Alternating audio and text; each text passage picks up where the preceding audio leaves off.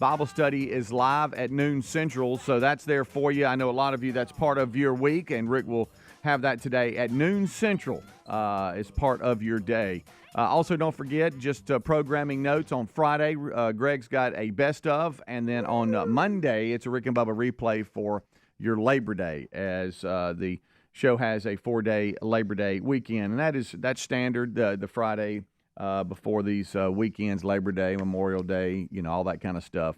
So that is there, and Greg will have that on Fridays, fired up. Got his coffee going, taking a sip right now, and there he is, over to my left, Greg Burgess. How you doing, buddy? Yeah, get that mic around. I had a little sip of coffee. You okay, sorry. bud? How I you need doing? A little sip. Come on, sip. Well, I ran out of coffee at home. Yeah. Oh, did you? Yeah, and I'm usually good about keeping it.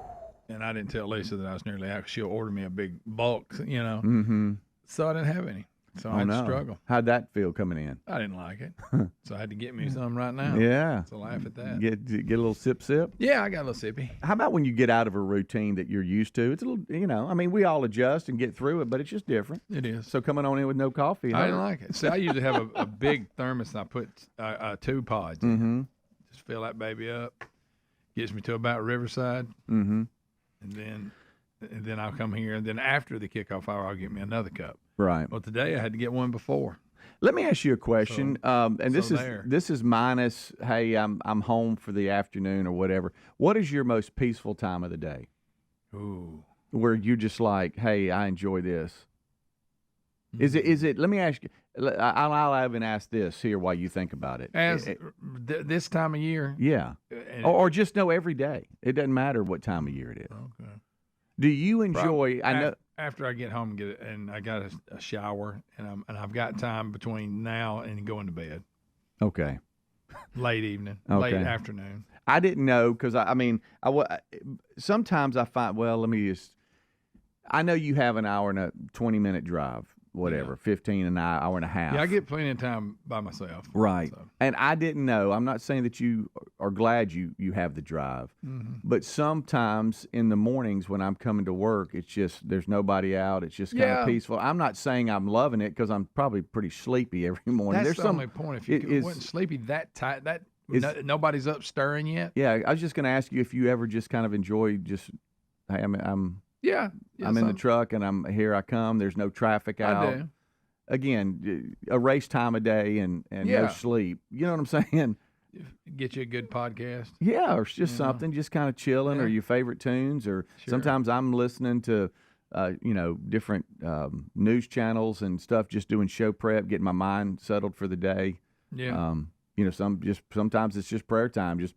Eyes open, right. just praying down the road. Sometimes it's a little peaceful. Sometimes it is.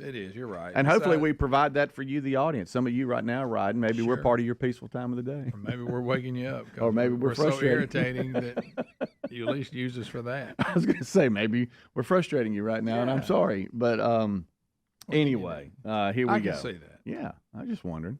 So I just care about you. I was just wondering. But I do. Again, now I don't have an hour and a half drive. Mine's only 25 minutes, so it's a little different. Yeah, about the time you're unwinding, you pull in. You might be peaceful until you start getting sleepy again. Where mine's only 25 minutes, so I'm kind of a little different. And so people are saying, don't forget. We don't forget YouTube. I don't know. People seem to like they have to fly cover. On. We were just a second behind. It wasn't that. The text messages are coming in 866-932-3244. Someone says here on that, my most peaceful time of day is my ride home from work. I can say that.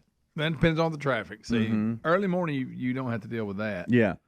If you get a good traffic, and the time we leave here is still pretty decent traffic. It's not bad. You said something the other day when you were talking to Bubba about sometimes, him commuting from Jack State or from the lake or whatever.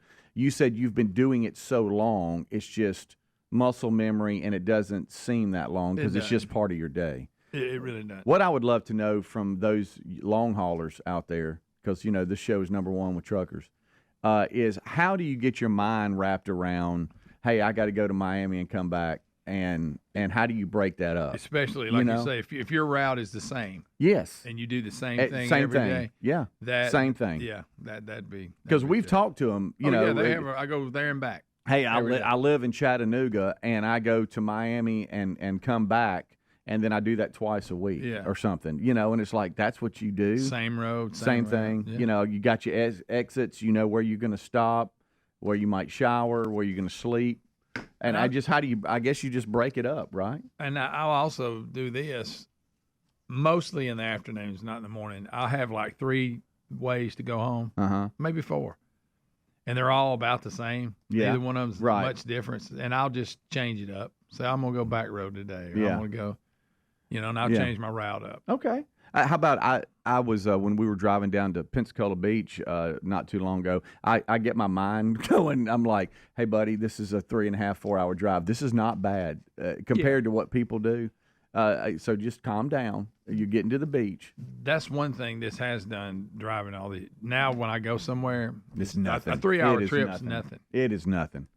All right, so here come the texts at 866-932-3244. Yeah. It says here, my most peaceful time of the morning is listening to y'all. Well, thank you.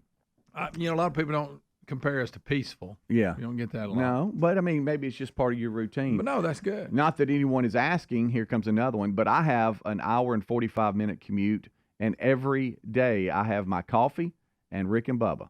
And that is my most peaceful time of the day. Well, thank you. I can say that. 145 is on up there. That is. Yeah. My most peaceful time is my drive to work. It says listening to the kickoff hour and drinking my coffee. Thank you. There a lot of people getting a little coffee involved with the kickoff hour. I had to drive across the state of Georgia, including through Atlanta, twice a week. And it's not good. It creates quite the stress. How about Terry's brother? I have to drive through Atlanta every day. Ugh. Terry's brother drives a truck, and he has to go through Atlanta. It's terrible. But he can do, because he doesn't require where he's taken the different loads and all this kind of stuff, because he doesn't require anybody to be there, you can kind of set your own time. Because of he doesn't have to have access to certain things, and he actually wakes up and works overnights because of Atlanta. He has to go back and forth through Atlanta a couple of times, and he's like, I tried it the other way, and I don't love it, but I mean, I wake up and get going, you know, get to work around 1 a.m. and then I'm done, you know, at 7 o'clock or something in the morning. Sitting in traffic. Versus some of the other drivers, they're complaining about coming back and forth through Atlanta, and how long it takes. You're one wreck from it being all day. Oh, that, you know, if Atlanta, that's scary. Yeah. If Atlanta is part of your day of travel, you never know what you're gonna get. Right. I got a 45-minute commute. Love the show. I'm with Greg. I don't get my coffee on my hour-and-a-half commute. I'm out. I'm out of whack. I agree, and that's your routine. I totally get that. And normally, what I do on that, I'll pull in a gas station and get me a quick rip and get me some coffee. But today, I just let it eat. That takes you back to your lineman days, right there. Oh yeah, pull in because I mean, I know when you started on the show, you said, "Hey, there's nothing better than convenience store coffee." Oh, I was an expert, and it's come a long way. Used to, they just had the pot sitting there, and it'd been sitting there all day. Yeah, you know? You just pour it; it's a little thick. Right. But now they've gotten pretty good selections. A lot of these gas stations / quick marts. Yeah. Oh yeah. They get pretty good. And then some of them, you know, it's the K-cup stuff, and so you can just make your own, and it's fresh because you're making it there. So it's come a long way. All right. It says 30-minute drive every morning. I'm up at 5 rolling at 5 a.m. with the kickoff hour and a cigar. Oh, interesting. That's how he starts his day. There you go. Someone says they drive from Gunnersville, Alabama to Georgia every day listening. A lot of commuters out there. Holy mackerel. This one says I drive 14 hours a day, start at 1 a.m., Monday through Friday, listen to the show every day. Oh, my goodness gracious. Oh, my goodness. I think might be breaking a law there, 14 hours a day. Can you drive I'm sure he breaks it up and rests. Thank y'all so much. Rick and Bubba. An absolute must-have this fall, Raycon's best-selling everyday earbuds, especially since they now feature active ergonomic design, multi-point connectivity, and active noise cancellation. They're available in a variety of vibrant new colors to complement all skin tones, and the quality on these guys rivals some of the biggest names in premium audio. Right now, you'll get 20 to 40% off site-wide when you go to buyraycon.com/bigbox. That's right. You'll get up to 40% off everything. Can't pay pay the IRS? Receiving threatening letters? It's about to get worse. The IRS is hiring an army of agents targeting hardworking Americans like you. You need Tax Network USA. Tax Network USA has brilliant strategies to solve your IRS problems quickly and in your favor. They've resolved over $1 billion in tax debts and offer a best-in-class guarantee. Schedule your free consultation to call 1-800-245-6000. That's 1-800-245-6000 or go to tnusa.com/bigbox. Have you heard of cancer-fighting foods? The American Cancer Society discovered diets rich in fruits and veggies may actually lower your risk of cancer. You should considering doing what I do, and that's add Field of Greens to your daily health regimen. Each fruit and veggie in Field of Greens was doctor selected for studied health benefits. Get 15% off and free rush shipping at fieldofgreens.com and use the new promo code BIGBOX. That's BIGV as in voice, OX to get your discount. In just a few short weeks, Americans will head to the polls with critical issues at stake. It can feel overwhelming, so why not align with a company that stands for the values of its members? That's why we stand with AMAC, the Association of Mature American Citizens. For just $1 at amac.us/bigbox, you can get all kinds of benefits, retirement planning, and discounts, and AMAC card-carrying members get savings on travel, roadside service, and an array of other cost savings. All you got to do is go to amac.us/bigbox. Although fall is coming, the weather's still great for outdoor fun right now. What's your favorite activity? Golfing, maybe boating, tennis? Ask 100 people, you get 100 answers. If everyday aches and pains are keeping you on the sidelines, check out Relief Factor. Relief Factor is a 100% drug-free daily supplement that helps your body fight pain naturally. Give it a try at relieffactor.com or call 1-800-4RELIEF. That's the number 4 to save on your first order. Tell them that Rick sent you or head to rickandbubba.com for a link under sponsors. Our friends at TheraBreath have some good news if you have bad breath. Try TheraBreath Fresh Breath Oral Rinse. TheraBreath is dentist formulated by Dr. Katz himself. TheraBreath doesn't mask bad breath like those burning alcohol mouthwashes that can actually irritate sensitive mouths. It's alcohol-free and free of gluten with no added dyes or colors. Find TheraBreath in all your favorite retail and drug stores. Look for the bright orange cap or online at TheraBreath.com. You can find a direct link at rickandbubba.com under the sponsors. TheraBreath, confidence in every capful. Oh, look, honey, the ants are back. Wow. We leave one itsy-bitsy speck of food out, and they appear out of nowhere. Yeah, it's pretty hard to believe we used to try to get rid of these guys. Now they're just part of the family. To be honest, I liked our family the way it was before they came. I guess it's time to call Cooks. You don't have to live with pests. Get proven protection from Cook's Pest Control. Call or go online for a free quote.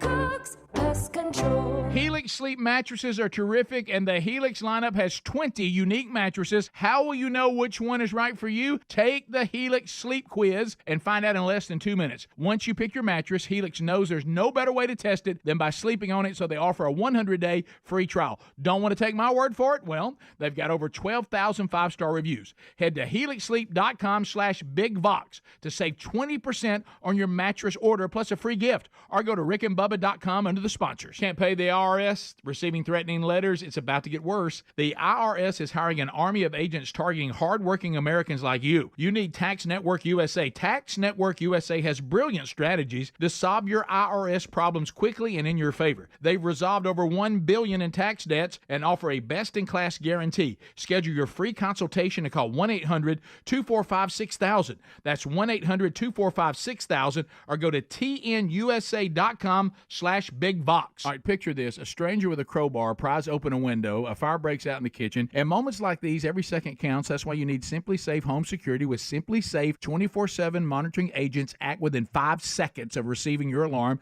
assessing the situation, and sending emergency responders. Visit simplysafe.com/bigbox to save 20% on a new system today. That's simplysafe.com/bigbox and save 20% on your new system. There's also a link at rickandbubba.com. There's no safe like Simply Safe.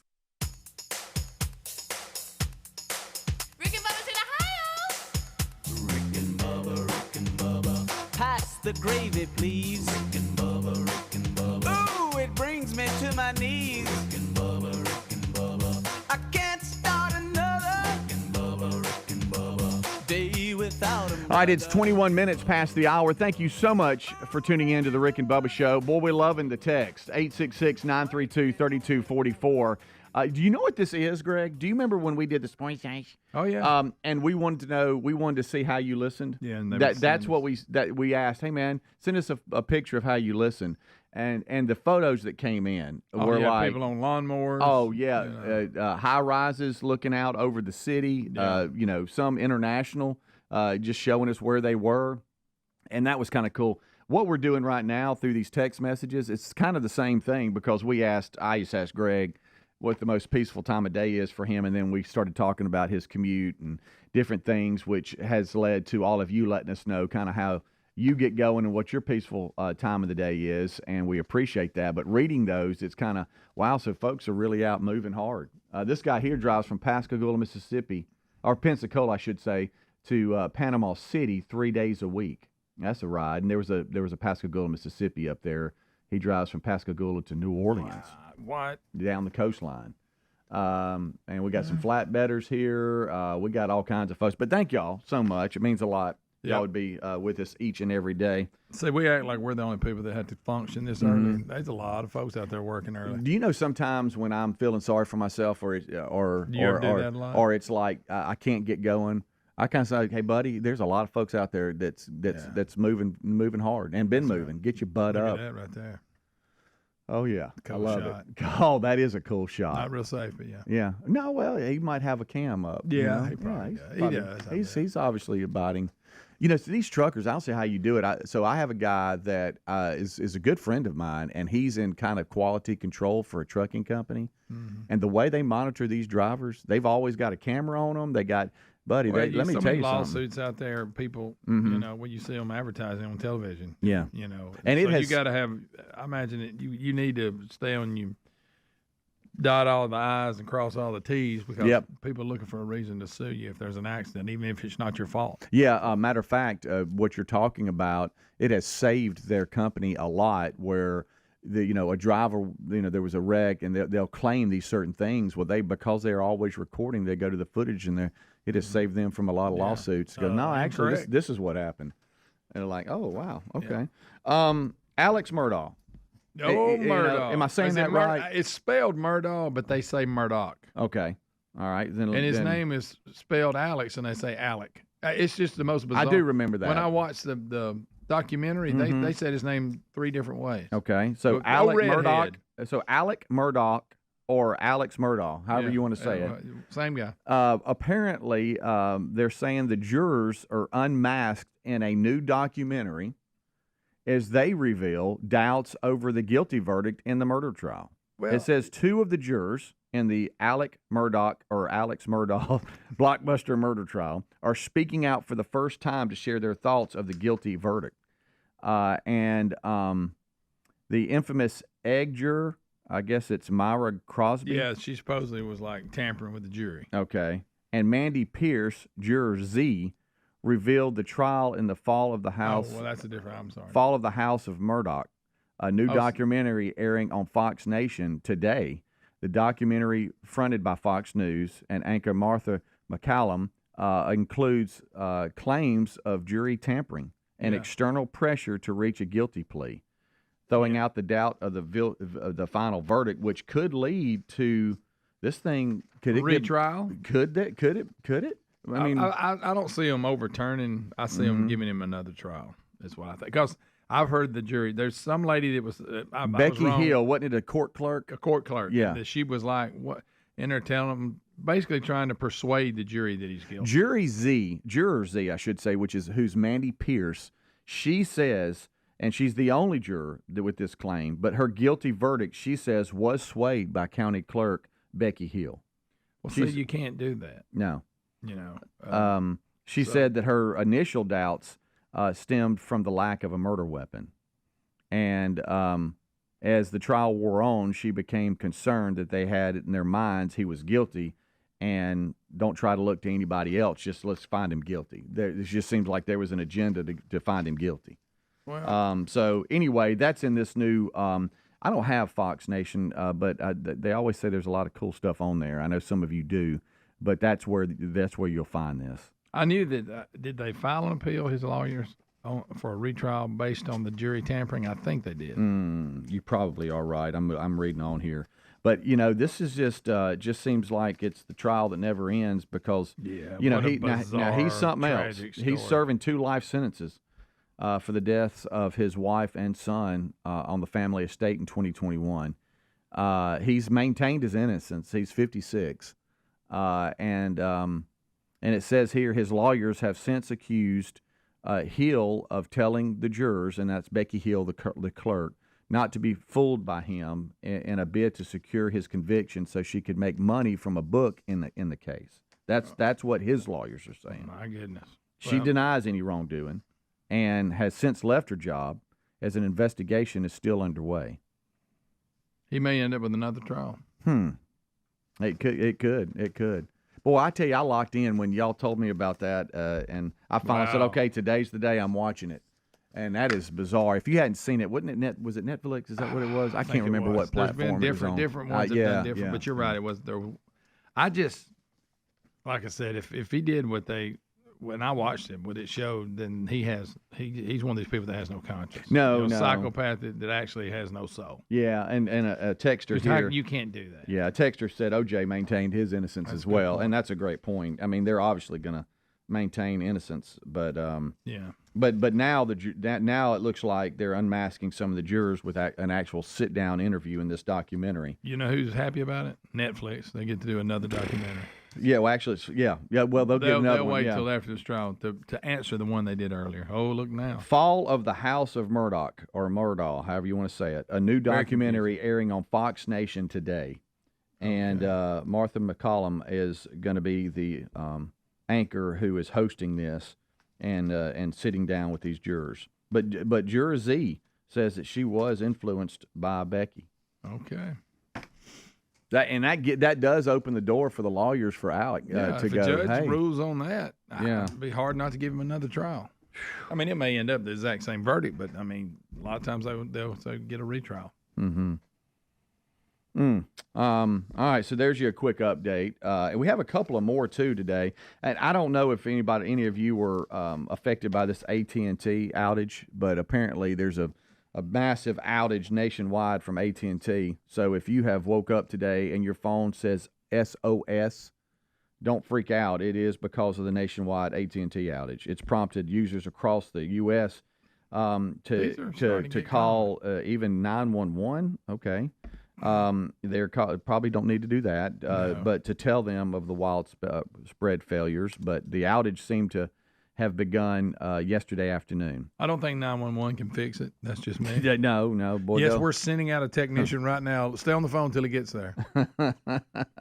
AT&T has blamed the issue on a critical failure at one of its switching centers.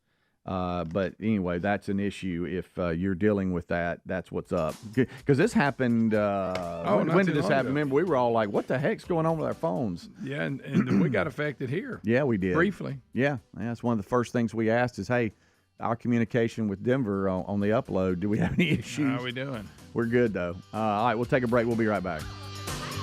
Rick and Bubba, Rick and Bubba.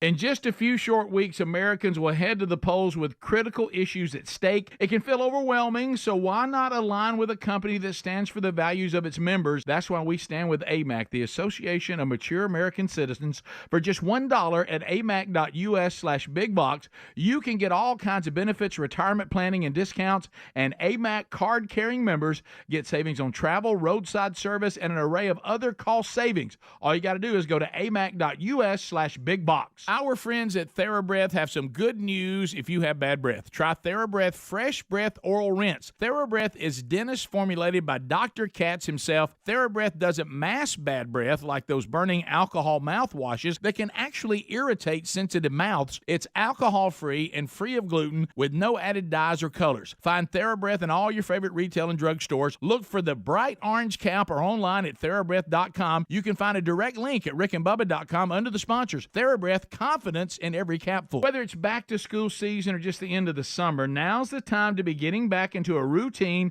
with those items you're going to be using every day. An absolute must-have for me this fall, Raycon's best-selling everyday earbuds, especially since Raycon's everyday earbuds now feature active ergonomic design, multi-point connectivity that lets me pair with two devices at once, and active noise cancellation. They're available in a variety of vibrant new colors to complement any and all skin tones. And that sounds good to me, but Raycon sounds even better because seriously, the quality of these guys rivals some of the biggest names in premium audio. So if you're not convinced, Raycon offers a 30-day happiness guarantee for easy return, so give them a try. Go to buyraycon.com/bigbox today and get 20 to 40% off site-wide. That's right, you'll get up to 40% off everything on Raycon's website when you go to buyraycon.com/bigbox. That's buyraycon.com/bigbox. Oh, look, honey, the ants are back. Wow. We leave one itsy bitsy speck of food out and they appear out of nowhere. Yeah, it's pretty hard to believe we used to try to get rid of these guys. Now they're just part of the family. To be honest, I liked our family the way it was before they came. I guess it's time to call Cooks.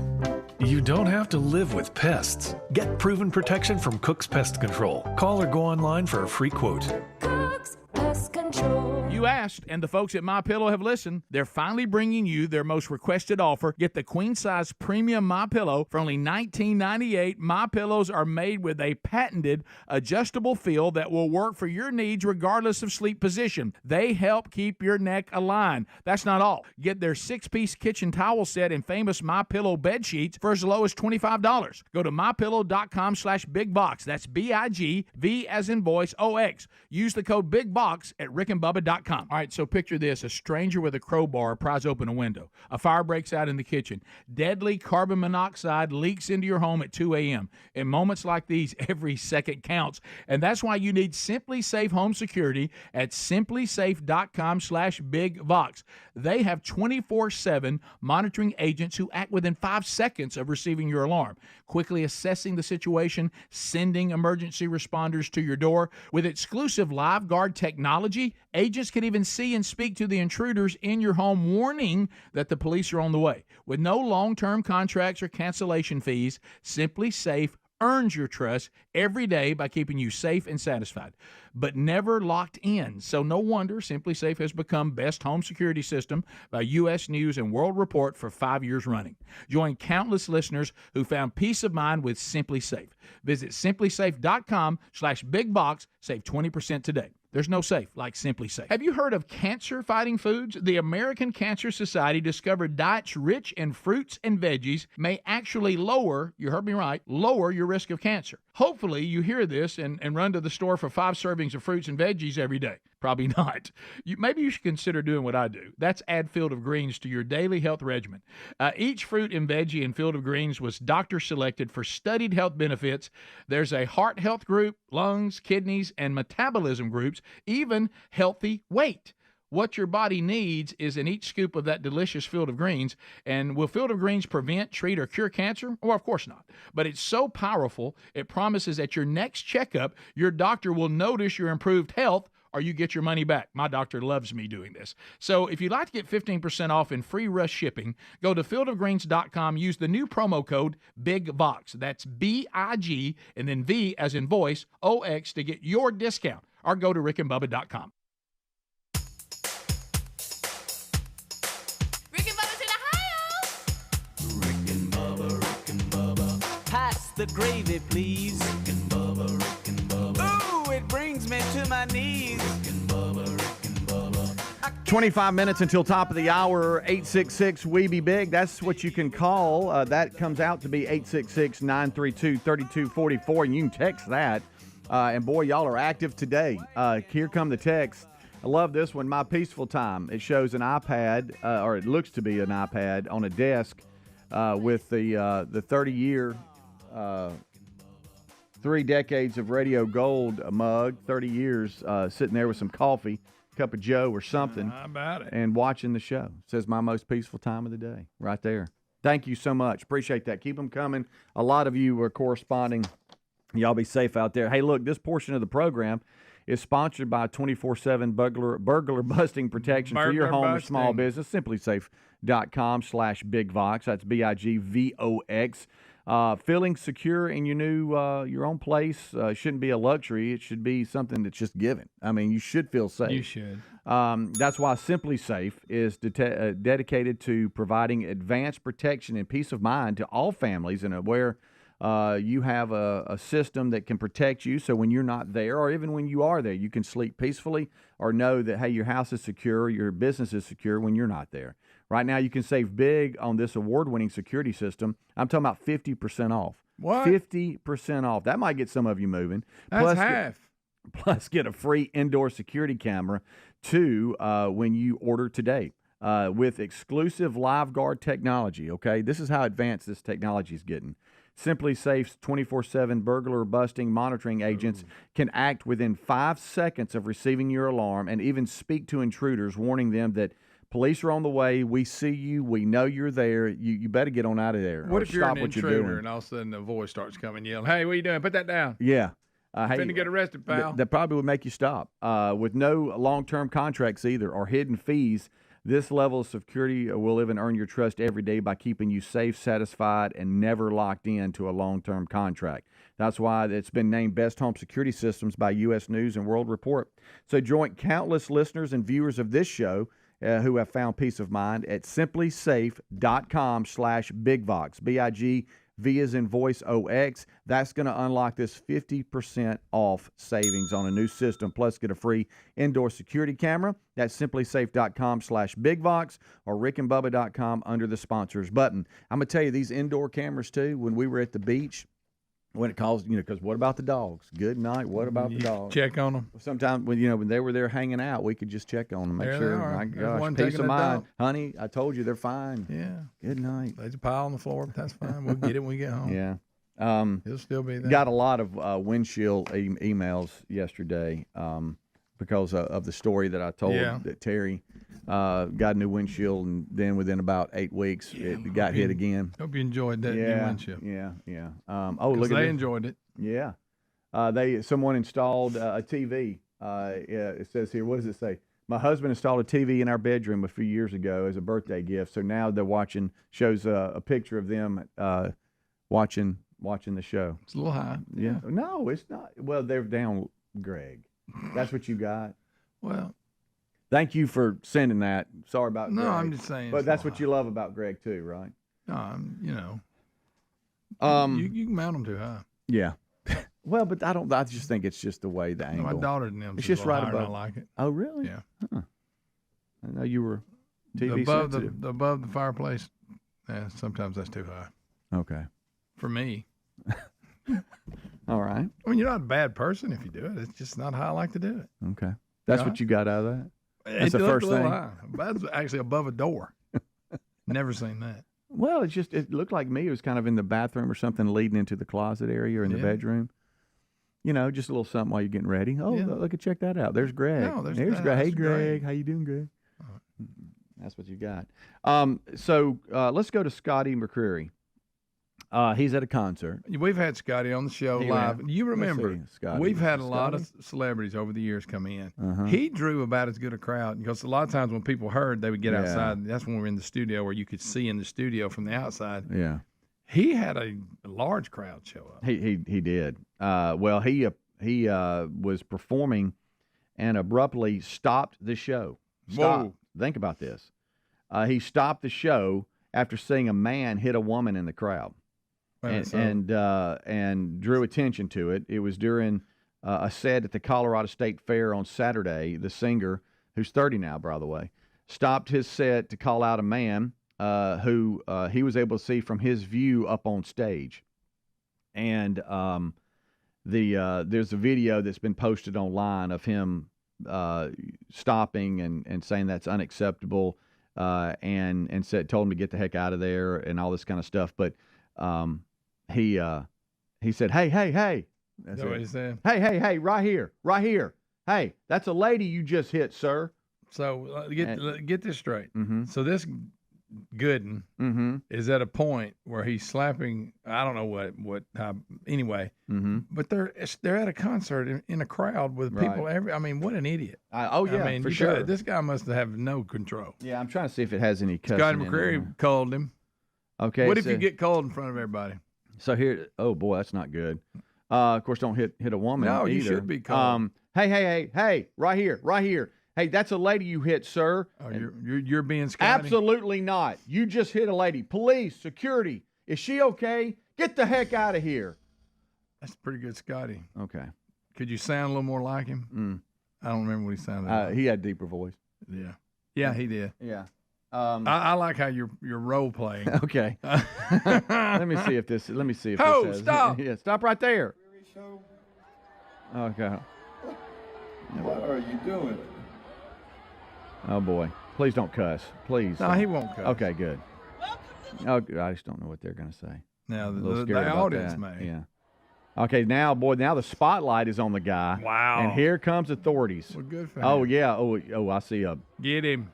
Looks like that's an officer. You know, you can see the hat. You know that they here wear. Comes. Here he comes. Watch out. I don't know who hit the lady because that's absolutely unacceptable. So he's in the middle of a song and he looks and sees this. Who does that? This is Scotty McCreery on stage at the Colorado State Fair. I want you to do it again. I'd like for you to do it again. You would? Yeah. I want to get it to where he interrupts. Let me refresh this and see if we can start over. Ho! Hey! Okay. I'm not making fun of the woman getting hit for y'all starting all that. Nobody thinks that. I'm making fun of Speedy trying to be Scott McCreery. Absolutely not. Sorry. All right. I'm trying to find it again. I want to. Hey! Let's see here. Before you hang up, hey! Right here. That's a lady you just hit, sir. So he was Absolutely singing. Not. I thought it was part of the song. Get police, security. Get him out! She okay? Get the heck out of here. All right, so that's kind of so it sounded like when he said hey, it was part of the song. I thought Hey. Yeah. You know, people singing along with him were like, what? Yeah. That was now I want to no. What, me?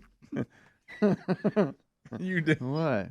I like how you said hey. I really thought that was hey, right here. That's a lady you just hit, sir.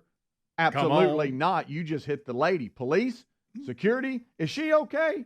Get the heck out of here. You like that? That would sound just like him. Okay. I thought you were replaying the audio. I didn't know. The officials with the Colorado State Fair confirmed an incident Hey. And good Scott, don't put up with no junk. No, and shouldn't. I mean, because from his perspective, he's up high and he can see out in the audience, and so he saw it. I wonder if it was he was hitting a stranger that had said something to him, or they were together. I don't know. It says here some drunk guy officials can confirm that the incident took place at the concert where a man assaulted a woman, and what did he say when he saw it? Huh? Hey! Right here. The Colorado Department of Agriculture, while they're being talked to by the U.S. Not sure. Today, but I guess it's the state fair. It was their fair. That's it. Yeah, that's it. Mm-hmm. Well, Scotty, like I said, I wonder if they were there together or was it a complete stranger that he hit. That's a great question, Greg. I'm sitting here looking through all this to see. It's still it says here the incident is still under investigation, and we cannot comment further, officials say. Yeah. And then it goes back into a little bit of Scotty's history, and he's married, got a kid, and all that. But anyway, so that's there. That's one of the top entertainment stories today that he just abruptly stops and did. I mean, so much so, like we said, the hey, I thought was part of his song. I did. I really did. And because the band doesn't know. I mean, they're like performing. They're thinking, they're still playing. And all of a sudden you hear, hey, right here. That's a lady you just hit, sir. And he kind of absolutely not. That role playing, you got it. That comes along with 1,000 voices. The man of 1,000. Hey! What are you doing? Oh, that was good. That's what he said. Get out of here. Yeah. The guy's lucky that other men around, I guess, didn't see it or something. He should have got his butt whooped. That's right. Rick and Bubba, Rick and Bubba.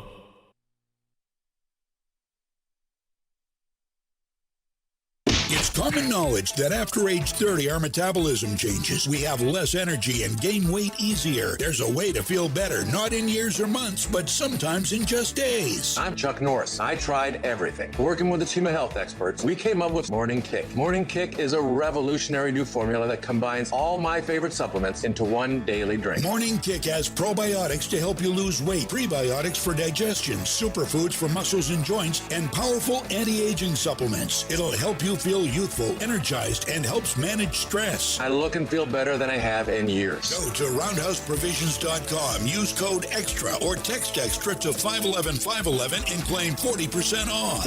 Roundhouseprovisions.com, code EXTRA. Every purchase comes with our 90-day money-back guarantee. You could be feeling these changes within just a couple of days. Text EXTRA to 511-511. These statements have not been evaluated by the FDA. This product is not intended to diagnose, treat, cure, or prevent any disease. Message and data rates may apply. Paid for by Roundhouse Provisions. Paid for by Christian Care Ministry. You know, a lot of times you have to choose between something high quality or something that saves you money. But if you could get both, why not? Especially when it comes to health care. And that is MediShare. You get both. Many families save $500 a month with MediShare, and that's huge. But it's also true that people wind up way more satisfied, too. The member satisfaction rate for MediShare is double that of the typical health insurance plan. Double. That's because MediShare works. It has for more than 30 years. It's a community of Christians who have shared more than $5 billion of each other's bills. People love having telehealth. They love the huge PPO network. So, yeah, really, you can save a ton and like it better. Imagine being happy with how you're taking care of your health care. So if you're self-employed or part of the gig economy, or you just want a plan you're happy with, you can call right now and get a price in 2 minutes. Here's the number. Just call 855-51-BIBLE. That's 855-51-BIBLE. 855-51-BIBLE. Mom, meet Sarah. From first-time Nana moments. Yeah, welcome to Flight 101. To annual girls trip moments. Your can't-miss moments are worth protecting against RSV. If you're 75 or older or 60 plus with a chronic condition like asthma, COPD, heart disease, or severe diabetes, you're at higher risk of landing in the hospital from RSV. And there are no prescription RSV treatments. Check eligibility and schedule your RSV vaccine at vaxassist.com. So where should we go next? Sponsored by Pfizer. At Boot Barn, we believe the cowboy boot is the foundation for a life well lived. We work, we raise, we break bread, and tomorrow it starts again. This life requires a boot that supports perseverance. Ariat boots undergo 150 steps to ensure performance. Boot Barn carries over 250,000 Ariat boots nationwide, because out west, tenacity is second to none. Ariat at Boot Barn.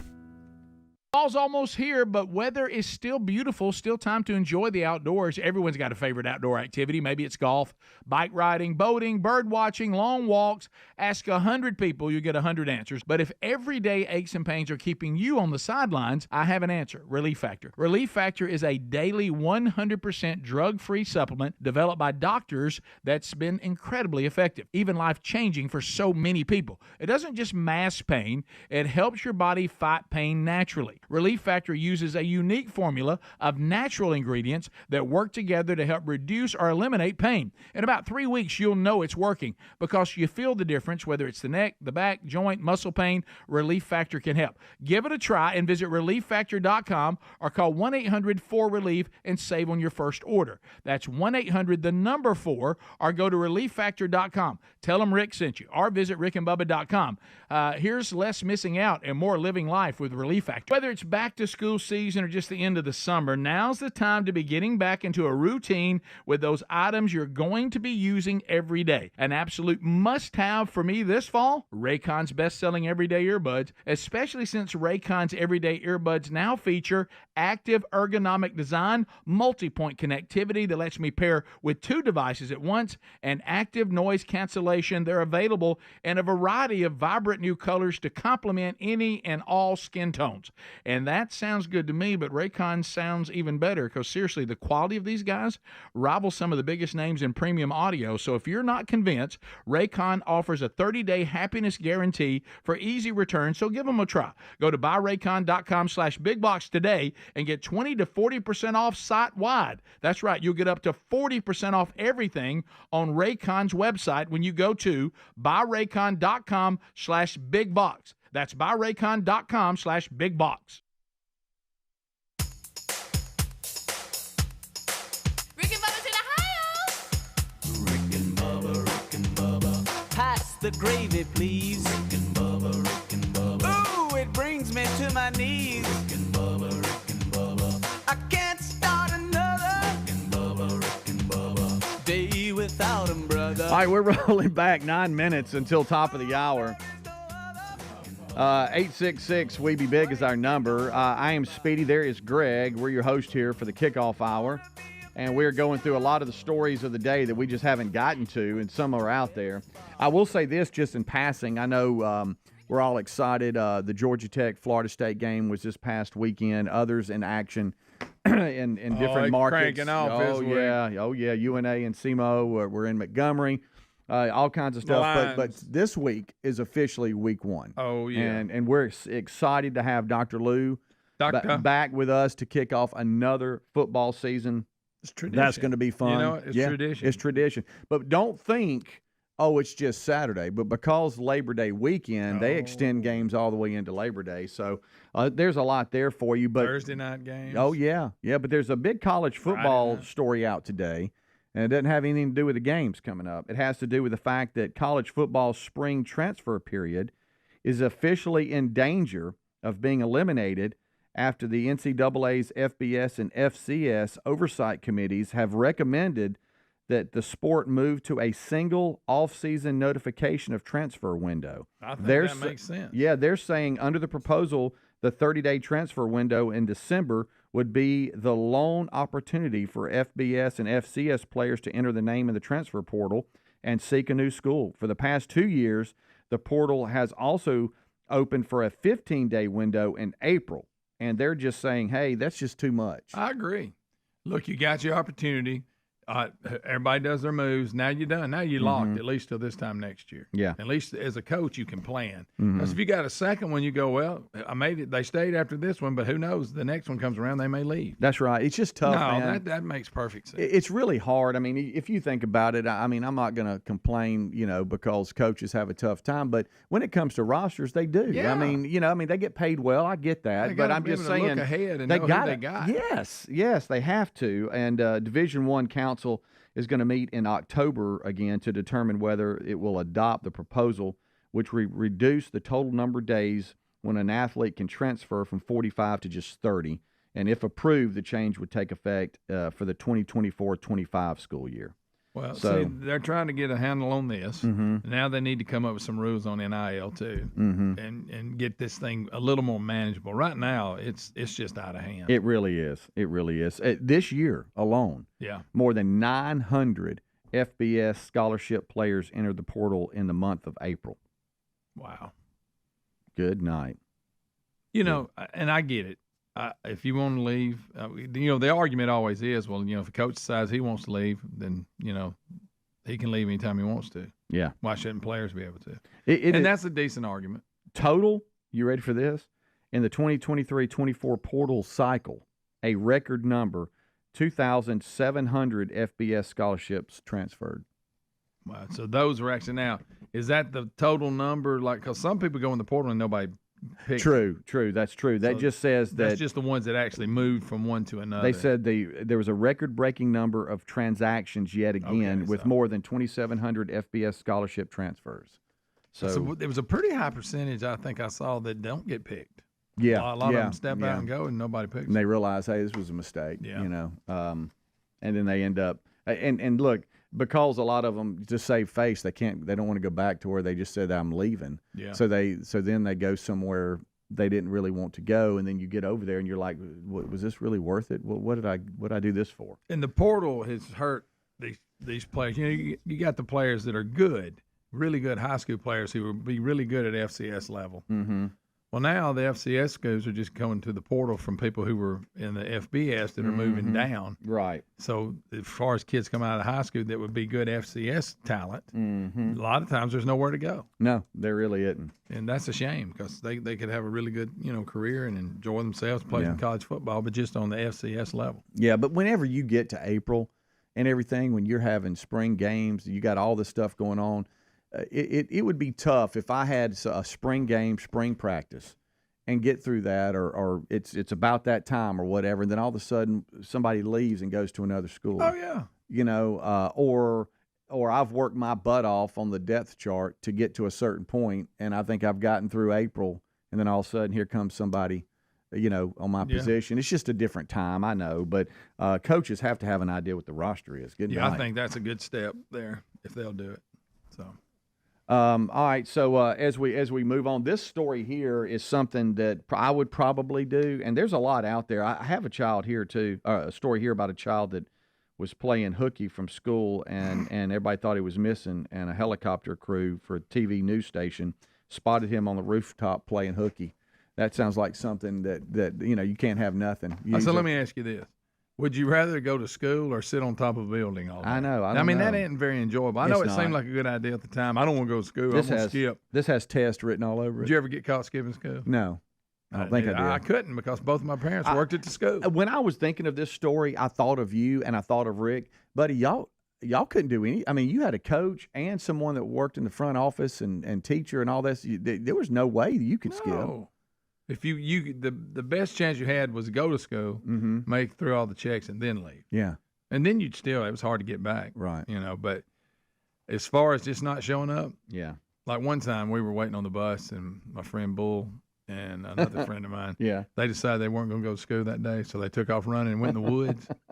So they had to sit in the woods all day. Couldn't come out. No. Because I remember by the afternoon when we got back home off the bus, we said, was that fun? I'd just soon be at school. Yeah. Out here laying in the woods all day. Yeah, what are we doing? We got ticks all over us. Yeah, I mean, it ain't like we had a weapon we'd go hunting. Probably wasn't even hunting season. But a lot of times, like I'm sure this kid's the same way. At the time, I'm going to climb up here and miss a little school. Yeah, look at me. I know. Wow. So I'm busted. You got to spend 10 hours on top of a building. Good job. I bet that was fun. Main show will break this one down. This is one of my favorite headlines of the day right here. Boy accidentally smashes 3,500-year-old jar on visit to museum in Israel. That'd be my luck. One of my grandkids would. that would be it. Would be over. Oh, for sure. Pick it for up. Sure. That'd be exactly. Yes, River. River? Don't touch that. Don't. What do you do? Oh yeah, I can see my bunch getting involved. It was on display near the entrance of the museum without glass because museum administrators believe there is a special charm in displaying some of these findings without obstruction. But everybody knows you don't touch. And it had been on display at the museum for 35 years before a 4-year-old knocked it over Friday. So for 35 years, they were correct about that you don't have to put it behind glass. But it's dating back 3,500-year-old jar, y'all. That's worse than the time the guy broke the crystal football on the national championship trophy at Alabama. You remember that? Yes. Yes. The crowd was looking at it. The jar dates back to the Bronze Age. Between 2200 and 1500 BC. Wow. I bet no super glue will put it back together either. Golly. You ever break something and try to glue it? It never works. Yeah. Never. I don't know what that thing's worth, but it's the break it, you buy it kind of thing. What do you do? Golly. Imagine the parents on that one. I'm so sorry. His whole life. I'm so sorry. There's that kid that broke that face. Yes, watch out. Rick and Bubba, Rick and Bubba.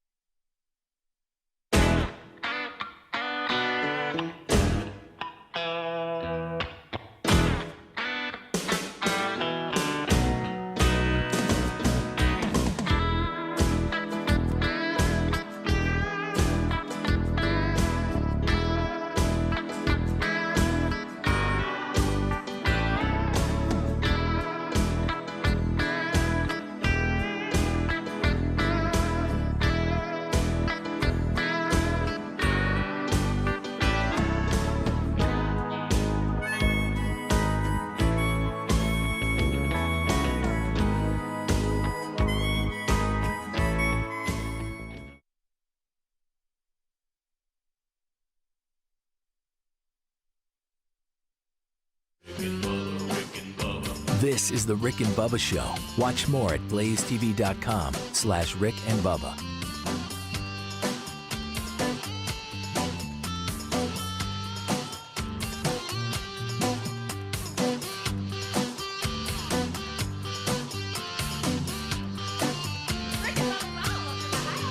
Rick and Bubba, Rick and Bubba. How about you? A brand new hour on the Rick and Bubba Show has begun. We thank you for being with us today. Kickoff hour behind us. National anthem.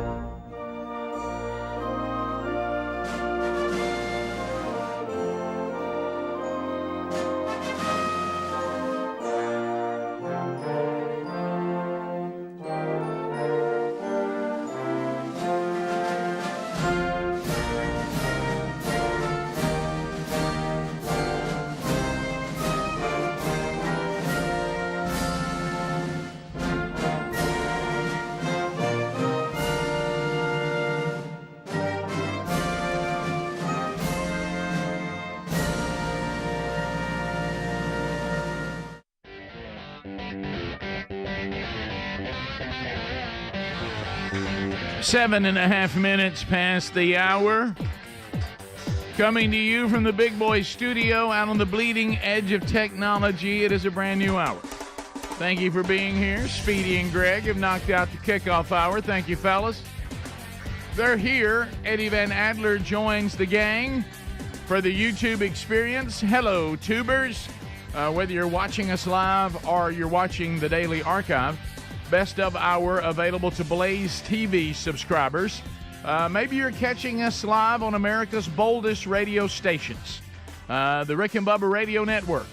We thank all those stations for carrying the show. You might want to give them a thank you as well. Maybe you're listening to the TuneIn app because you don't have an affiliate and you can't watch YouTube. Okay? We're glad you're here on the TuneIn app. Maybe you're archiving. You're listening to the daily podcast archives. That's fine, too. Maybe you're watching the daily YouTube archive. Fine. We're glad you're here, whether you're live or archived. We're missing one, the silver-tongued one, the man with a golden voice, professional lunch eaters, man of the year, the inventor of pizza in a cup, Shakespeare's worst nightmare, and the master of the King's English. Ladies and gentlemen, put your hands together for Bill Bubba Bussey!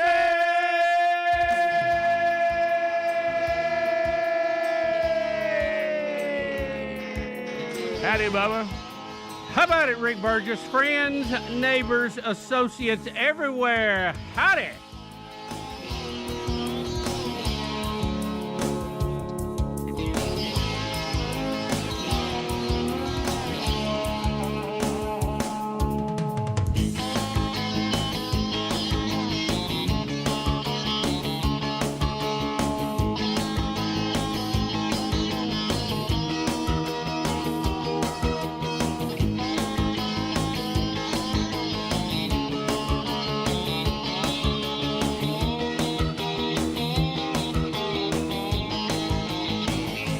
The hard way about love.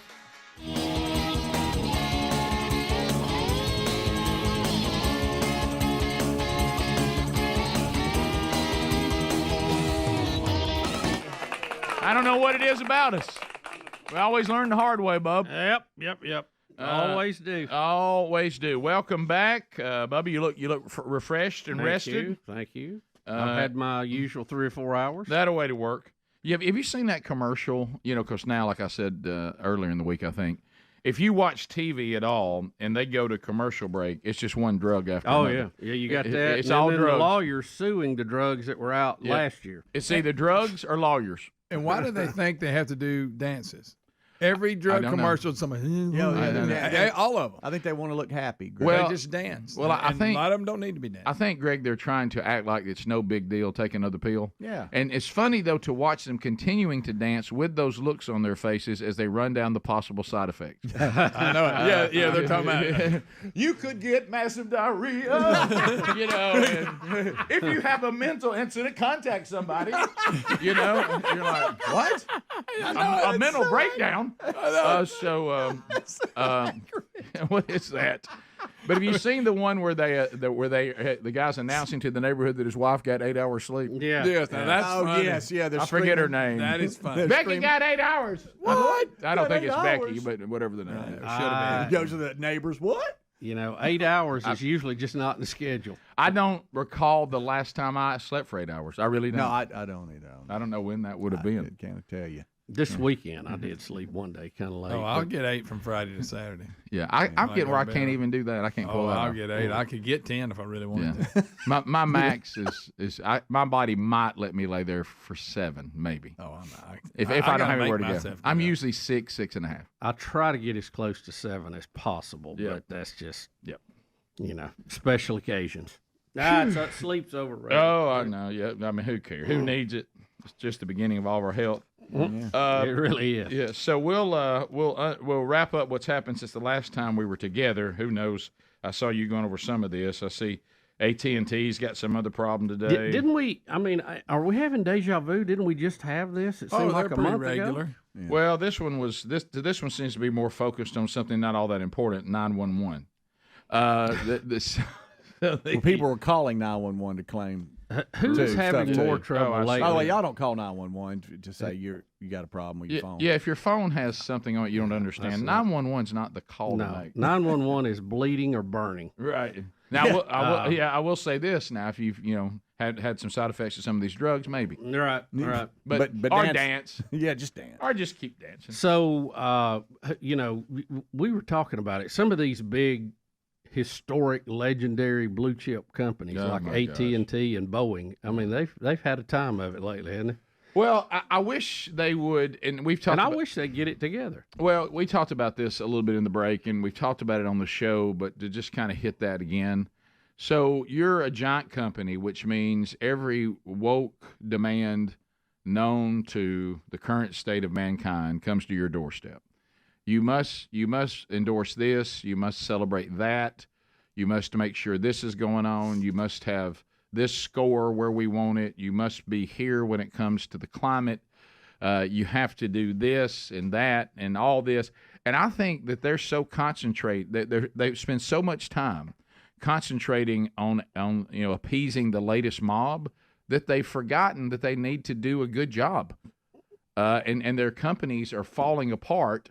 And their service has become garbage, but good news, our fill-in-the-blank score is where it's supposed to be. Yeah. And the invoice we sent you was made on paper that was recycled. Yeah. Oh, thank God. What was that score? ESG. ESG? Is that it? Is that right? Equity. What's all those things mean? Social governance. Yes. Yeah. Environmental. ESG. Environmental social governance. I think. What about a score on keeping your cell phones online? What about that one? So when y'all What about the California Achievement Test? Yeah, when you say the cat. Remember that? What is it? Environmental social governance. Social government. When you say that governance. When you say that doesn't sound creepy to anybody but me. I mean that's really a creepy title. Yeah. That's what are we, a bunch of.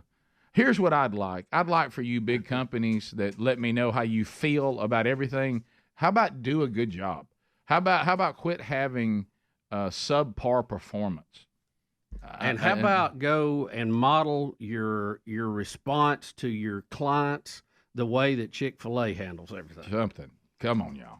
Because Chick-fil-A has proven that it can be better. Okay? Oh yeah.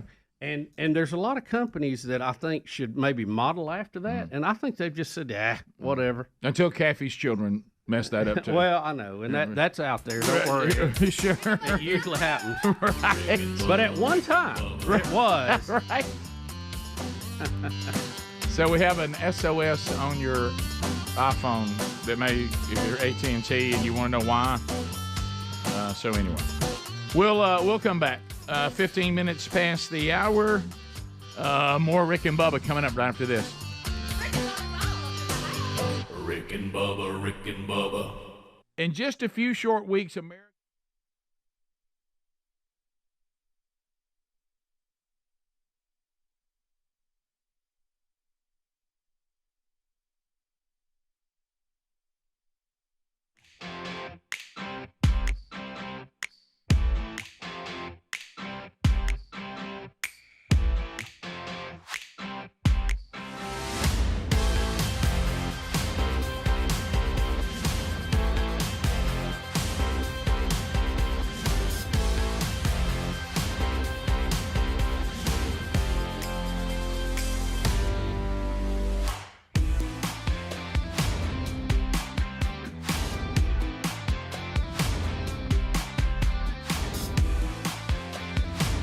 Is not with us this morning.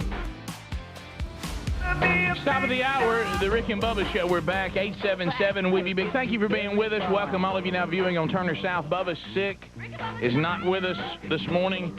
Hopefully it is not the full-blown flu, but it doesn't look good. And we wish him well and a speedy recovery.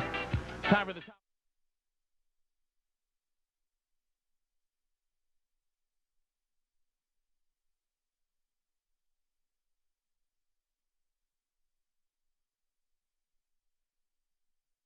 Morning, so he's going to work on that, try his best to get back with us.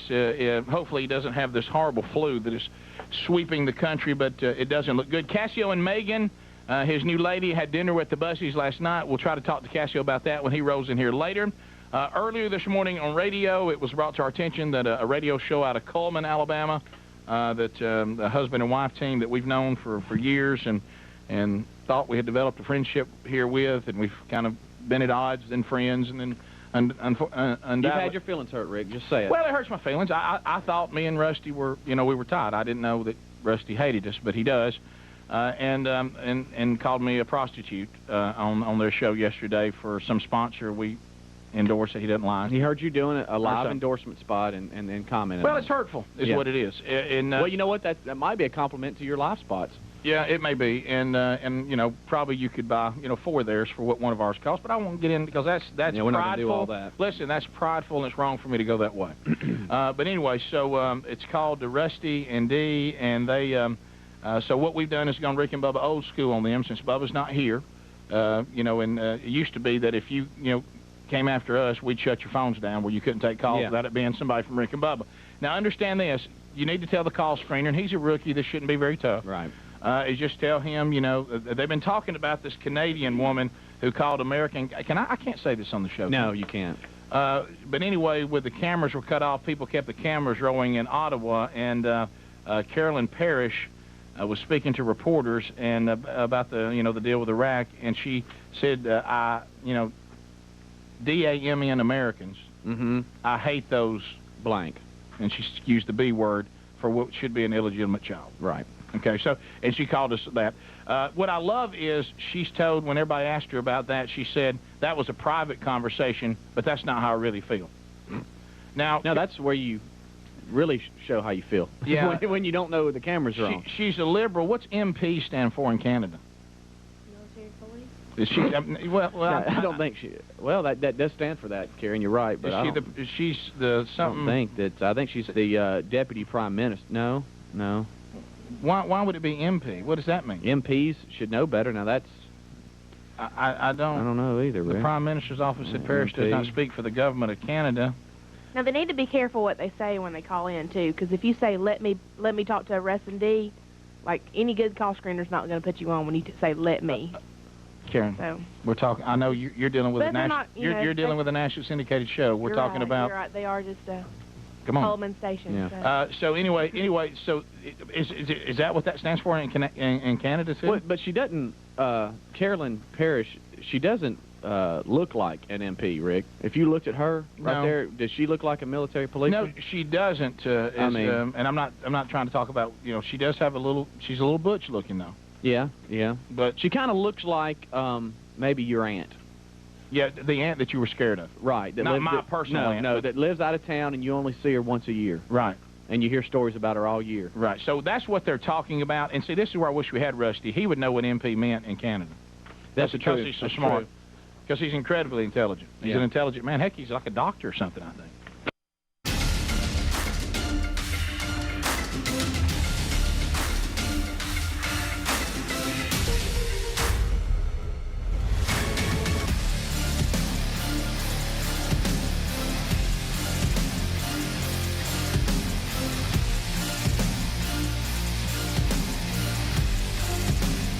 Alrighty, 21 minutes past the hour. So AT&T, they got some strikes going on. They got some kind of issue that they're working through again. They're blaming some kind of, some sort of dispatch center that had an issue. And so anyway, and a lot of people on the X not happy about that. The good thing about social media, one thing is you can air your grievances about companies now.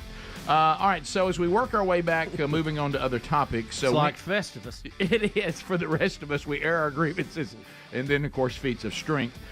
Wednesday Bible study back today, noon Central, 1 o'clock Eastern, on the Rick and Bubba YouTube channel. The archive out soon after. We'll finish the Hall of Fame of Faith today, Hebrews 11. So join us for that, either live or catch the archive. So, Bubba, the ever-changing world of college football as it is turned now into professional football. The NCAA is proposing trying to get some sort of handle on all this. You said there was a story about, how does the new NIL option, will we see some teams that just can't keep up and who will do well and all that? So well, there's a lot to unpack on all that. There was a pretty good read, I think it was yesterday. Joseph Goodman on AL.com had a story called The New Threat Facing Alabama and Auburn. Yep.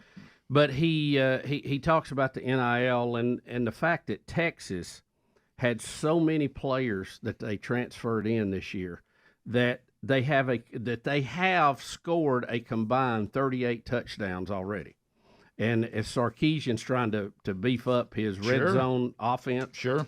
And he goes into the whole thing about NIL and how that's changed everything and is changing everything. But think about this. For you to have NIL support, you have to have the money because it's all about the money. Yep. Oh, yeah. And he points out, and I thought this was interesting, in Texas, there are 73 billionaires, according to the IRS. Okay, now, when you say that means there's probably a few more floating around, but that's the ones we know of officially. Sure. Florida has 18. Georgia has 8. Oklahoma has 8. Okay, we're looking at Southeastern Conference. And we're talking billionaires. Yeah, billionaires. And there's in the state of Alabama, there's only one. And he's a big Auburn fan, and we all know who that is, the yellow fella. Is that the yellow fella? Yeah. Is he a billionaire? Oh, yeah. That's a lot of yellow. Yeah, it is. Lot It's of a lot of lumber. That's a way to go. So, he was kind of pointing to the fact of, without Saban, can Alabama compete with this kind of money that Texas is going to be throwing at it? And I think that is, concern, but we have seen this before. Texas A&M also has huge amounts of money, and they didn't get their money's worth the last few years. I mean, look, they were the trendsetters on salaries for coaches and all of that, and it didn't translate into national championships. Well, the one thing you have to watch out on that is an element that does not involve money, and I think it's what you're seeing, Bub. And we've talked about this before on the show, and I know it's hard to do because the fans don't like it. And you better, because we all want now what? Well, we've always been this way, but now more than ever, instant gratification. Yep, that's the American way. And instant gratification. I remember, some coaches, really the ones that were the most successful, they never really liked, back when you could go get players that had been kicked off teams and, even under the old way, there were people in football, not so much basketball, it's a little different, but in football, they try to put together what we would call all-star teams. Mm-hmm. And then you realize that there's a lot of great players out there, but they don't have any chemistry. They don't work well together, and they never quite gel as a team, and they don't win. I mean, what you do is have a lot of really good athletes who lose ball games because football is the ultimate team sport. So if you can't get the players and then be the kind of coach that can then turn that into an offense and a defense that work well together and great special teams, you're still going to lose. if you go against another team, even if they don't have the 5-star whatever all-world players you have, if they do a better job with their team and their execution and their game plan, they still beat you. Yeah. You know, unlike basketball, you can kind of get away with it because it's 5 people against 5 people. Yeah. But in football, there's so many elements. Just because you put together an all-star team, we've seen it even happen in professional sports. It doesn't always equal wins. No, and you know we talked. And you made the point about this. What did Texas A&M need? Yeah, I know. That's Jimbo's out, and they had Johnny Manziel that got a lot of headlines. Won the Heisman, was very exciting. I mean, he was getting paid a lot. You would think at that time Texas A&M could do no wrong because they were the future looked very bright.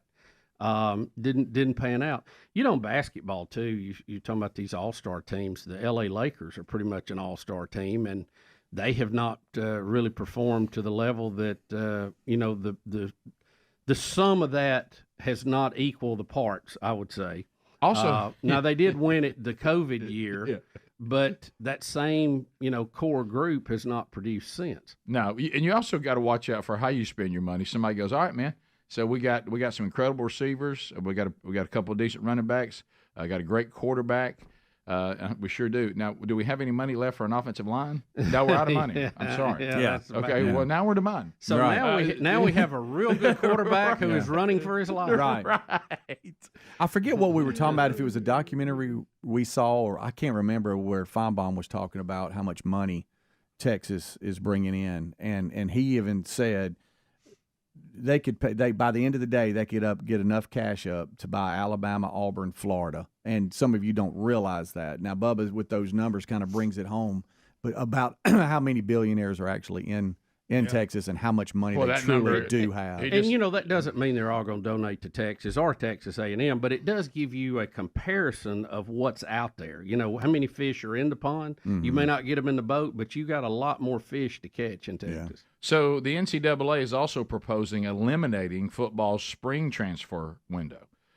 Saying it's in danger of being eliminated because the oversight committees recommend the sport move to a single off-season notification of transfer window. That makes sense. And take the spring one out.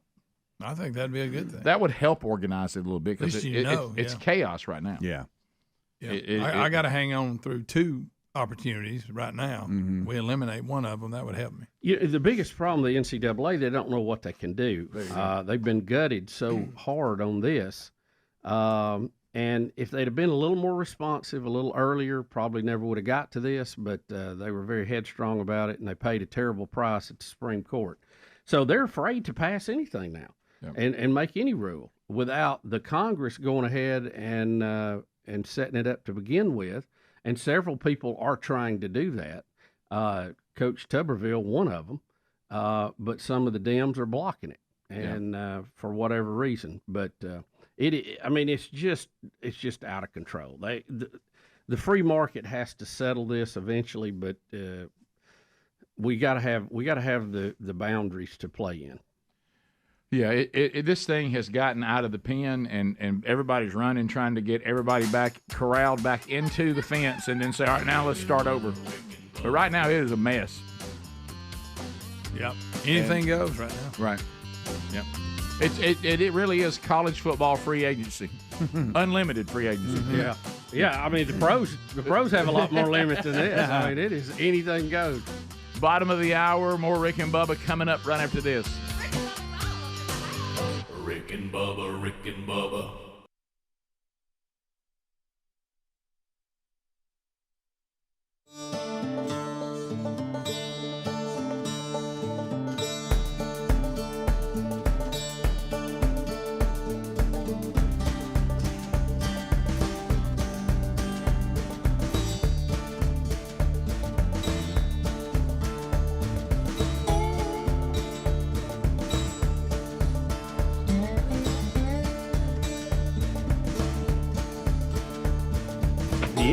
So anyway, we We hate that happened this morning, but we are shutting their phones down at 205-941-1011. Just a little Rick and Bubba old school. The Army hadn't done, we kind of look at like maneuvers, get ready for some bigger wars. Right. So 205-941-1011. They just need to feel the strength of the show. I guess that's all we're saying. Yeah. So have but some be fun. nice. Y'all don't, Yeah, don't reduce yourself to their level. She's a member of Parliament.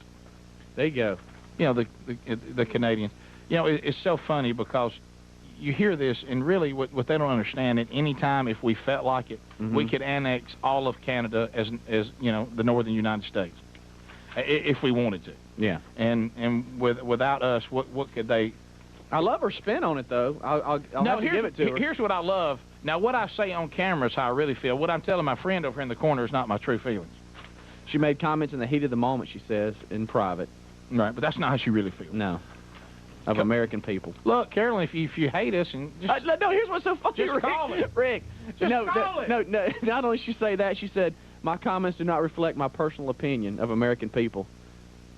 You know what I love about that is really if you just took Carolyn Parrish's name away and put Rusty Fine's name in the place and put us in the place of America, we've been through the same thing. Yeah, you're right. You know what Rusty is? He's a Canadian. Right. Our first hour that we dealt with a lot today. We have, and see Bubba not being here. We got to play the voice message again, too. Listen to this. Mr. Rogers has died at 74. Bubba is home terribly sick. Right. I mean, I'm talking about with the flu. He's not. He feels like he's dying. Right. Rusty Fine is like bashing us. Now, his wife called you an idiot, too. Yeah, but his wife is sweet. She don't know any better. I know. She's just trying to make him She don't know any better. Right. She's trying to follow what her husband wants her to do. She's, bless her heart. She's sweet, she's kind, and she's always been very loving. We all know that. Mm-hmm. But Rusty's just mean. I mean, he's mean-spirited. And I, you know what? We need to pray for Rusty. You're right. He's not happy. He's bitter. And I understand it. If I was him at his age, seeing what we've accomplished and then compared to what he's accomplished in radio, I'd be mad too. It's not like I don't understand it. Just take to see him lash out like some kind of hurt dog. You're right. Do you follow me? Yes. And like I've said, I mean, I'm 2 floors up. Anytime, if he's upset with me and doesn't like what I'm doing, he can always just come up here and tell me. I don't see why we have to drag our audiences into this. Why does Rusty Fine hate me? When did it start? I don't know. It bothers me, too. Because I'm always, I'm really the one that interacts with most. I mean, y'all don't get me wrong. What have I ever done a to lot of Rusty times Fine? I'm the gatekeeper, so I'm the one that sees you in the hall and all. And I'm always approached and just so, I mean, they're just so kind to me, and then to hear this, it just kind of, it's like, Now, I heard that they were a little bit tore up because Sean Hannity's been on the show so many times, and they've... Well, then be mad at Sean. Don't be mad at me. Heck, that's Bubba's friend. Be mad at Bubba. And they specifically said Rick Burgess. They did not say Bubba at all. Well, no, they like Bubba. Everybody does. Rusty Fine. All you. Yeah. Heck, I don't know what I've ever done. I guess you did a good live spot. I hugged them when they staggered up to us at Bruno's. That's another thing. The senior PGA Tour comes through town, and Bubba and I always play in the Pro-Am, and Rick rides along, and, we take listeners out. We're going to do that again this year, by the way, and they come... They live right on... They live in the richest part of town. Right, and they come out... They're very wealthy. They're elitist. They're extremely intelligent. They walk... They sit up on their veranda and, They're part of the gallery for that one hole. Sipping on gin and juice. And when we walk by them, normally I'm walking into the yard to get my ball because I've hit it somewhere other than the fairway. And then they'll hang out with us and tell us how much... Now, wearing leather when it's 85, that's tough. But am I right or wrong? Did they not come out of the yard and hug us and talk about how much they liked us? That's what I'm saying, right? I mean, there was some slurring, but I'm almost sure that's what they said.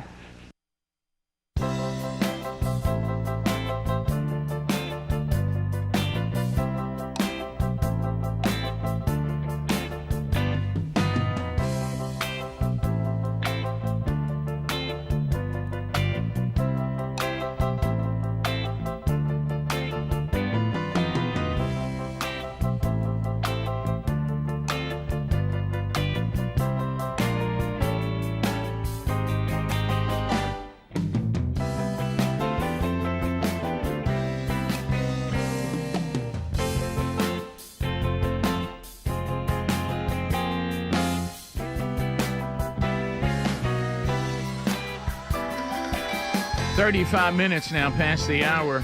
Rick and Bubba. Thanks for being with us.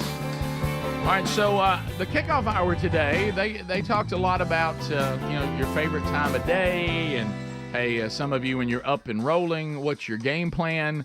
Let me tell you one that MyPillow.com would like to throw out at you is that's their delicious My Coffee. What a great way to start today! 100% Arabica organic My Coffee, and right now you can get it at 50% off. I understood, Greg, that your coffee supply was out today. I didn't like that. I let it run out, Rick. Yeah, Irresponsibility is what it was. So jump on this offer today by going to MyPillow.com and use the /BigVox, our URL, to go right there. Also, the Premium Queen My Pillows are available for $19.98. This is a little something called the Employee Pricing Sale going on now. Ooh, watch it. Socks 25% off, blankets as low as $25, 6-piece kitchen and bath towel sets, $25. Their famous bed sheets, now $24.98. My slippers, Bubba and I love those. My sandals, $25.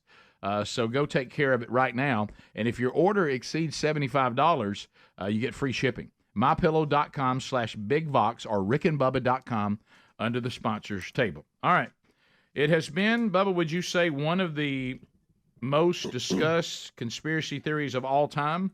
And that is the assassination of John F. Kennedy. Oh, yeah. Do you think that's? I mean, is that in the number one slot? Yeah, I think it probably Grassy is. Just Knoll, because second shooter. Of the length of Who did it? The fact Who it was a did this? president. We of course we had Bobby Kennedy too. Sure. We've had Martin Luther King Jr. All kind of. We also killed the guy who allegedly made the shot. Yeah, add that to it. That's a whole new with a guy twist. who was terminally ill. Which tells you they wanted him quiet. Right. And he was whole quiet thing. after that. Hey, look, if you like conspiracy theories, it doesn't get any bigger than this one. You got them all. Listen, it is a big, complicated story. It is. And you have the politics of the time, you have the personal life of the president, you have his relation with his brother, you have his relation with the VP at the time that was from Texas. You got the mob in there. Sprinkle a little Marilyn Monroe in there. Cubans, Russians. I mean, you got the whole thing. You got it all, baby. So Trump announced with RFK coming on his, suspending his campaign only in battleground states, which is still just very odd to me. He announced that they were going to start a commission on attempted assassination. Here we go. Now, he did say attempted, so that his was in there too. Sure, but of course. Honestly, it does need to be looked at because of how shabby the protection was. And he said, RFK has come out now and said in an interview yesterday that Trump told him that, Trump promised to declassify all of this information about JFK when he was running. And we all know from personal experience, Trump usually does what he says he's going to do. Yeah, as far as you may not concerned, agree with it, yeah. but what he says he's going to do. If he has the we authority, saw that firsthand. Yeah, if he has the authority to do it and he's in charge, then he'll do it. If he says he's going to do it. So he did declassify some of it, but some of it he's still holding back on. And RFK said that the former Secretary of State, Mike Pompeo. Pompano is actually delicious fish. Yeah. Have you ever tried it? Yeah, very white and flaky. I think that's why I'm thinking that. Yeah, sure. Pompeo begged him not to declassify it and said it would give us a lot of problems. We also remember the judge that used to be on Fox, and I'm not going to say his name now, Napolitano. I think you have have more confidence in It's yourself. close. I don't have any confidence anymore. So Napolitano. Yeah, what I've had been ripped away over 30 years. And so he even had said publicly, I had a conversation with Trump. And I said, you said you were going to declassify this, and why didn't you do it? And he said, Judge, you have no idea. Oh, he said, I'll tell you when I see you. I don't even want to talk about it over the phone. But I didn't, and there's a reason I didn't do it. Now, you roll all of that, and Rick, those are not, I think, or somebody said, I mean, that's factual things where you can go and you pull the video, you pull the interviews. What I have told you is absolutely fact, okay, on the table. Right. So why in the world, at this point, we're a long way from 1963. Are we still holding back details of that? Now, I'm not a conspiracy person per se. Now, I like looking at all the angles, and then, but I'm not one of these that every time we hear something, we go, "Oh well, there's conspiracy." Yeah, there you go. But I'm really curious as to why we still are doing this. And now that RFK has said this, and the judge had said that, what is in that is so bad, so embarrassing that we don't want out? Now, some people have said, well, it's going to detail some of the CIA's activities and their surveillance and some of their secrets that we don't need out. Yeah. What secrets now? Right. We're about to be in 2025. The only thing I can think of, and you tell me what you think, and this is where we leave fact and we start speculating. Which is the most fun, by the way. If it is so damaging, what could be that damaging? The fact that we had a hit team trying to get Castro? Well, everybody knows that. He knew that. Matter of fact, he told JFK, if they try again, I'm coming after you. That the mob knocks people off. We know they do that. We know. And we know the Kennedys turned on them, used them to get the election, and turned on them and prosecuted them. That's also a fact. That we know. So what would be so damaging? Let's just speculate. What could be so bad that they still do not want that out? That even Donald Trump, who said, I will open the book on it, looked at it and went, ooh, don't need that out. Now, keep in mind, Donald Trump, of all people. Yeah. I mean, that he's alone, not one to tap the brakes on something. Well, the exact quote from Pompeo is it would be a catastrophe. He said he called Trump and said, and called him back, and Trump said he used the word begging me to please not release it. So what could be that bad? Tell me, what do you think, Speedy? I don't know. Just give me something off the cuff. We're leaving fact, going to speculation. What could be that bad? That maybe Lee Harvey Oswald didn't act alone. Okay.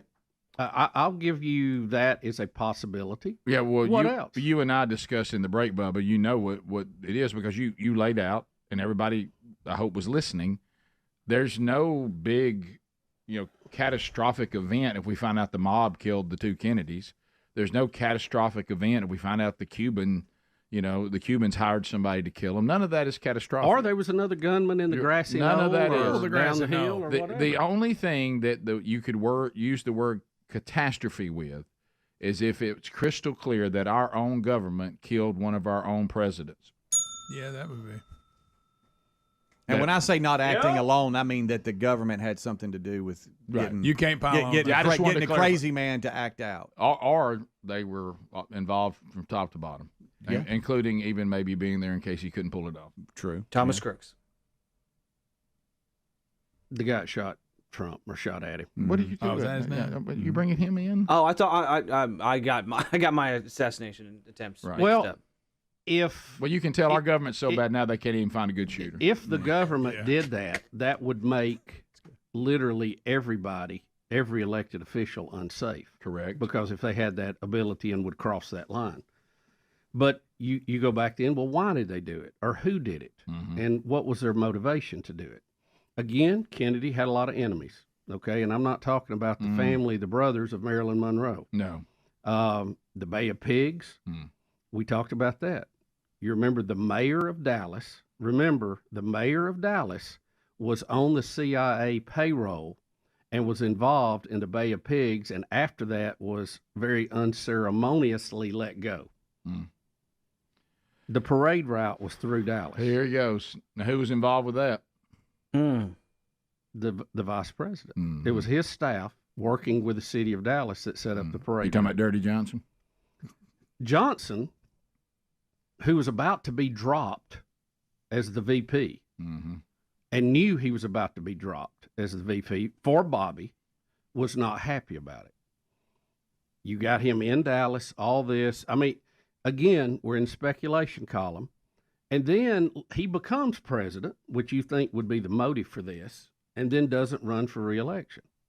Why would he do that? Well, he don't want to be next. To clean it all up.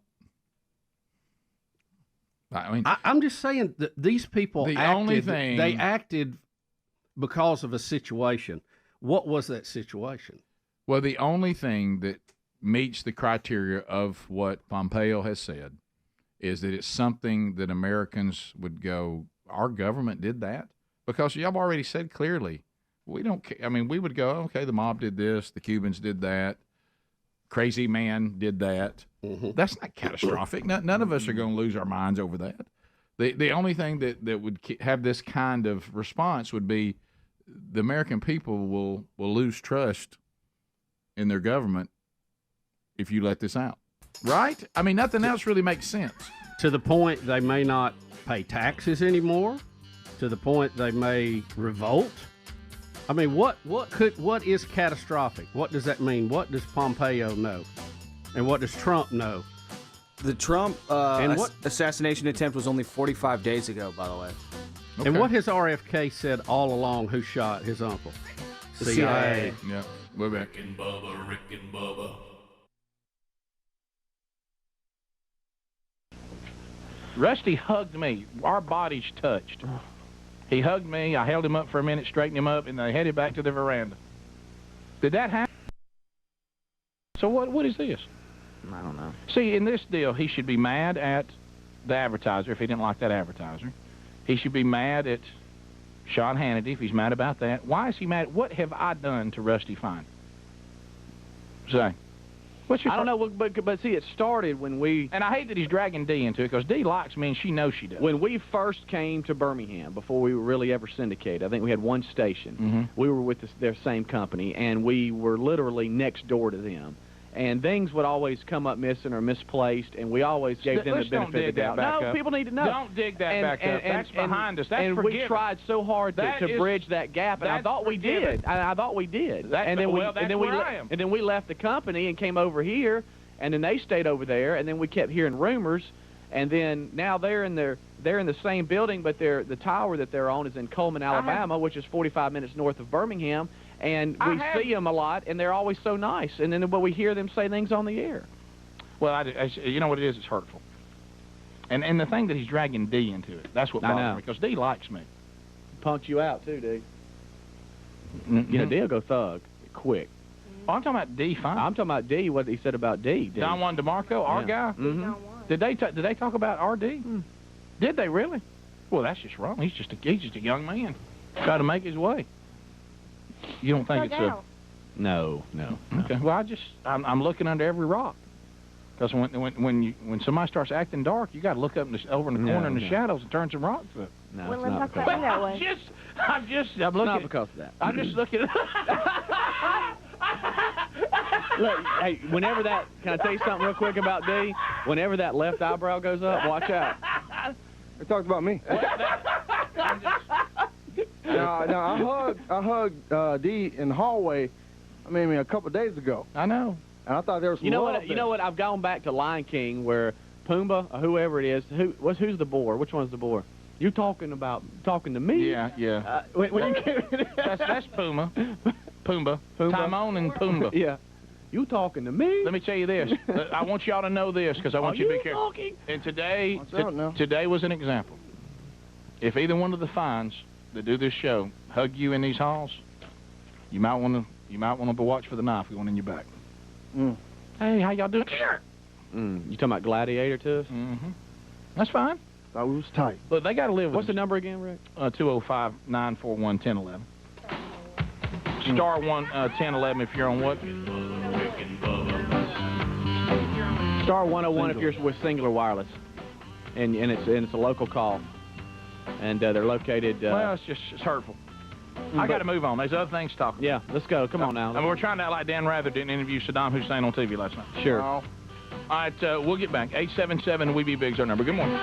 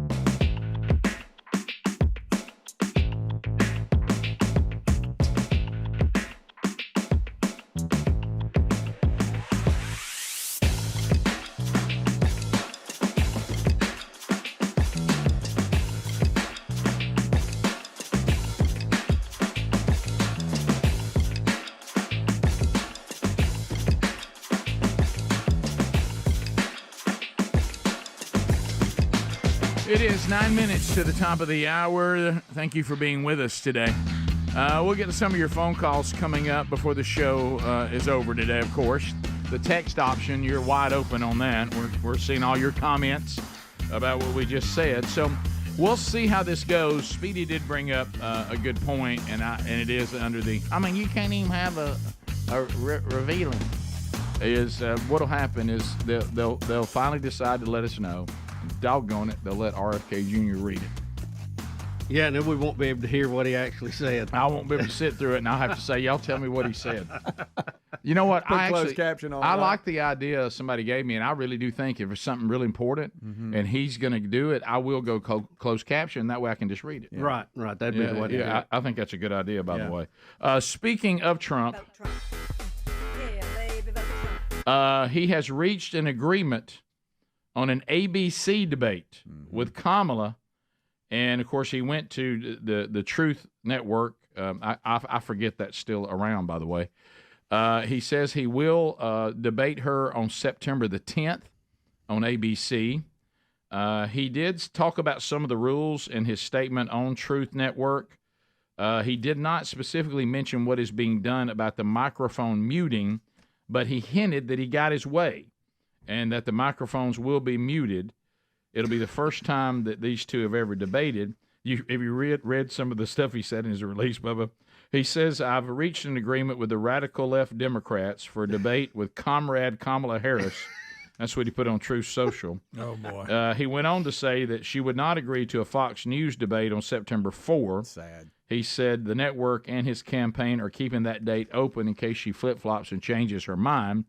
He noted that the debate host for ABC News is by far the nastiest and most unfair newscaster in the business. Yes. Boy, and she is. Now, get this. Listen, the rules will be the same as the last CNN debate, which seemed to work out well for everyone except perhaps crooked Joe Biden. That is true. Didn't work out for Joe. Crooked Joe. Not.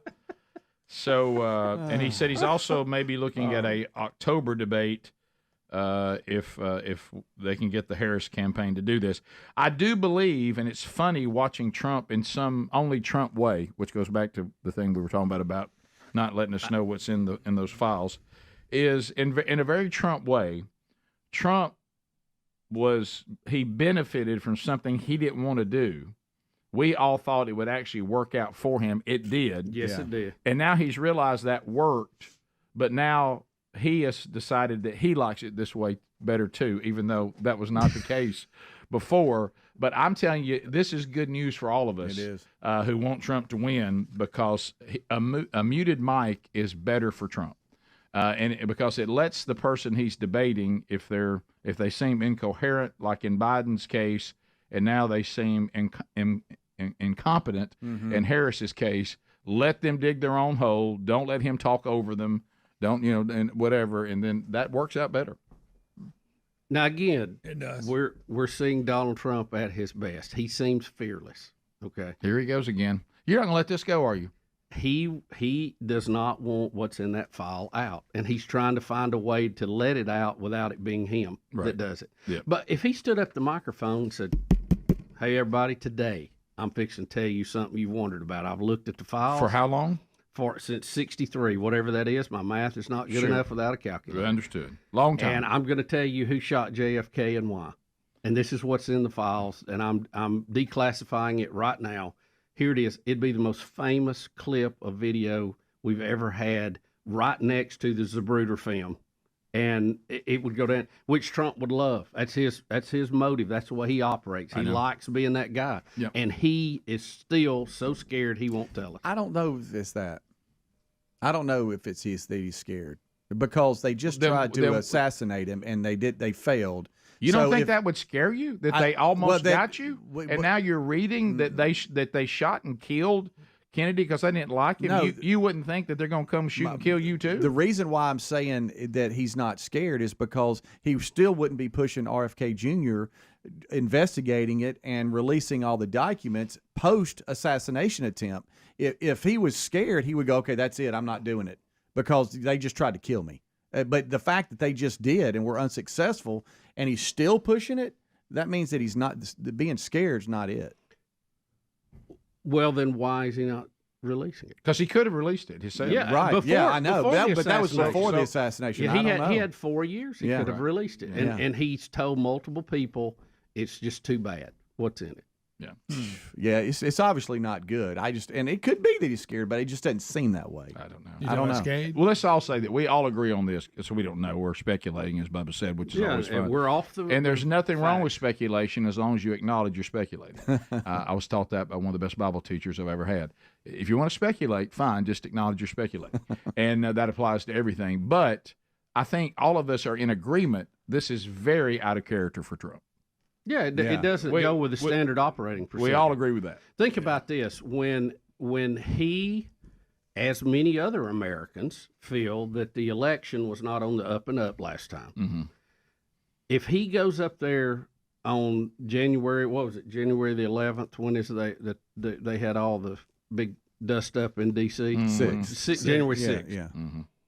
And he said, look, these people have stolen this election. And let me tell you why they'll do anything to keep me out of power. They even killed JFK, and I know I've read it in the document. That would have been that would have been the evidence he needed, circumstantial, that election was stolen, but he didn't go there. So I don't know why does he not go there? Why does he not share it? What can be that bad? And like I say, it has to be something that the internal that's so bad that we can't. Yeah. Well, it would shake the foundation of our country. Right. Kind of thing. Is on the table of discussion, and y'all are gonna probably interrupt me and say no. Is he trying to protect the American people from what really happened? It's not that he's scared. It's just that even he is like, protect the country, protect the people. It could be something. Why would you protect the country from our own government who is assassinating presidents? I don't know. I'm just asking. Wouldn't we want to expose that? Yeah. And get to the I bottom think that's what's happening. But for most people to know that as a fact, I think would crumble our society. It would crumble our society. Maybe that's a fear of his. I'm just throwing that out. Yeah. I do think that happened. And what y'all mean by that is it would cause anarchy? I think so. Just total loss of faith in all government, all things. I got you. Yeah, because it's pretty high right now. It's pretty high. Right. Yeah. Right. Not. Yeah, right now everything is just nice law and order right now. That's great. We all. You don't want to disrupt this. Do not mess this up. The water's calm. Don't disrupt it. This ain't Washington's USA anymore. But then if we know, what are we going to debate when it comes That's true. It's been going on for years. Movies. Well, we can move on to something else. Big 60 years. John Benet Ramsey. D.B. Cooper. Top of the hour. Rick and Bubba, Rick and Bubba.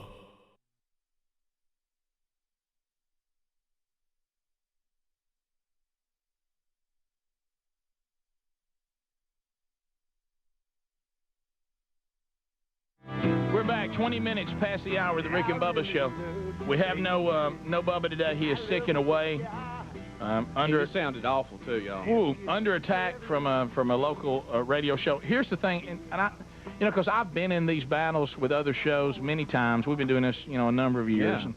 And if I could just give some advice to Rusty and D, does it bother you when we're having some fun, somebody's dogging you, they don't like you, and you hear the things they're saying, you go, that's really not the route you should go, you're really making a mistake here? Yeah. If I could, since I've been doing this for a long time and been in these battles back and forth, if I could give some advice to Rusty and D, this is this morning show in Coleman. Here's the thing.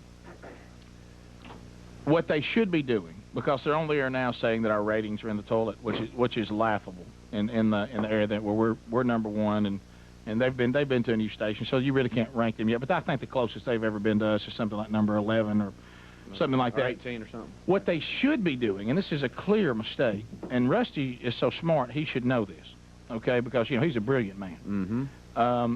They should be making fun of the restaurant going under. Yeah, that's a good point, Rick. I mean, go with something that people can actually go, well, that's right. See, if you claim that our ratings are no good in the area they're on, I mean, that's laughable. I mean, we've been number one for 4 years, 24 books in a row. Or something weird like that. Something like that. So don't do that. What you need to do is you can make fun of us being rednecks. That's always a pretty good one. Yeah. Make fun of us being Even fat. though it's used a lot. Yeah, make fun of us being fat. It's not original, but you can... You can still go with it. And you should clearly make fun of the restaurant going under. Yeah. That's what you should be talking about. So I'm just trying to give them some advice. Now they're saying we could settle it by calling them. Well, but then, then well, really, what's there to settle? We know what they said. Well, here's the problem. I mean, here's the problem with that. Then what happens is you put them on our show, and then they can come back and say, hey, they broadcast us without our permission, and then try to hang that on us. That's what they're trying to do. Yeah. Look, I've been on the bait and switch. Y'all, I'm not new to this. I didn't start this. Rusty called me a prostitute. If he wants to come up here and sit in here on the show, I don't want to put their show on our show, because then they could hold that over our head, because you're not supposed to do that. Right. If he wants to come up, sit down on mic 3, and he and I have a discussion, I'd be happy to do that. Right. And two, one of their big misconceptions is right now they're probably thinking that this is good publicity for them. It is. But you got to understand though, your show has to be good enough to keep everybody. Right. No. Now come on. Yeah, we might be talking about you this morning, but. Well, that's the thing. So you got to keep everybody if that's what you think. Well, radio goobs always say that. I've never believed in that school. See, again, this is that elitist attitude that I'm trying to help them with. They assume that listeners don't know other shows are on the air. Right. Have you ever been around radio Yeah. people? Radio people think, well, if we don't mention other shows, nobody will know they're on. Like, people don't scan up down the dial looking for stuff. People know what shows are on. They're not stupid.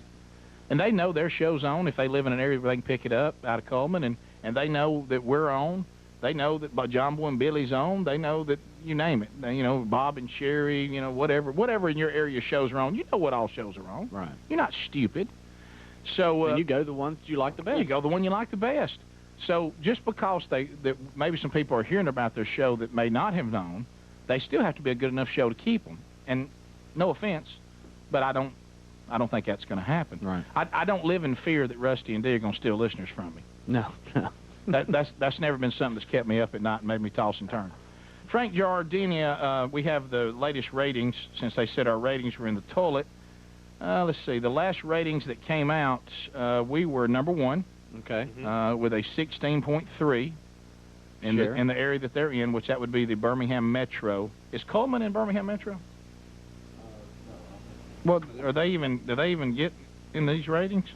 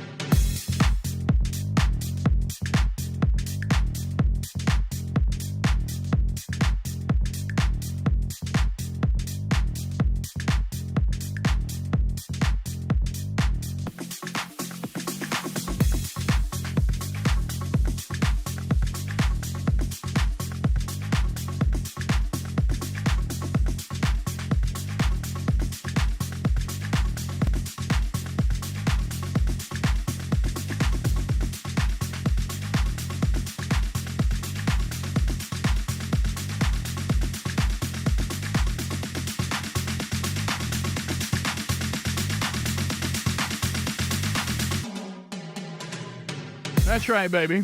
Brand new hour rolling now. Thank you for being with us and enjoying the show, either live or archive. Your options, America's boldest radio stations on the Rick and Bubba Radio Network, is a live option every day. If you don't have an affiliate, there's our TuneIn app. It streams the show live every day. Or you could watch us on YouTube. A lot of you are doing that. Eddie Van Adler's got that covered. Speedy and Greg here today as well.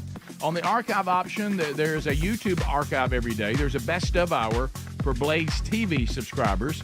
And then audio archives are available on our podcast channel every day as well to catch any part of the show that you may have missed. Or maybe that's your preferred way to catch the show because you just like it better. That's an option for you as well. Also on the TuneIn app, you have the live option, and then entire shows in their entirety are also archived there as well. So all those options are available. However you're here, live or archived, we're glad you're here. And say hello to Bill Bubba Bussey. Well, hello. Hello. Glad to be here. Thank all of you for being part of the Rick and Bubba experience. Bubba, two of your favorites got together. Dr. Phil has interviewed Dr. Phil. Trump. Yeah. So, Dr. Phil, do you think that he used any analogies with the president? I bet there's a possum in there somewhere. Yeah, this nation. He's quit using possum since he lives in Hollywood. Oh, is that why? Yeah. So, what's the relationship with him and Big O? I bet it's shaky because Dr. Phil's gone conservative. I don't think they talk. Yeah, he's gone conservative. I don't think they're friends. I bet anymore. it's over. Yeah. Yeah. Is he even on her? What is it called? Her channel. She's got some cable channel. What's it called? I think OWN. Does she still have O? Is it OWN? The OWN network. I don't know. I think they changed it to Yeah. Yeah, sure. You know, And you. Yeah. And you. It seems like that network. It probably has one big advertiser, Ozempic. Yeah. Oh yeah. Ozempic. So let's go to Trump's Dr. Phil interview. Yep. We just talked about this. Dr. Phil's going to talk about the attempt on his life and some other topics. So here's Dr. Phil running a list for Trump. Here we go. I'm sorry. I wrote the wrong thing on here. It's Trump discussing the attempt on his life. Okay. I got you. Got it. All right, here comes Who's Trump. mad at Dr. Phil besides Oprah? Yeah, all good points. I didn't know the part about Biden claiming that only God would remove him. Apparently he did. And of course Trump had to be sure and drop that in. For Yeah, him. he let you know about See, it. God saved me. Got rid of Biden. I'm just saying. But anyway, so now we're gonna Trump's gonna raise some questions about Kamala Harris. And how at one time she was considered a joke, but now suddenly she's the most brilliant woman the world has ever known. All right, so here we go. Yeah, Phil trying to come in there and make sure everybody understands that. But the point has been raised by others, but I mean the point, and it's been raised here, that she was dead last when they tried to put her out there as a potential candidate before. Right. I mean, she came in last. I mean, like behind a lot of people, including a man with Alzheimer's. Rick, she never made it to come in last. Right. She dropped out before the very first primary. So, but now look, in all fairness, they could say, well, that was then. This is now. She's had 4 years on the job training. And look at all the great work she's done on the border. You talking about, Bubba? You talking about what the great work that she keeps campaigning against? The very things that she wasn't border czar. She's never been to Europe, but other than that, she now is number one. She's we're all in. Her campaign is literally rewriting history. Right. On what she believes in, what she was for, what she was against, everything. Yeah. Because their policies currently cost well, that. You can do that if the media is going to back you up on it. Yep. So, we all have video clips we can see with our own eyes and hear with our own lips. I love fracking. Our own ears, but if the media is just going to pound it day and night, oh yeah, she's for fracking. Oh yeah, she's for fracking. Oh well, she gets elected in Pennsylvania. Oh, I'm against it now. Right. It's too late. Well, we literally have someone, I haven't seen it, on the text option today to say, I want to let you guys know it's not a Babylon Bee headline when you see it. It's way back, Speedy. So you might not be, but they said that she's now saying she's going to build a wall. Yeah, that was in one of her ads. Did we show that? Crazy. We showed that yesterday. So let me ask you this: if that's the policy, why haven't we been building it? Joe actually tore some of it down. Oh yeah, remember when they tried to stack the train cards in there? They made them move them. Didn't that floating thing with barbed wire all over? They made them get it out. Yes, the train cars were in Arizona. The floating barbed wire was in Texas. Kamala Harris said that she would never support a wall, and now she's showing images of Biden. We saw that. Okay. So is that what they're talking about? Yeah, the thing we showed? the insinuation is that she's, now look at me, I'm for it. Yeah. So Speedy, you mentioned rewriting history, and Speedy, you sent me this clip of Trump talking about insulin prices, and then Kamala taking credit for it. Yeah. If you guys want that, it's 30 seconds long. Yeah, this is Trump in 2020, and then she comes in this year. Will cap cost at just $35 a month per type of insulin, and some plans may offer it free. So for everybody that was getting ripped off and paying tremendous prices, senior citizens, is a tremendous saving. It is President Biden and I that took on Big Pharma and finally capped the cost of insulin for our seniors at $35 a month. But Donald Trump and his running mate intend to get rid of our $35 cap on insulin. And he's the one. He did it in 2020. They undid it and then redid it and then took credit for it. What about when she tossed her nose? I got her. Such an easy decision this year. I'm a communist. We'll come back. First phone segment of the day. America, you want to chime? You can talk about the things you've heard. You can ask your own questions if you like. 866-WE-BE-BIG is our number. All 10 lines made available for you now. We'll get those lined up in the break, and then we'll come back and we'll chat with you when the Rick and Bubba show continues right after this. Rick and Bubba, Rick and Bubba. Can't pay.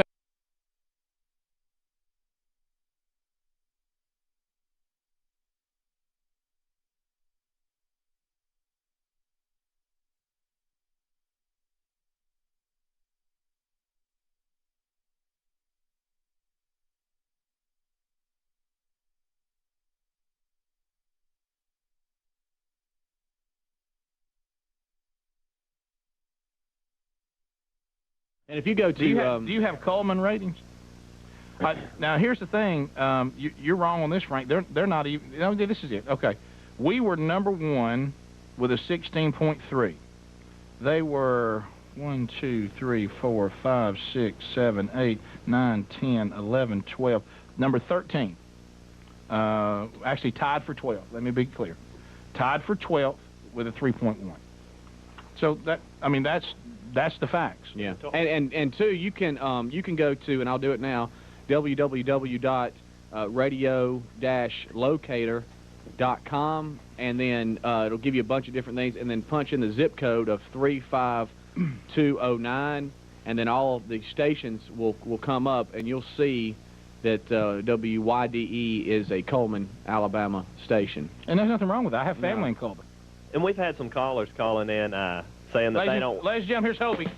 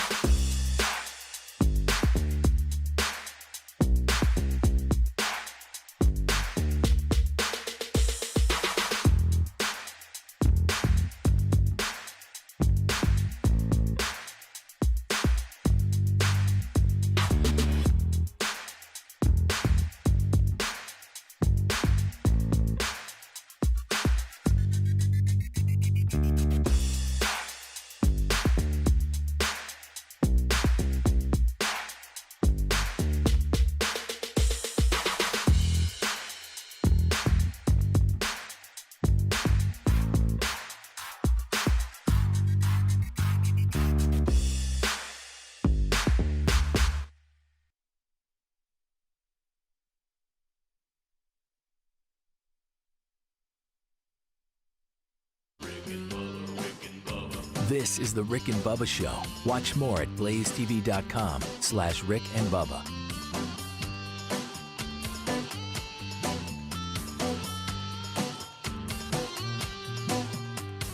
And told me that somebody has reported me for having a nuisance animal. Rick and Bubba, Rick And I told them I do not have a nuisance animal. I have a son.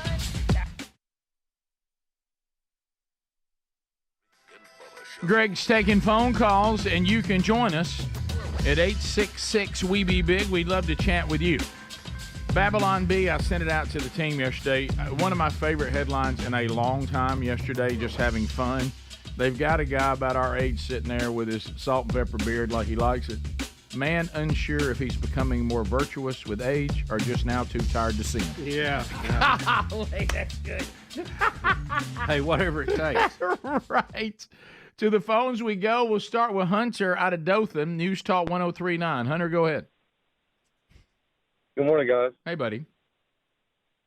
Would y'all rather have Kamala Harris or Hillary Clinton as president?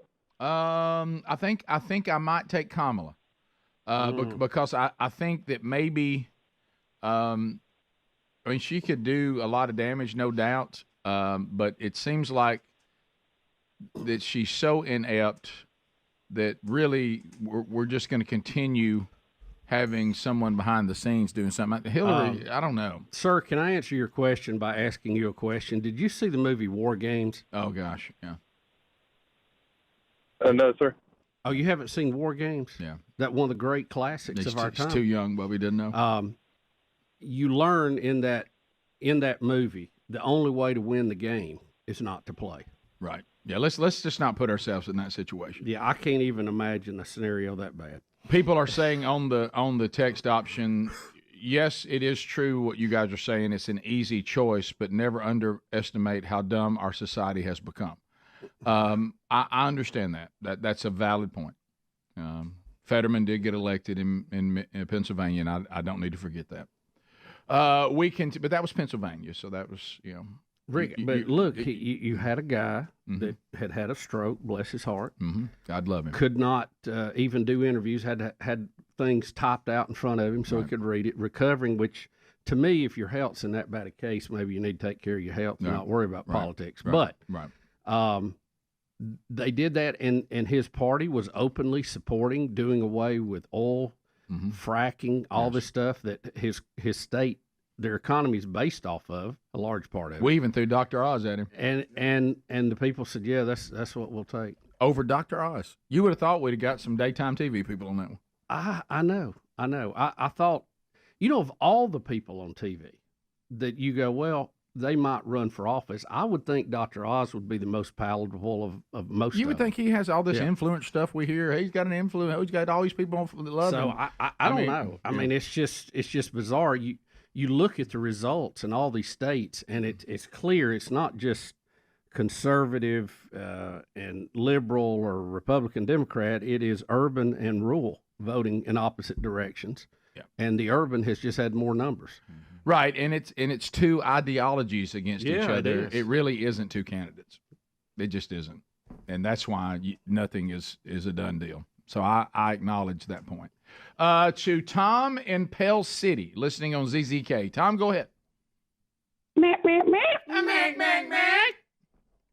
Fellas, if y'all think January 6th was a cakewalk and we put that laughing hyena in office, you might want to run to the hills because it ain't going to be nice at all.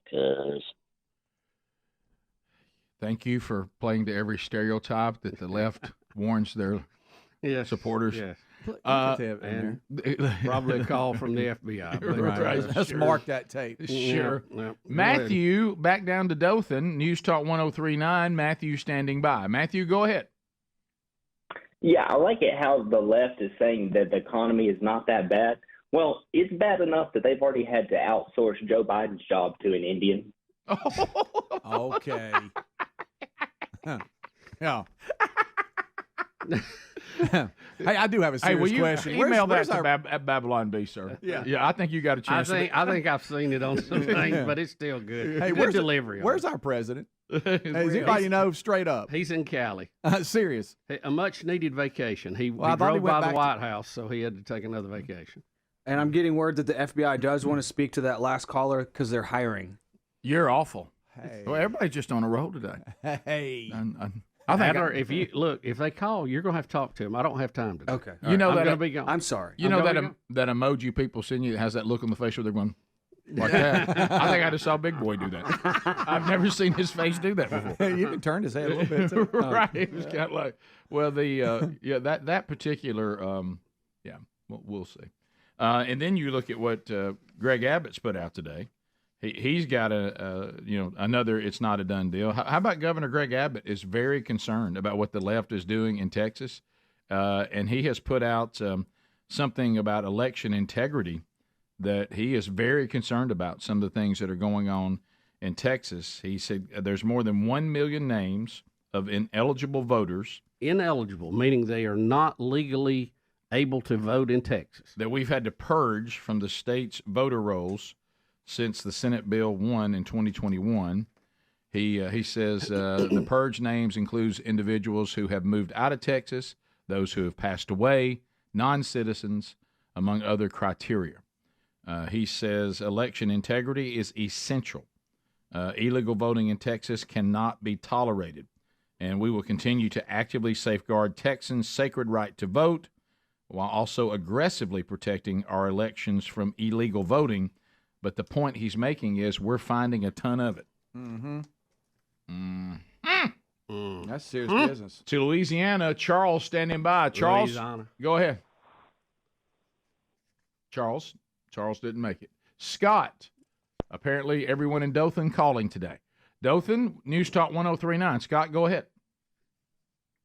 I'm traveling right now, going through Brantley. Sure. But anyway, I had a thought about this JFK thing.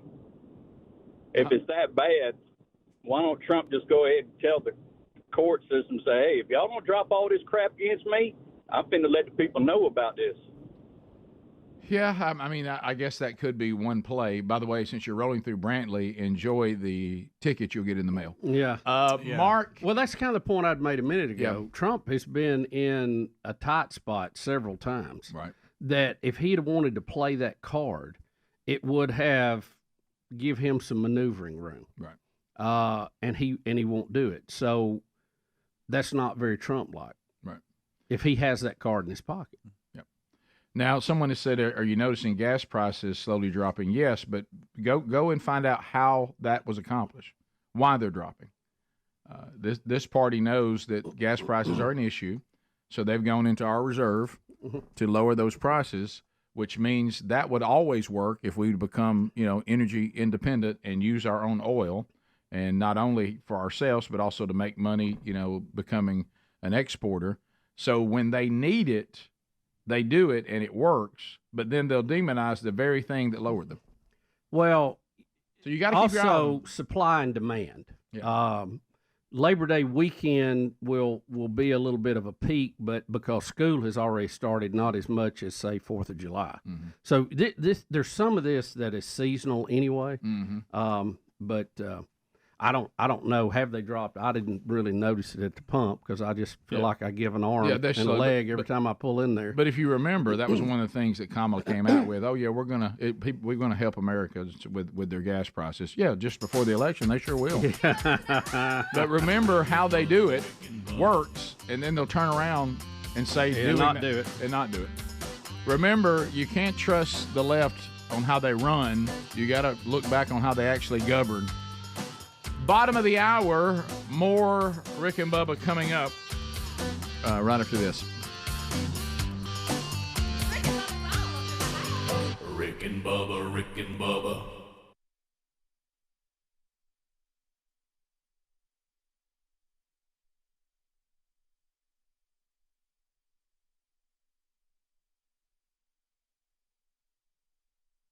Here's the thing, again. If Rusty wants me to talk to him, this was that, we will talk. But I think we should talk in private and work this out, because I'm hurt by it. I've been attacked, and I don't know why. and we'll discuss it. Yeah, because Russ and D, you guys initiated this. Well, we'll discuss it man to man. And if he wants to come be a guest on this show, he's welcome. You want me to set it up right after the show? We'll set it up now. Why don't you go see if he wants to come up? When's their show over? Are we still on when they're over? Yeah. Actually, we got an hour. See if he'd like to come up in the last hour, and we'll talk about it on the show. Okay. All right. Because if we broadcast their show, then we're open. What's that number again? 205-941-1011. 1011. All right. All right, we'll come back because I know that this is kind of a tribute to him. I know Rusty's a big turkey hunter.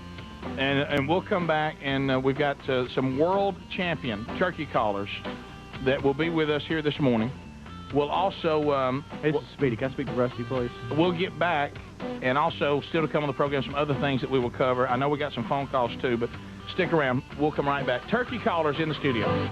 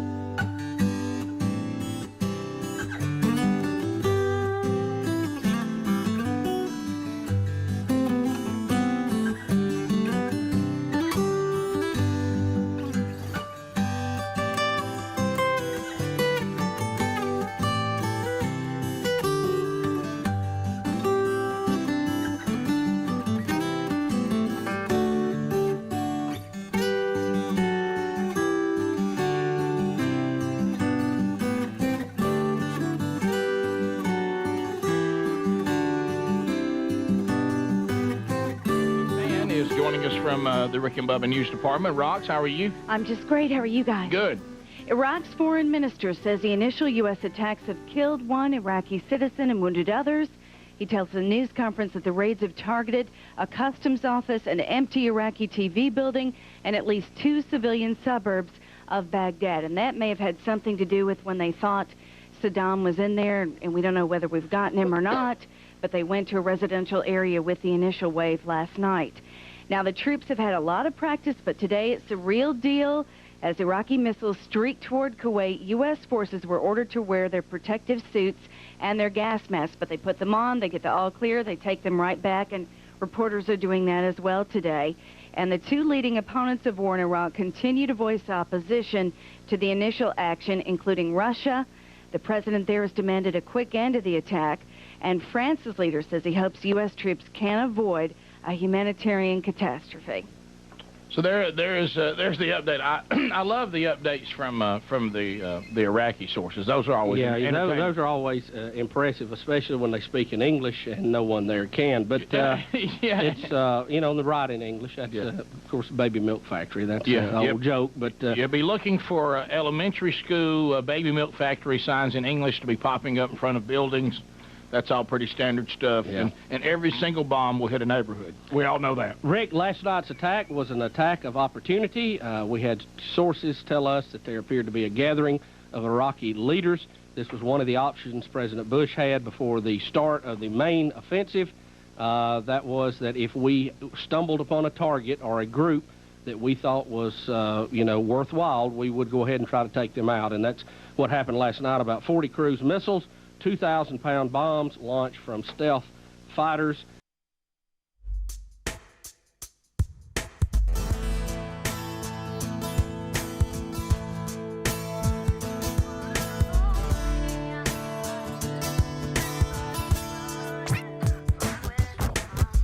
35 minutes past the hour, saying.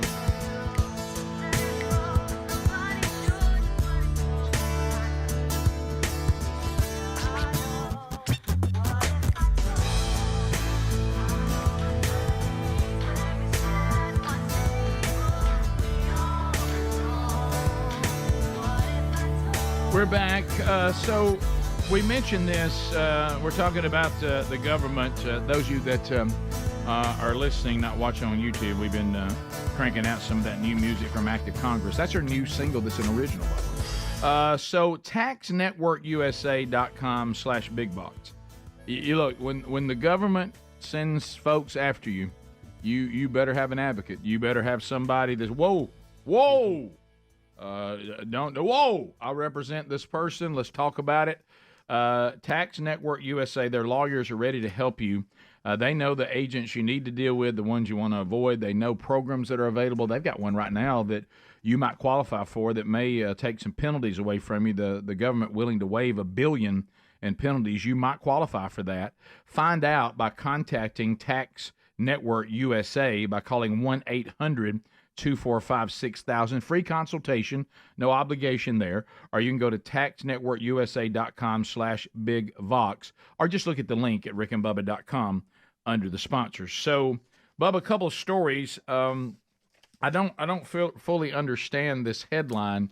Who would have ever thought that a league made up only of women would be a bit dramatic? So the WNBA, it's like a news story today. Like WNBA and COVID nightmare. Mm-hmm. Now that seems just a little bit of hyperbole. A COVID nightmare. Now, if I remember, and I think I do because it wasn't that long ago, did we not have the Olympics? And some people tested positive for COVID. Several. People got sick. They got better. They kept moving. We even had Noah Lyles' race coming off COVID. Why are we able to handle this and keep moving through the Olympics, but suddenly the WNBA thinks they may not can move on? That's a nightmare, Rick. The Chicago Sky have canceled a practice. Now, that's what's underneath the term nightmare. COVID nightmare. Practice. We've had to cancel a practice. Listen. Practice? Listen, how about this? Like this is a headline. Multiple players are ill. Yeah. Multiple players might be ill if a stomach virus went through the team, if flu went through the team. Sure. This happens in athletics all the time. Yeah. Why does the WNBA think it's a bigger deal for them than it is for anybody else? I think, Rick, they're worried that they will not be strong enough and healthy enough to push Caitlin Clark up in the stand. That's funny. Right. A slight stumble there, but you still got it. Yeah. That's a good line. How about this? You know what it sparks fears, Greg? Other teams might be infected. Wait just a second. Somebody do something. Who cares? If teams have outbreaks of sickness all the time, and you just work through it. Why is this a news story? Says they did not reveal any players. They said that somebody that plays will be out for Wednesday's game against the Washington Mystics due to health and safety protocols. Are they trapped in 2020? Have they not moved on? This is something that we all manage. We all get through it. It's going to be okay. What is this big drama story today? Well, it's a nightmare. It's a nightmare, Rick. I mean, guys, I know, we've had this happen before, unfortunately. Greg, your son is still coaching, so he's seen it. There's times when, like I said, an intestinal virus will run through the team. And they just have to work through it, get who they can on the field for the game, see if they can get everybody well, keep fluids in everybody. This happens to teams all the time. Yeah. I just hope the WNBA can sort it out before this year's layup contest.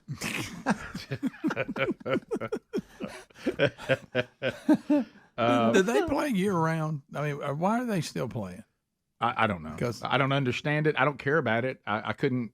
I don't even remotely care about it. Because they were playing during the college season.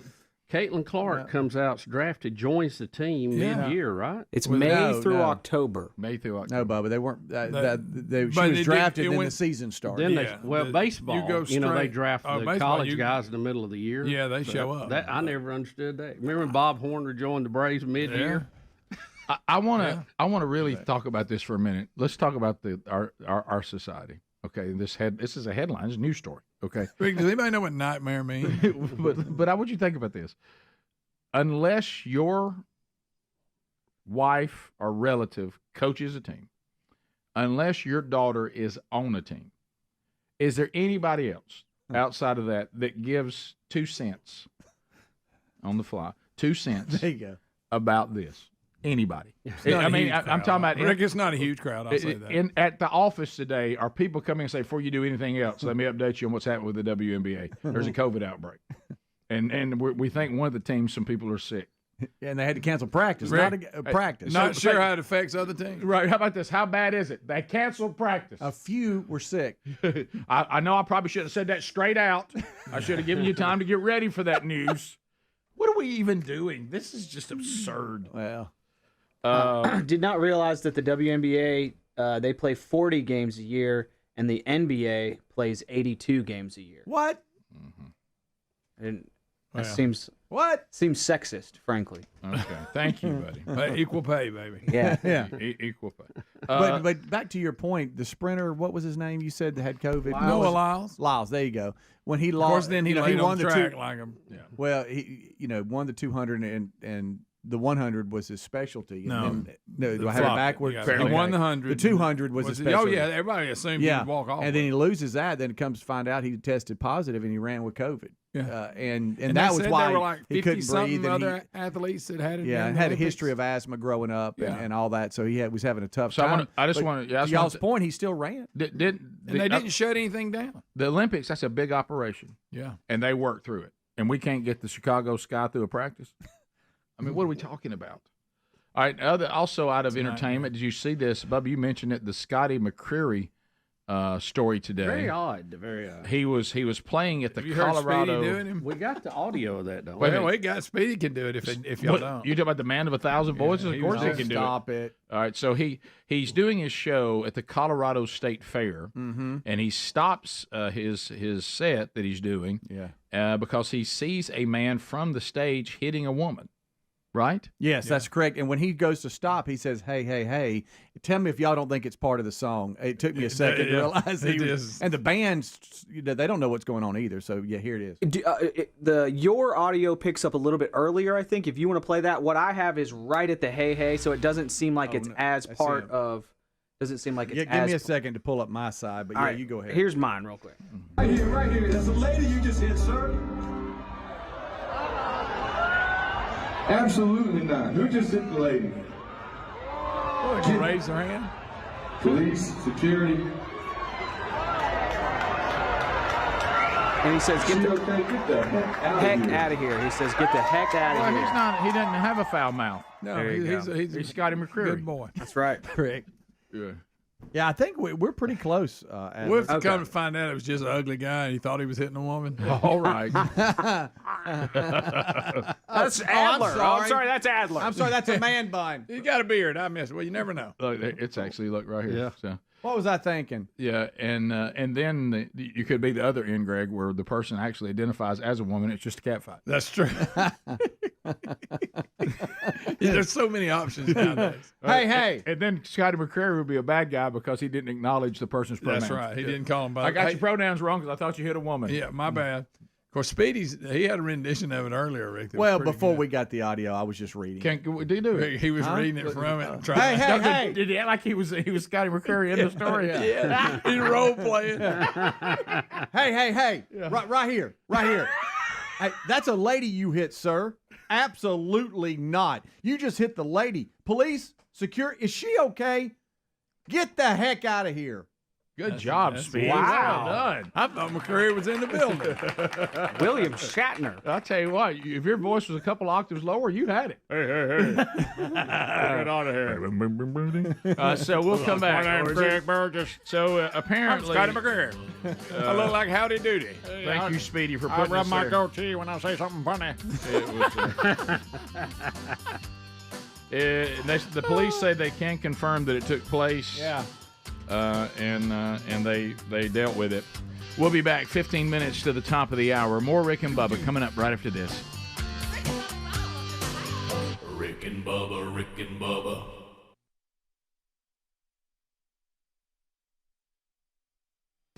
The cruise missiles were launched from 6 different ships and 2 attack submarines. So pretty impressive technology there, to say the least. Update, too, from our friends in Hollywood. They want us to know that as of right now, they're going to try their best, even though it's clear they're all in grave danger, grave danger, that they are going to attempt to go ahead and have the Academy Awards. You know, I'm a little shocked. We keep getting an update on the Academy Awards. I mean, we're getting more updates on it than we are what's going on in Iraq. I hope like everybody is that much concerned about it. Hey, I hope they can get that done. Boy, I know. These celebrities, as we know, are targeted by the evil terrorists around this country, and I just hope that they can, find their way into that building and sit there as people wait on them hand and foot, and I know that's going to be tough. I know it won't be easy. Rick, big security change. They will not be able to give interviews on the red carpet. They're just going to have to hurry on by the photographers in. No!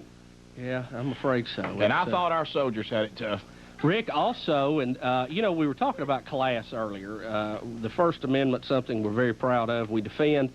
But there are people who just don't have class either. There comes a point where you look beyond the constitutional issue just to a class issue.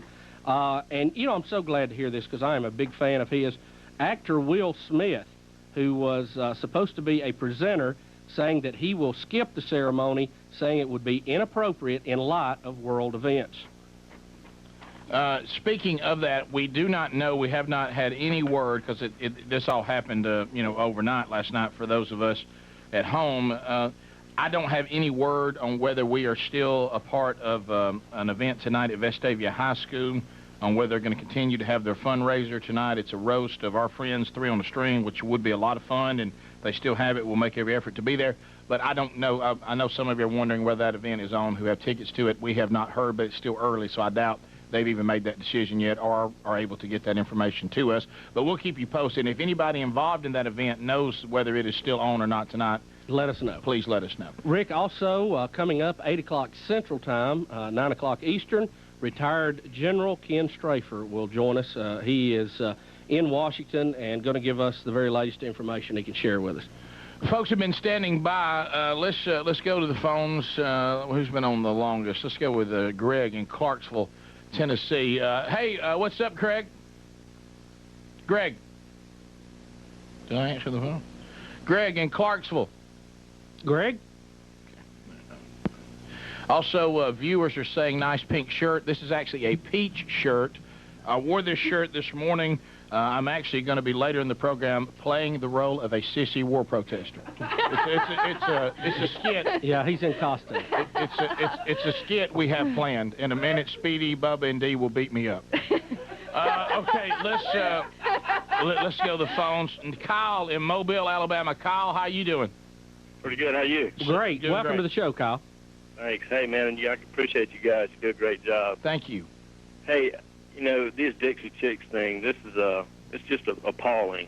I can't believe it. I'm even at the point where I almost don't want to buy anything on the Sony label.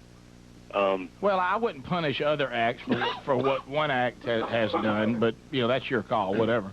Well, you're right. That may be a little extreme, but I know the United States is a pretty forgiving nation, and you're probably right. That later on down the road, all they have to do is give people anything for them to hang on to. People will rush back to them because we like to be entertained, and we don't want entertainers to hassle us by something that makes us upset because we want to listen to their music and let them entertain us. Like I said earlier, it's like going to the park. You see the guy with the grinder and the little monkeys running around, and all of a sudden you find out he's against the president, and it kind of makes you mad, but you still kind of dig the monkey going to get the change.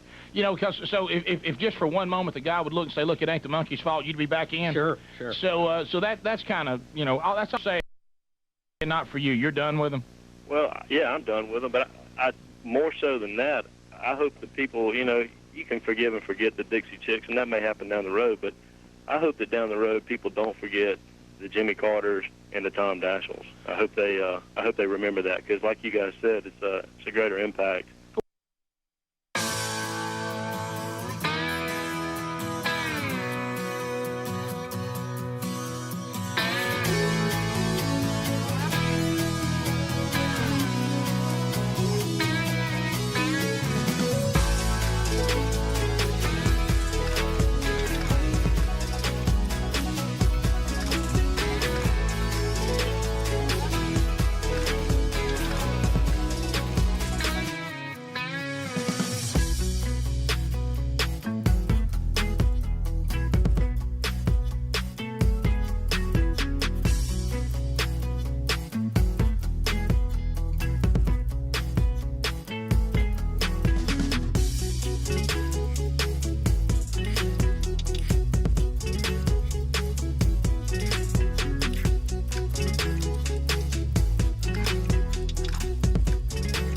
That's right, baby. We continue on. Thank you for being with us today on a brand new Rick and Bubba show.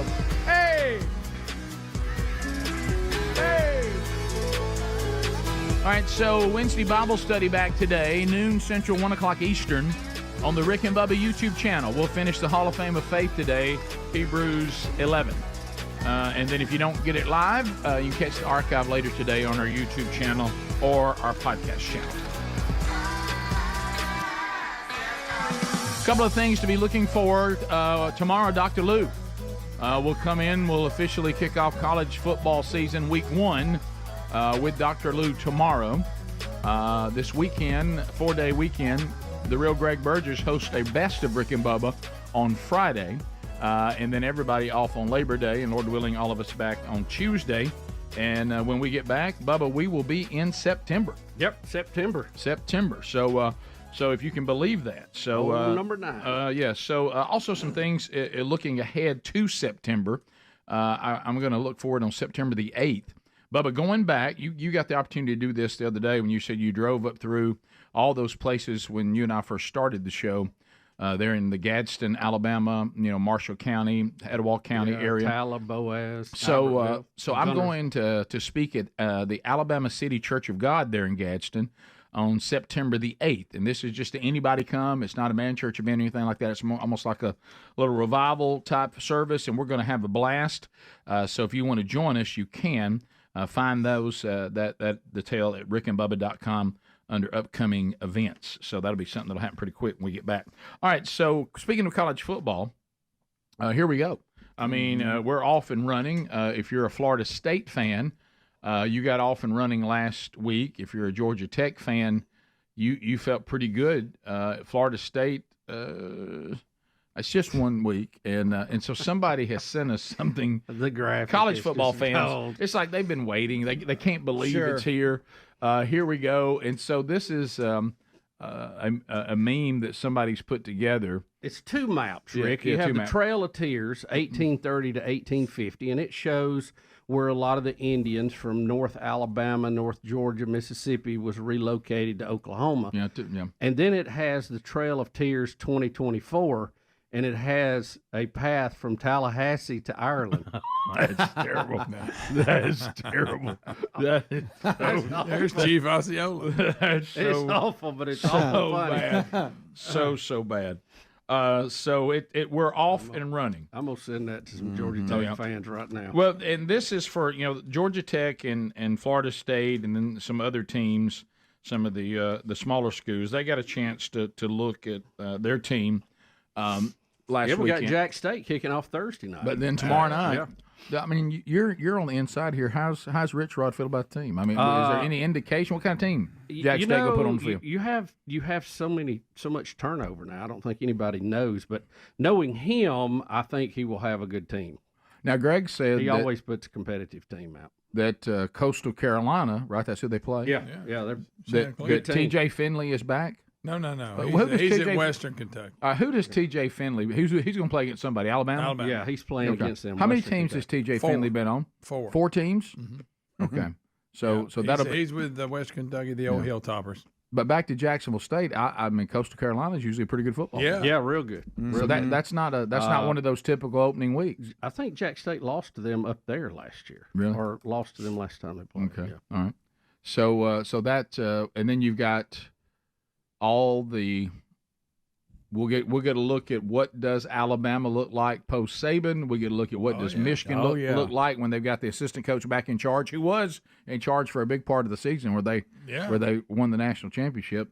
So there's a lot of teams. Will they even miss right. the head coach? Well, I mean, the assistant coach they played good without him last year. But the thing that I think a lot of us fall victim to, and you talked about this the other day, I think, if you back in the day, and that's changed a lot in the NFL. I mean, if you were back before unlimited free agency, when you were a Pittsburgh Steelers fan and you had a great team, you just had a great team every year because you had the same team every year until they got old. Till they got too old to play. But in college football, this comparing, and I remember Saban used to talk about this. He didn't like being called the defending national champion.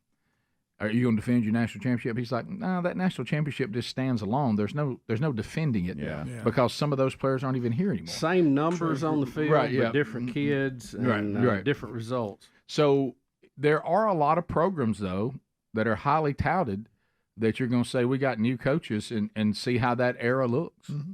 I don't know. I don't put a lot in opening week because – usually playing overmatched. If you're a bigger school, you're not going. Well, some are opening up. Was it Georgia and Clemson that plays? Or? Yeah, Georgia, Clemson. I mean, we got one right out of the gate. Yeah. So we'll see. Back to TJ Finley. This is the third time he'll play Alabama. How about that? With three different teams. Each time a different team. Yeah. Thank you, Ryan. Yeah, I would think that TJ Finley probably felt a little better about playing Alabama when he was say on LSU. Yeah. But they were Hilltoppers. Hilltoppers. They're tough kids, but that's going to be a daunting task. But we'll see. That's a tough hill to climb. But you just you don't know anymore. I mean, new program, new players, new stuff. You never know. So we'll see. Hey, Greg, you never know. You're gonna see an upset. All these games. Yeah, there'll be an upset. Somebody who's supposed to win this first week will get taken down, and it'll be the big story. Who will it be? You mentioned Clemson and Georgia. The other, I guess, big one would be Miami and Florida. They play at 2:30. A lot of people are big on Miami this year. Are they really? Yeah, a lot of the preseason people. At 6:30 on ABC, it's Notre Dame and Texas A&M. That's a good one. Mm-hmm. So we got some straight up games this week. Then on Sunday, you got USC and LSU. Okay. And then your Labor Day game is Boston College and Florida State, which that's a kind of lost a little luster. Yeah. Why is USC and LSU on Sunday?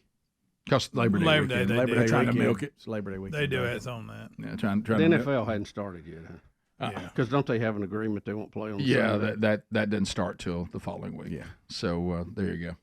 And but Dr. Lou will break it all down for us tomorrow. Yeah. Where is LSU USC at? Let's see here. Where was it? I had got some pretty good matchups this weekend. Yeah. That is in Las Vegas. Okay, so a little kickoff classic kind of thing. So do we know what color jersey LSU is going to wear? Oh, because they don't have to. If it's an SEC game, they're going to get to wear their white, no matter what. Yep. I don't know. But a lot of the non-conference games, they pull the old purple other people were forcing them to wear purple, and I think then they went to wearing purple just so we'll get the stigma of the purple off. Purple. I do too. I think it's a good. It's not a bad look. Yeah, and Clemson and Georgia is neutral too. It's in Atlanta. Yeah, that's the Chick-fil-A game. Yeah. Mm-hmm. So that'll be a good matchup. Clemson, they've kind of fallen off last couple of years. But it's on Saturday, right? Because Chick-fil-A wouldn't be open on Sunday. That's a great one. That is a good one. Yeah, that is good. That is. So we'll see. So we do get a look at some pretty good matchups. Yeah, coming up this weekend. And then there's always just the intrigue of we have a new coach. How's our team look? That's right. Yeah. A lot of new faces. A lot of excitement. 12-team playoff this year. Let's go. Come on. Let's go. Top of the hour. Yeah, it will be better to argue about who's 12 and 13 and 14 than who is 3, 4, and 5 on it. Yeah, it will. Should be some really cool stories with that. If you're leaving us, don't forget the Rick and Bubba archives are available every day on our YouTube and podcast channel. You can pick those up on any part you missed. You got more Rick and Bubba today. Stick around. Rick and Bubba, Rick and Bubba.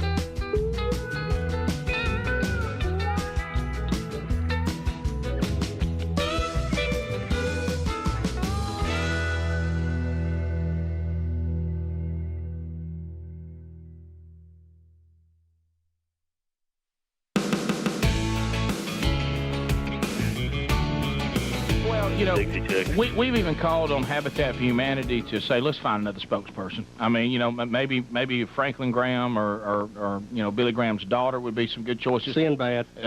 Tom Selleck. Tom Selleck would be a good choice. And if Jimmy Carter would just hush up, we're going to give him, there's going to be a lot of things to rebuild in Iraq. And if he'll just hang on and we can liberate these people and kill this evil dictator and the people around him, he can run in there and build houses for them. Hey, just hold what you got, Jimmy, okay? Thank you, Kyle.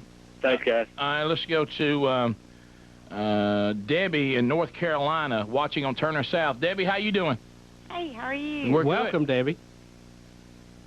I'm just calling for the people on the war that's against Bush, and they don't know what's behind the scenes. There's things we don't know that we don't need to know with these decisions he's got to make. And to me, it seems like the ones that's in the Senate that's running for president, they're the ones that's using taxpayers' dollars on the Senate time to do their political campaigns. Well, you know, campaigning is part of our system, and there's an appropriate time for it. But when you start, you know, veering into putting our troops at risk and rebel-rousing you know, people who are against us, you know, getting them fired up against our own government at wartime, well, now you're getting into an area that's making us all a little uncomfortable. I don't care what you believe or who you support. I would say that if somebody that I had been supporting was doing the same thing, I'd be going, hang on now. Now you veered into a different area. We've had a debate. The decision was made. The Congress voted. We're executing that plan. When it's over, if you object, You can campaign against it, run Bush down about it, but right now when we have young men and women on the line with Scud missiles, which, by the way, he said he didn't have, being shot at them, let's all be of one voice. We'll be back. Rick and Bubba.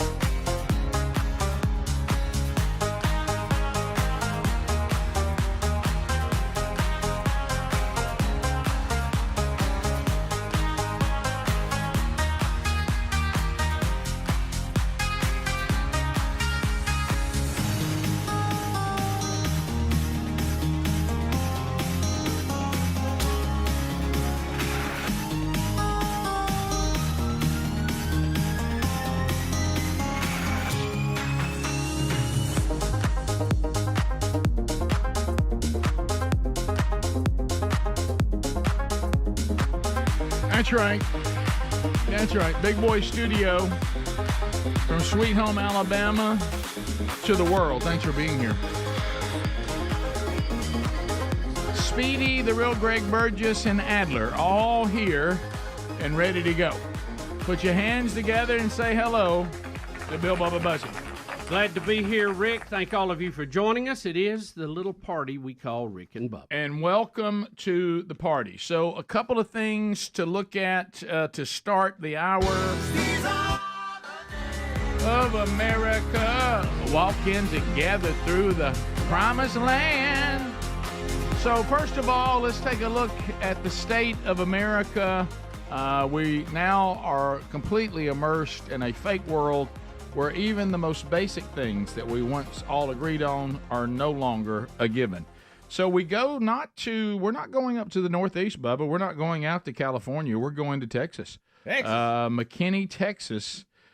So we have a board member. His name is Chad Green. Now, Chad Green, I want you to think about the controversial statement he's about to make here. This seems so elementary, so common sense. We've unpacked this multiple times, showing that this is just logic. What he's going to do is he says, I would like to propose, he's making a motion to the rest of the council that we do not allow biological males to enter biological female locker rooms or to compete against biological girls. So he is ready to do this.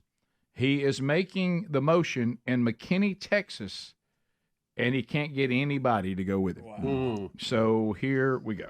We support our young ladies and not allow any boys in their locker rooms or on their sports teams.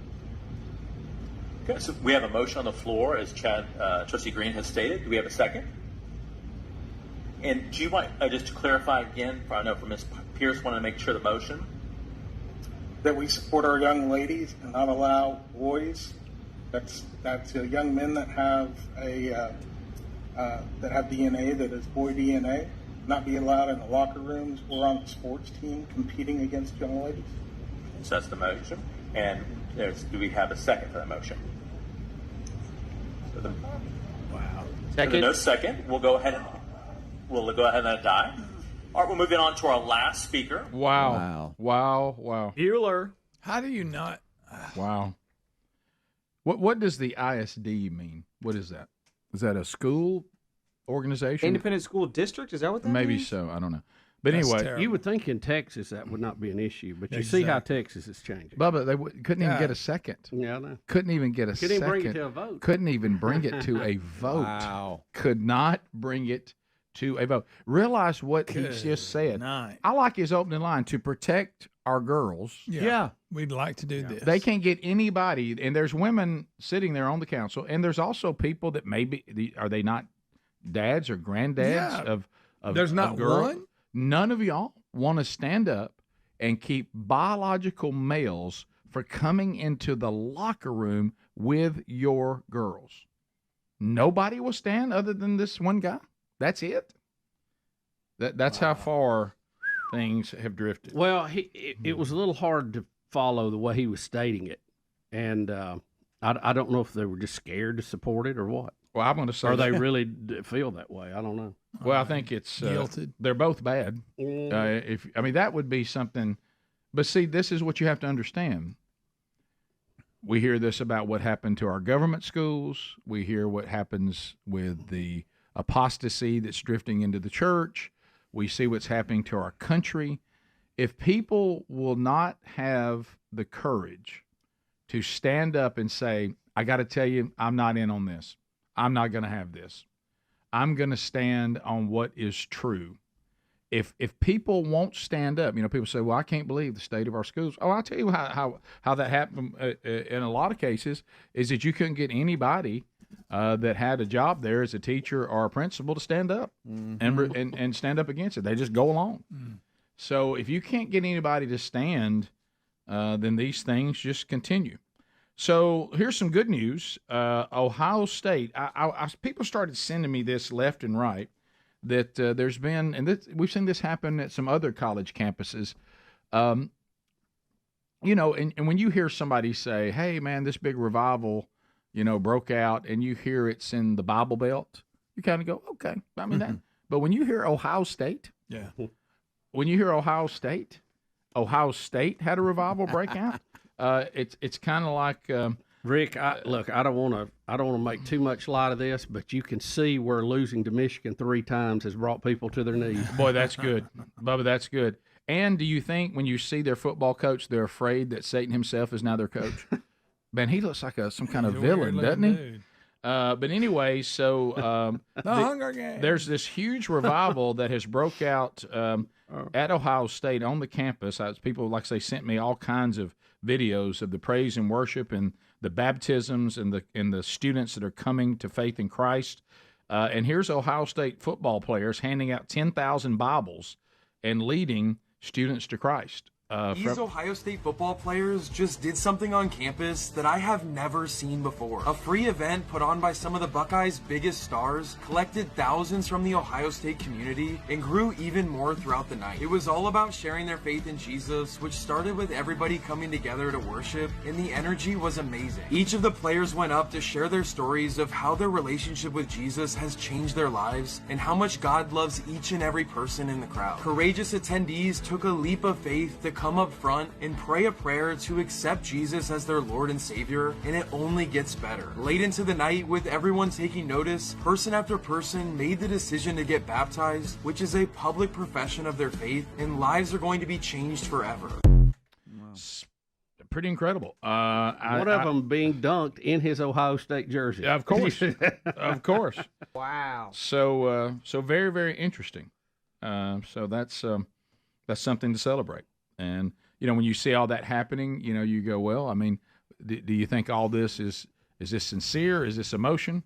All I do is just quote the great evangelist Billy Sunday, who said, we'll see. Mm-hmm. But that means all I can do is tell you, here's what they're doing. Only God knows the sincerity of everybody's heart. So we'll see. Look at 11. Bubba, this one, are you a fan of the music of the band Rush? Where are you on Rush? I appreciate their musical ability, and some of their songs, I'm not a huge Rush fan. Tom Sawyer's huge. I'm a big Rush fan. I know you are. I get a little pushback from the Adlers and the Greggs of the world, and of course, everyone knows Rush's number one fan, Brian Gunn. But I do get a little pushback that I don't appreciate their abilities because they are extremely talented. But the drummer died, and he was... Yeah, he was incredible. I don't listen to a lot of Rush music. There it is, I said it.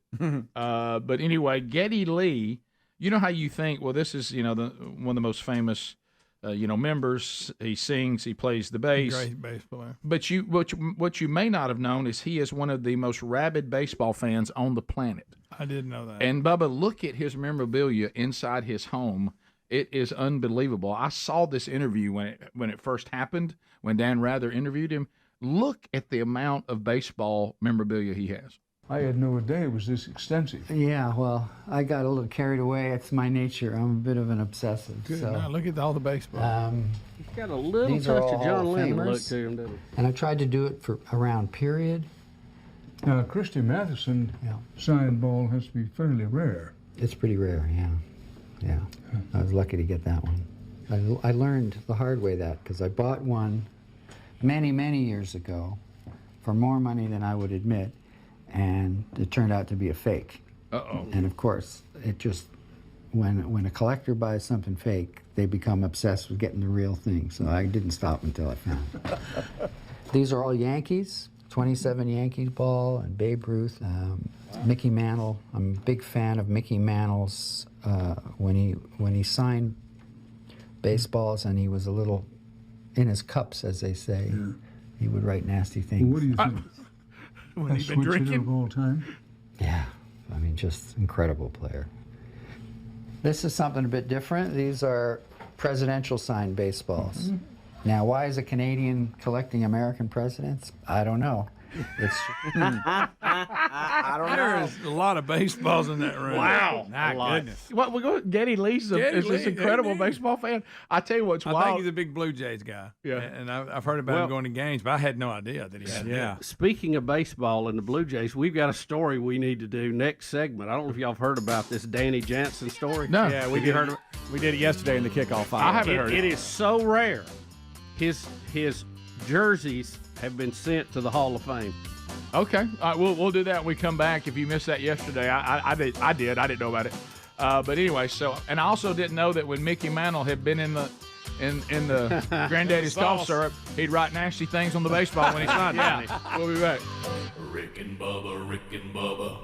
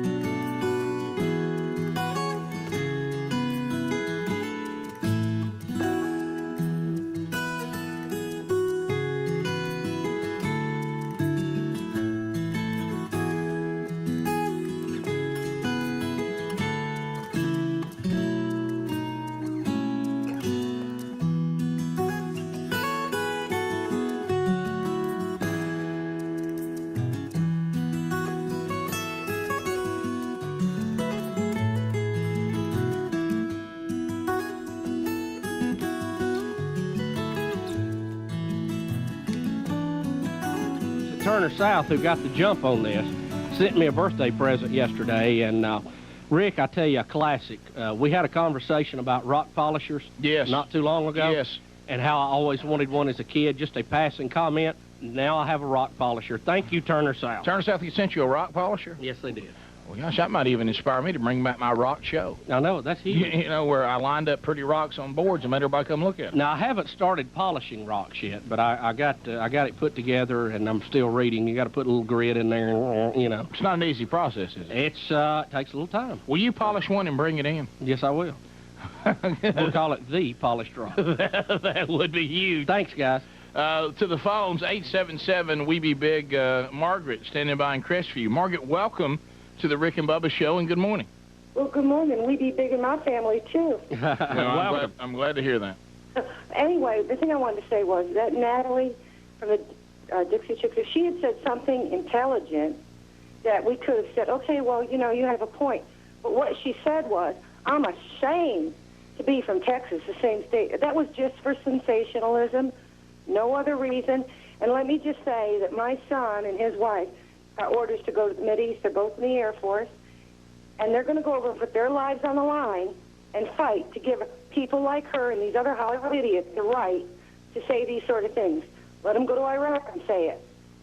Yeah, that's the point. I think what's got them in the most trouble is not that they were speaking out against war, because a lot of, we're all against war. Yeah, and a lot of killing of innocent people. That's what we're trying to prevent. Yeah, and the entertainment business, that's one thing. But she went as far as to say she was ashamed of that he was from her state, and that kind of, I think that got poor choice of phrasing there. Yeah, just it was a also bad, our bad website. A ton of you have wanted the two most requested pictures: the Dixie Chicks with Saddam, which is a doctored picture. So hey, don't freak out. It's just been making its round on the internet. It's pretty dang funny. Yes. The other one is not doctored. It is a historical picture of Hitler and some of his henchmen posing with the Eiffel Tower in the background, and also a lot of requests for that. Those of you that have joined us, France has said if he uses chemical weapons on us, that they may join into the fight, and we've said no thanks. Appreciate you, but that's good. No need to babysit somebody when we got a job to do. Yes, you don't want to have to keep babysitting and somebody be baggage for you. How funny is that? Huh? Gwen, Aiken, South Carolina. Gwen, how you doing? Without a shot, by the way. I'm doing great. Correct. In defense of my beloved president, whom I love and respect and support, especially in this time of crisis. Yes. I know that this has been a hard decision for him. Yes. And I also believe that this is a well-thought-out decision. Well, nobody can say he hasn't, Right. given every possible chance for this not to happen. Now,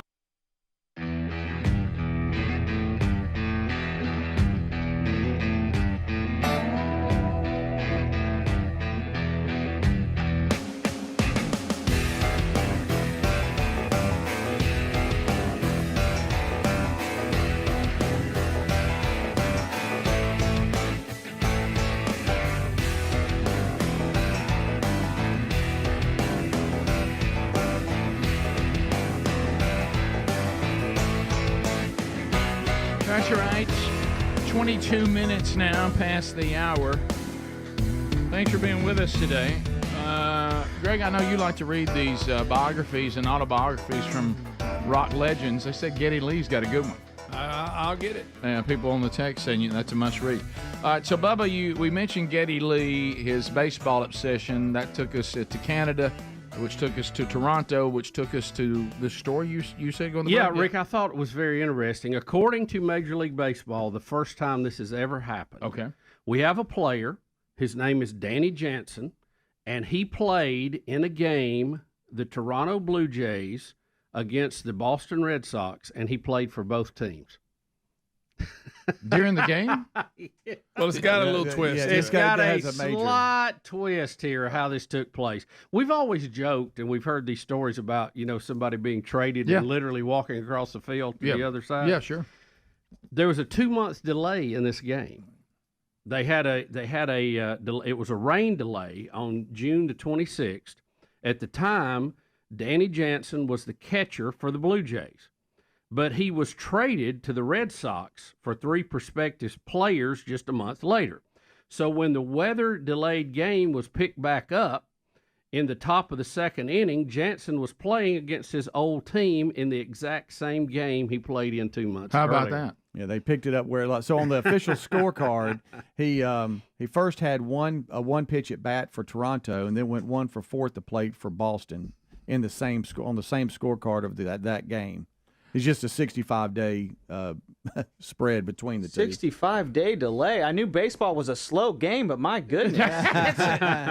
Well, according to the Major League Baseball, first time it's ever happened, both jerseys that he wore in that game have been requested and have been sent to Cooperstown. How about that? Now, I have heard, like you guys were talking about, I've seen documentaries where people will be playing and they'll get the word in the game, hey, you've been traded. Mm-hmm. They'll go to the locker room and start getting their bag packed and get on an airplane, and then the next day they're playing for a different team somewhere else. Yeah, we've heard of them showing up at the ballpark and being traded to the other team, but they never actually got in the game to play. Didn't Moneyball have that with somebody when there one where they traded somebody right at the beginning of the game?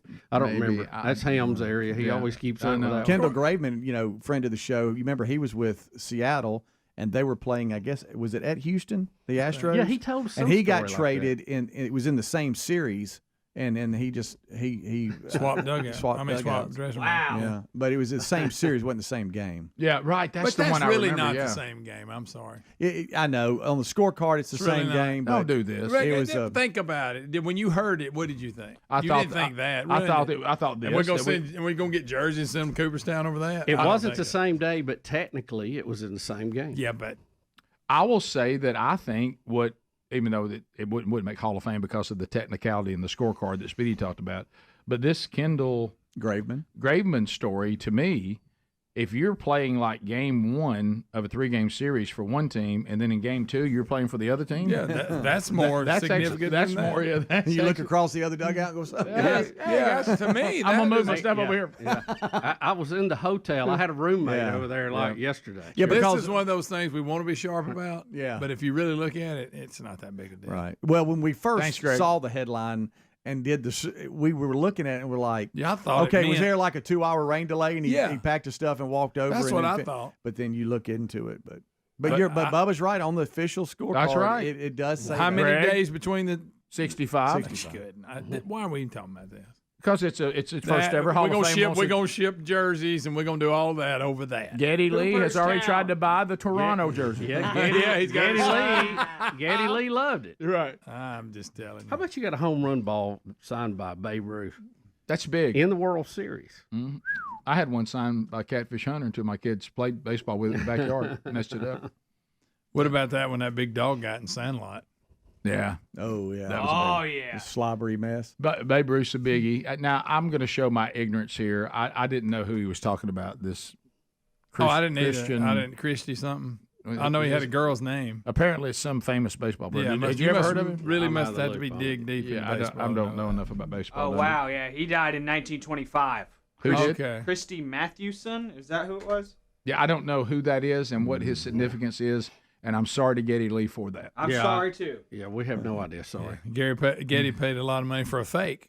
Right. Wow. More than he wanted to admit. I will tell you this, Greg. I know this for a fact, and I think I can speak for all the men in the room, you for sure, and I think the rest of us will follow. If my mother named me Christian, under no circumstance am I ever called Christy. No. Oh, it's Christopher, though. Yeah. Is it Christopher? That's even worse. Yeah, Christopher. You got going by Chris, Christy. you got Christopher, you got other choices. That's worse. But his nickname was the Christian Gentleman or Big Six. You don't. I'm just reading on the internet. But stop reading. Okay. How did he get that nickname? Let's Is see. that his number? You know, one time he was playing in a game. He got traded, and 6 months later, he was 6 feet tall.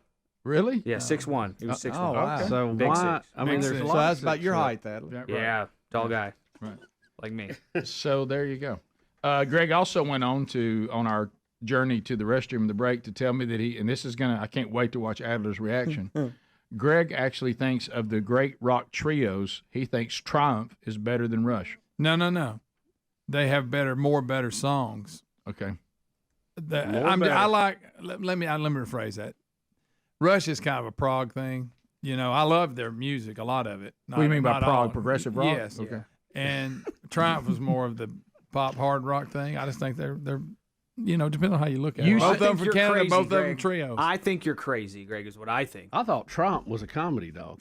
Right. Or a motorcycle. And a motorcycle brand. Yes. Oh, yes. look at me. Yeah. Triumph. Just pull up Live at the US Festival. Okay. And watch, and it's got them live, and then you come back to me. Lay it on the line. Lay it on the line. Magic Power. Their version of Magic Power Live at the US Festival is incredible. Okay, great. Triumph? Yeah. You said they have more hooks. That was one of my things. Oh, yeah. I like Rush's musical ability, and there's probably 5 songs I like from Rush. But, they never, and I know, Bubba, this is you too, they never had anywhere they had this big hook in their chorus. Where Tom Sawyer's close as they got. Harmonies and that kind of stuff. Yeah, but That's why they call me Spirit the of Radio. working man. Working man, Spirit of Radio. I just Spirit played Radio. that coming back. I like that. And I'll tell you what, I like Limelight, and I Limelight. like Straight from, what is it, Heart? What is it? Yeah. Bonnie Cosmo. Closer to the heart. Closer to the heart. And the drumming on it is just ridiculous. The bass work, Right. come on. Now, a lot of you may not know this. This is a little known fact in rock history. There was a guitar player for Triumph that 65 days later played for Rush. What? And they've asked for his guitar pick for the Rock and Roll Hall of Fame. Hey, Rush in Rio, Greg. If we're talking live shows, Rush in Rio, you got to check that out. Yeah, it is good. Phone calls are next. Calvin Speedy Wilburn goes to the phones. We'll go phone trolling. 10 lines available when we come back. Rick and Bubba, Rick and Bubba.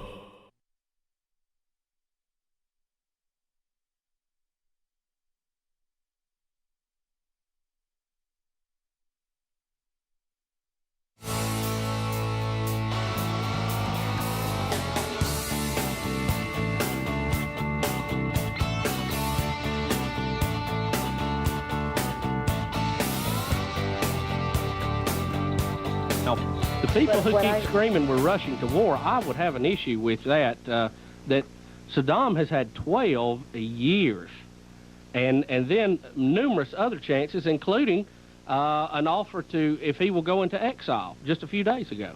So, but I have a problem with that also, and the problem is this: I can't understand why after we had eliminated bin Laden from Afghanistan, we allowed the Soviet-backed Arabs to take over that region, and the only destabilizing force in the Middle East was Saddam Hussein, and he was the one who's been fighting against the other Arabs, but it was for the intents of nation building. Gwen, I understand that too. Gwen, hang on, I'm losing you here a little bit. Still struggling a little bit on antibiotics. Now, in Afghanistan, we did what now? We removed bin Laden, yes, who had formerly been an American ally who, for some reason, turned against America. I have no idea what that was all about. Or he was an American ally? Yes, Bin Laden was? Yes, bin Laden was in 1990s. All through the 1990s, he was an American ally. He was the one, in fact, that we left in power in Afghanistan after the revolt with the Soviets, whose side we took. I couldn't understand why Clinton fought on the side of the Soviets in Bosnia. It seems like every time the Soviets can't I thought bin someone, Laden was from Saudi Arabia. Yes, he was. He's exiled. Yeah. But you're saying he fought with the freedom fighters in Afghanistan against the Russians, and we helped to arm them. All of a sudden, but he wasn't in charge. All of a sudden, he supposedly came over and bombed the World Trade Center. I still believe the Soviets are behind this. I believe the Soviets are behind the whole thing with Saddam Hussein. They had been his biggest ally. They had been supplying goods and services and arms to him, but all of a sudden, when he started to nation build and turn against the Soviets, we ended up in the midst of it. And remember that it was the Kurds. Can you hear me? Yes. Mm-hmm. Remember that it was the Coming Kurds in loud and clear. that used to fly into the United States and hijack our planes during the 1990s. What I think is so interesting about that is now the Kurds are the ones who are backing the United States against, what's his name, Saddam Hussein. They were also the ones fighting with the United States against bin Laden. And they were also the ones who, if you remember Jimmy Carter and what caused his administration to fall, they were the ones with Hezbollah and the rest of them who were also taking our men hostage during that crisis. It seems to me like we've got some Machiavellian politics hiding in here. Gwen, not sounding right. Gwen, you're not married to a guy named Tommy, are you, by chance? No, just checking. Yeah. I guess at the end of the day, do you think we should be removing Saddam Hussein or not? At the end of the day, if we can't find someone who's not Soviet-backed to put over that region, I think we need to leave him right where he is. So we should find someone who is Soviet-backed? No. We don't need somebody Soviet-backed. Unless we have someone who is not backed by the Soviets and who's a part of the Arab regime or the Kurds, we need to leave that man right where he is. Gwen, are you a history teacher by chance? Just believe it or not, yes.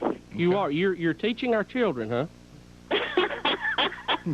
I don't teach them politics like that. This is my personal belief. I teach what's in the book and by the book. I'm not into that. Well, this is what I'm saying, though, is that because I know the history of that regime, right? Well, because I understand the history of that regime, I know that President Bush is doing what he believes is best, and like I say, I will always support him. Yes, well, I have always supported him. Well, if I could interject, and I'm going to oversimplify a little bit just because I can't pay attention that long. But that was tough for us, Glenn, but we just wanted to hear what you had on your mind. As a matter of fact, I drifted all the way out to the house that I'm moving into and started thinking about my entertainment center for just a minute. But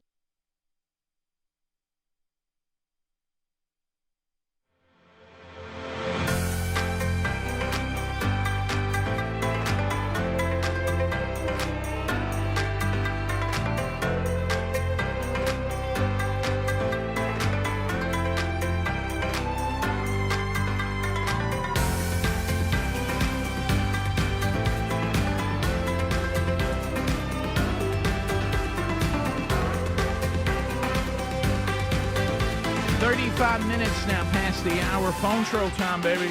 Speedy taking calls at 866-WE-BE-BIG. A phone troll means the line moves a little quicker. We open up all 10 lines, get a bigger sample, and then we chip away at it with our friend the buzzer that hits you at 30 seconds. No meaningless shout-outs, no shameless plugs. I have good news again. Just finished doing blood work for the doctor. And once again, the numbers, the last two times I've had blood and had a checkup with the doctor, the numbers better than they have been in my adult life. And just had another one that the doctor just said, I don't see any reason for us to do anything. Keep doing what you're doing. And let me tell you, we got an email just this week. Field of Greens plays a big role. It really, really has done so much for my life personally, just the way I feel, the energy that I have. But, really that's not something I should be surprised by, considering that we've been studying the human body for a long time, and we know that there's certain organic fruits and vegetables the body craves, the body needs for peak efficiency. Our vital organs, need a certain amount of nutrition that and a certain type of nutrition. And let's be honest, it's rare that we can pull that off on our own with all the things that are out there. So with Field of Greens, it's taking place. The body's getting what it wants. A lot of you are asking me about the 1 scoop, 2 scoop. They say, 1 scoop it could be fine. They would say don't do more than 2. It says 1 to 2 a day. I do 2. But, I'm a bigger fella and all that. 1 may be plenty for you. So why don't you go right now to fieldofgreens.com. They've got great flavors. It's delicious.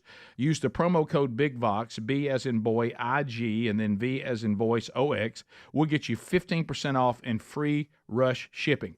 Had some of you email just yesterday saying, look, I'm in. I'm hearing these reports. I'm in. You need to be in too. You'll thank me for this. Go to rickandbubba.com under sponsors as well. All right, so to the phones we go. We'll start with Don in Kentucky. Trolling. Keep them phones a trolling. Here we come, phone trolling. Phone troll. Don, you're on. Go ahead. Hey, when you listen to Rush, for me, it was always the early music before all the synthesizers and everything. Yeah. I think All the World to Stage is their best album. Okay. Like it was all just guitar, drums, and bass. Okay. So that was. Yeah, I've never heard that album. Like I say, I'm a kind of a. No, they had an 80s run where they were a little too much synthesizer. Okay, all right. Okay. I'll give him that. Let's go to Brett in South Carolina. Brett, 30 seconds, go. Hey, gentlemen. How you doing? I'm all right. When you talk about Rush, everybody always talks about Neil, but I don't think Geddy gets the credit. When a man can play keyboards, bass with his feet, and sing at the same time, that's pretty talented. Yes. Yeah, there's a lot of talent. I've heard others say that because Neil Peart gets all the hype, but then there's others that know music pretty well that have told me all 3 of them are masterful at what they do. Oh yeah, absolutely. Yeah, all 3 of them. I really think the best drummer's Will Ferrell. Yeah, he's pretty good. I saw him in a direct drum off, and he clearly won. Right. Everybody knows that. Everybody knows that. Randy, and hey, we ain't got no band. Randy. Randy in Clanton listening on ZZK. Randy, go ahead. Hey, my name isn't Randy. I just like hearing y'all say that. Okay, good. That's cool. Me and my wife are going on a cruise. It's going to be in 2025 in April. I was wondering if y'all have any cruise stories or if y'all have ever been on one. Randy, have you ever listened to some of our best of bits from our cruise mishaps? We've had several. No. My honeymoon alone is quite the story. I think when it comes to cruising, I don't know if you've ever listened to the travel show with the Carries, but they have a lot of cruise information. It's really important. Now, it may be too late for you. The cruise line you choose is crucial. Every upgrade on the accommodations is worth it. Because buddy, they have some rooms on there, baby, that are. That's one I was in. They're literally a closet. To quote the great Mickey Dean, I had a V in the floor. I was so far in the bottom of the boat. Yes. Well, we'd heard all those horror stories, and then when we did the Rick and Bubba cruise, we went in, and I was expecting it to be a closet. We had this really nice room. Bubba, they put us in the Kathy Lee Gifford room. We were in the Kathy Lee Gifford room, and you remember what Mickey Dean said? I had so much room, I couldn't believe it. We had a guy waiting on us living in a closet. Mickey Dean said Rick and Bubba's accommodations are so good. There's a picture of their room in my room. But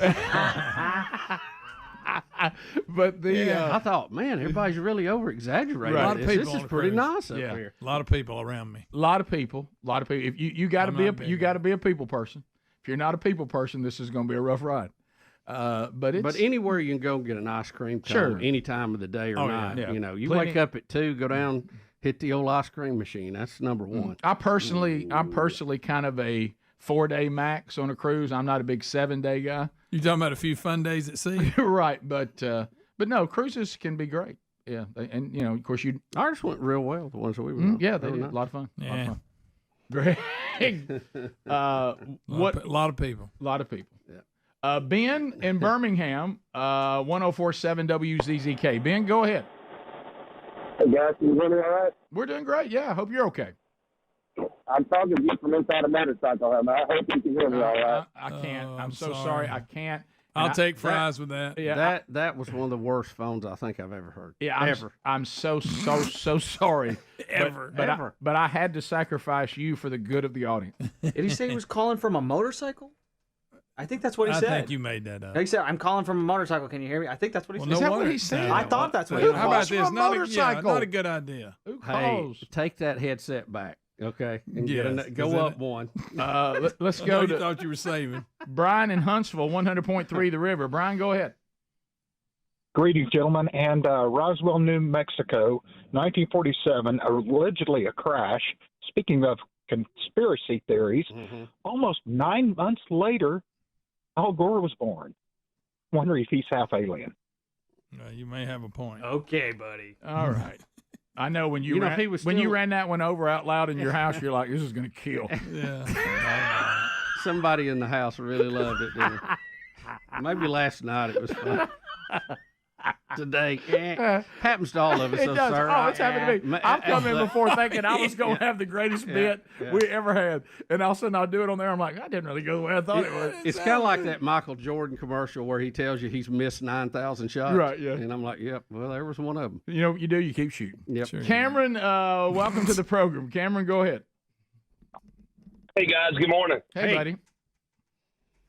Hey, y'all need to, really calm it down with, picking on Speedy for getting stuff for free. He's not the only one on the show that likes to get stuff for free. No, everybody likes free right. stuff. Yeah. Well, who's against free stuff? Yeah, but see what Speedy does. To get stuff for free too. He just has to steal it.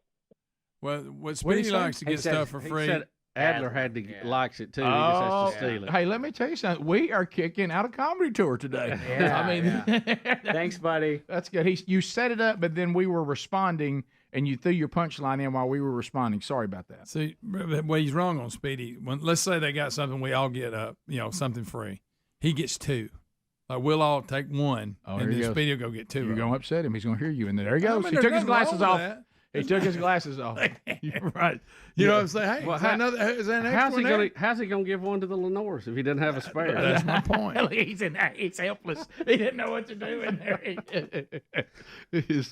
I got to be able to defend myself. He says that, and I'm in here locked in. I know. You're inside there. Hey, guys, we got a camera for everybody. Well, look, he's got 3. So we're just making stuff up. Well, I'm just are we improving? Greg said that. Okay. Greg said that. Just saying. Yeah, Thanks, right. Greg. Yeah, right. So I think the difference is, Greg, also you mentioned that, the difference is if someone says, here it is for free, I'll take it, but I'm also willing to buy it. I think that's the difference. Well, there you go. You know, it's either free or nothing. It's free or nothing. Look at look at the banker on Deal or No Deal. That's what it looks like. Let's go to well, I'm not going to take that one. Let's go to Daniel in Birmingham. Daniel, go ahead. Hey guys, I'm about to kill the mood. I used to be a middle school administrator in Northern Virginia, and I was told that I had to make an LGBTQ club, and it was funded with taxpayer dollars. I said, hey, I'm a Christian. I'm not sure about this. And I was told no one's going to stand up for you. Yeah, and that's the bad part. I mean, but in that case, and I don't know what you did, Daniel, we are clearly okay, that's what I thought. Good job. We're clearly told in Scripture when it comes down to the people, the government, whatever that may be, and they are calling us as followers of Christ to compromise Christ, so that's when it changes. There's no way. It's a no-go.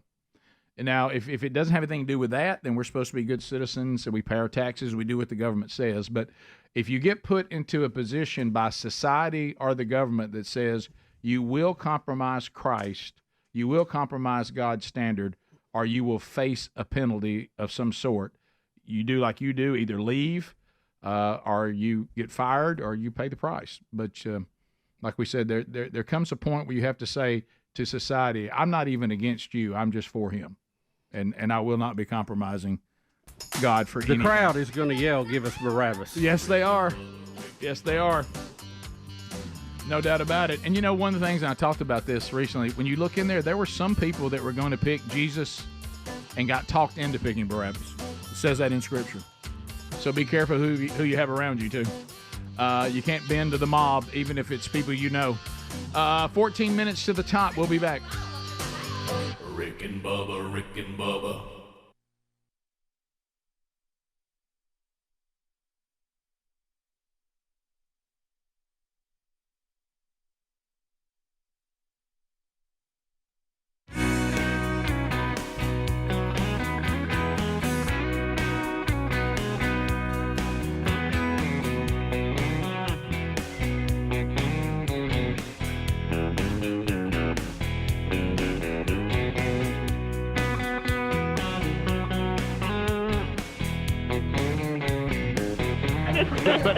But I will say this, you know, we did arm Afghanistan against the Soviet Union because we were at war with the Soviet Union, who was a danger to us, and that was fine. Still is. And we won the Cold War. I don't know that that part was in the. But I do remember when Putin came to visit Mr. Bush, he had said that America seems to have forgotten Putin. Yeah. He said that America seems to have forgotten that the Soviets are still a world power. Notice that who voted against us in every one of the campaigns? Yes, but the let me Soviet Union, Gwen, China. Okay, Gwen, that's just kind of a holdover from, hey, we can't agree with America. Yeah, Gwen, I agree with America, though. Gwen, I sat patiently. Yeah. And your point, I'm on just a second, but what I'm saying is we also were supportive of Saddam Hussein when he was against Iran because we wanted to defeat Iran. And we do that until you turn against us, as Afghanistan did when the Taliban took over, and as Saddam Hussein has done. That's why we go after them. Yes, we support them if they're on the same page with us. But when you turn against us and wage war on us, then we come back to shut you down. Now, I know that's probably oversimplified, but isn't that the bottom line? I agree with you on one of that, our problems, except for too, one Rick. thing. Thank you, Gwen. One of our problems is, historically, we did it right in World War II. Mm-hmm. We stayed in Germany, we stayed in Japan, got that society stable again so they could take care of themselves. In Afghanistan, we just helped and got out. Mm-hmm. So then these rogue groups took over. And that's why we're not leaving this time. We're trying to help them get back together, get a society, get a police force, some type of defense so they can take care of themselves and become a productive member of the world community. But you have to give us props when we armed Afghanistan to defeat the Soviet Union. It worked. By the way, they could not defeat them, and then we turned around and defeated them in a matter of days, which doesn't make me fear the Soviet Union too terribly much because they're not even as big as they were then, even close. It's just Russia now. It's just Russia now. So what I also say on that, a good one on our part, we armed you with weapons that worked against the Soviet Union, but not against us. Yes. And when they tried to fire on us, they wouldn't work. So give us some props on that. Yes. But we didn't. A little forethought there. How about this? We didn't completely trust you.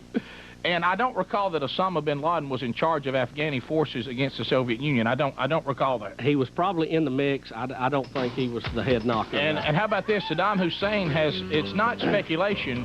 He himself said that he was part of the attack on America. That's not up for debate. He said it on his own tape, remember? Right. So remember him laughing about it at the dinner party? Right. But in the mud hut? Do we need to be careful about who we put in charge after we remove Saddam Hussein, Gwen? Yes, you're absolutely right on that. We'll be back 28 minutes past. Rick and Bubba, Rick.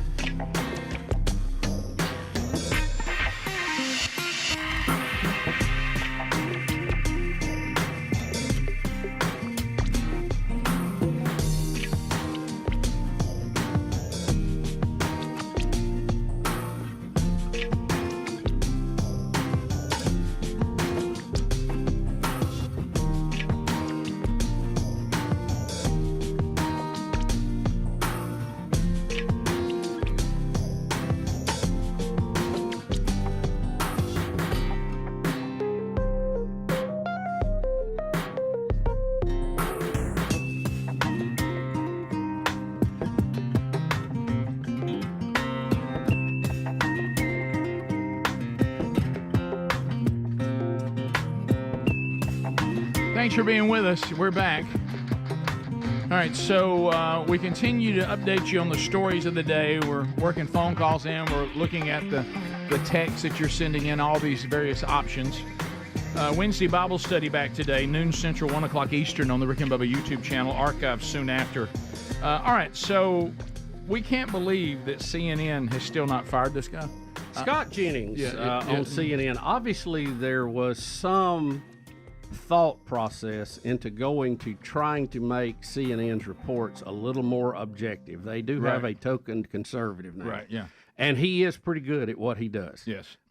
He's funny, and he delivers some great points. And we're all kind of surprised CNN has let him have as much airtime as he has. Is that what's going on, or does he have pictures of someone? I think you're right. Oh, I think they've seen the numbers of Fox and some of those, and go, guys, we gotta at least peel into some of this. I know that our recall is not as good as it once was, but did we not do a story that when the new management took over, that they said they were going to try to take this a little back to you remember they got rid of several of their hosts that have been way out there. You know, Don Lemon, they got rid of him, and 2 or 3 others. Yeah. All right. So here is CNN panelist Scott Jennings talking about Kamala and Tim Walz. So here we go. Is the line now going to be, well, why isn't she doing it by herself? Yeah, I do think people are going to bring that up. Look, I have great confidence in Dana and CNN to do this. I think it's incredibly weak sauce to show up with your running mate. The fact that they don't have enough confidence in her to let her sit herself, the actual top of the ticket, and do a single interview. In fact, I think the hand-wringing and the gyrations over this over the last month show troubling lack of confidence in her political ability, which also makes you wonder as a voter, well, what kind of president would you be if this kind of a small-time decision, can we do an interview or not, what does that look like for your decision-making process, so on? So, yes, I think Republicans are going to think it's pretty weak to show up with effectively someone to take up half the time. Yeah. Did you see there was one out yesterday, and I don't know how old it is, but it said, here is one of the reasons they don't let her just do unscripted interviews. And she was asked a very simple question, really a chance to go after Trump. And she just went off rambling and stumbling and bumbling. So next, he's going to really upset everybody. He's saying people that are demonizing Republicans for resisting the radical policies of the Biden-Harris presidency, these people should not be seen as weirdos. Yeah, and by the way, that's what they're doing to him in the interview, and he's defending it all. It's pretty good. Yeah, okay, here we go. And he's starting out, the very first thing he's talking about is January 6th. Yeah. Okay, all right. Sometimes you got to call a spade a spade. Because that happened does not mean I or Katie or any other Republican has to give up on every single value that we've ever had, whether it has to do with taxes or the court or any other policy. You're asking Republicans to turn over the government to absolute radical liberals over one day, and I'm not prepared to do it because I believe policy choices I believe they matter to the future of the country. And profound policy implications and decisions are coming from the next administration. I firmly believe if the Democrats win, and if they somehow keep control of the Senate, which I don't think is likely but is possible, they will eliminate the filibuster, and they will change this country in a way that we can never recover. That is important to me. What does that look like? I don't begrudge your viewpoint, but you cannot begrudge a Republican for wondering, hey, maybe it's not a great idea for us to drive off the left side of the road so far we can never find our way back. Begrudge anyone their opinion, their political opinion. If he wants to have that, that's fine. Here's what I'm telling you. If you continue to go out and browbeat every Republican in this country and say they're not a patriot or they're a disgrace, they're voting for a disgrace or whatever, it is going to backfire on Harris. But that's not what the Harris campaign is doing. What are you doing right now? Why would any Republican who believes in any of the old or new tenets of the Republican Party vote for Kamala Harris? She's going to pack the court. Remember, her voting record was as the most liberal senator. Her platform for president was as liberal or to the left of Bernie Sanders. Why would any Republican, how could they possibly reach the conclusion that by voting for this somehow returns us to the conservative way? It makes no sense. Okay. He can't be allowed to be on there any longer. No. Well, he's held his ground pretty well, but TikTok, they won't allow that to carry on. He's making too many good points. Yeah. The interview is this Thursday with Kamala and Tim Walz. Dana Bash from CNN is doing the interview. It is going to be taped, not live. Weak sauce. In Scott Jennings' words, that's weak sauce. What do y'all keep saying? Weak sauce? Yeah. What does that mean? It's not spicy? It's like saying, that's weak, man. That's just saying weak. I wish we wouldn't say sauce. You add sauce to it to make it like saucier, I think. Is that how we say it? It's weak? I don't like it. Weak sauce. Yeah, it's like Tim is her support animal. Yeah. Emotional support animal, yeah. Dana Bash will be too, because she's come out and just straight up lied on behalf of Kamala, saying she was not the border czar. She was never the border czar. She was. She was video 6. So we have a DNC volunteer that is telling us that Kamala is not going to get her vote. And that's interesting, right? Yeah, you got some Republicans that said they won't support Trump. That's true. So, Yeah. And she knows behind the scenes here. She sees how it's made. All right, here we go. Let's hear it. Okay, I'm going to get real in this, and it's probably going to piss some people off. Oh, wow. But I'm okay with that, because if I'm not being honest, then what else am I doing? Right. I just got back from the DNC where I signed up to volunteer. And when I initially had signed up to volunteer, Joe Biden was still the nominee. It wasn't yet Kamala Harris. I've worked in progressive politics for a long time. I have worked for many different Democratic candidates, Senate candidates, House candidates, even some Democratic organizations. And as the years have gone by, I found myself getting more and more disillusioned with the Democratic Party, although Until now, I've never said that out loud or anywhere public. And I just want to say that by saying this, I'm not necessarily saying that the other party is better. I'm just giving you my experience with working with the Democrats. Throughout my career, I've mostly done campaign fundraising, so I've seen it the way that it works behind the scenes. And I know that candidates spend 8, 9, 10 hours a day just calling donors and begging rich people for money. She goes on, but yeah, they don't care. They just want power. They need money. That's the goal. Staying in power is the goal. I'm not necessarily saying that the party is better. I'm not bragging. This is what happened. And we but see I've been that. behind the scenes. I can't vote for her. She's got that little end that goes up. She can't believe the Democrats don't actually care about her. They just care about power. Really? What? I see how it's made. We all have to grow up at some point. Top of the hour. Rick and Bubba, Rick and Bubba.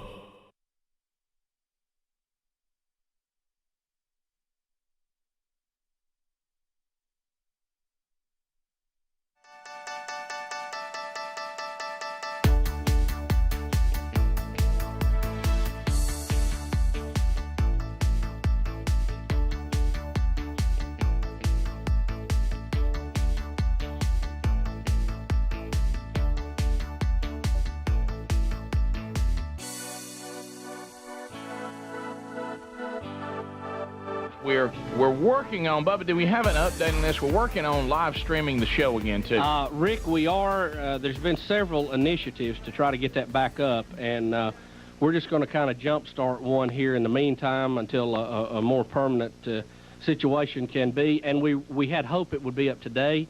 I'm told it may be tomorrow or Monday at the latest. Wow, but sometime in the next few days, we will have an internet feed up again. And, you know, the number one complaint we get by far and away is internet feed. So there's some legal issues there we've had to get around and one thing and another. But anyway, we're trying to bring that to you. It's very costly to do that, and we're just stepping up and trying to get that done. So we'll keep you updated on that. Also, Rick, we want to thank the people, the readers of the Times Daily. We were voted their favorite radio personality. That paper is in the Shoals area in North Alabama. And they actually, we won this a little while back, and we just got our award and wanted to thank everybody listening up in the Shoals area for their support of the Rick and Bubba Show. We're heard up there on 97.3. I'm sorry, 97.7. You know what I love about that is they went ahead, got it framed very nice for us, and sent us that. We've, because the audience has helped us win a number of those readers' polls in different papers. I wish we had one that nice for every one of them. Wouldn't that look cool? Yes, it would. We get sometimes pieces of paper, and we'll try to get those framed when we get a little better office situation. So thank y'all very much. Thank you very much. They're always important to us, and we don't take them for granted. We don't take you for granted. Thank you for being here. Well, look, the Public Choice Awards, to me, the People's Choice stuff is the most exciting because that's just straight up who you like, and here's what we say. So thank you very much. That's an honor. Let's go to the phones. We've got Brian is standing by in Due West, South Carolina. What's up, Brian? Good morning, y'all. How y'all doing? We're great. Thanks for watching on Turner Sound. Yes, sir. Hey, I just wanted to call in. I'm a former Marine. I was in Beirut, Lebanon in 1983 when the barracks got blown up over there. Oh, wow. And I can tell you, y'all were talking about yesterday about things to send in care packages over there to them. One of the best things that they can use, and we had in Beirut too, is like baby wipes, the wet ones. Yeah. They can use them to clean themselves up and their gear because they need them badly to clean their rifles up and get the sand out of them and the sand off of them because they don't get to take hot showers every morning like we do. Oh, I know. See, that would be the worst part to me because, how about this? I love to take a shower. Yeah, I do too. But when we were over there, I was there for 8.5 months, and we'd get a shower after the barracks. I was in a tent 500 yards away, and the shock wave from the explosion when the barracks got blown up blew our tent down. Oh, my gosh. But we didn't get to, after that, we got showers maybe once every 2 weeks or something. Oh, yeah. It was a terrible, terrible tragedy. Yeah. But, we gave Saddam a good wake-up call this morning, didn't we? Yeah, we did. Yeah, a little alarm clock went off. Good morning, Iraq. Yeah, right. By the way, the official name, Operation Iraqi Freedom. So So thanks, We kind Brian. of kept it simple this time. Yeah, I'm glad.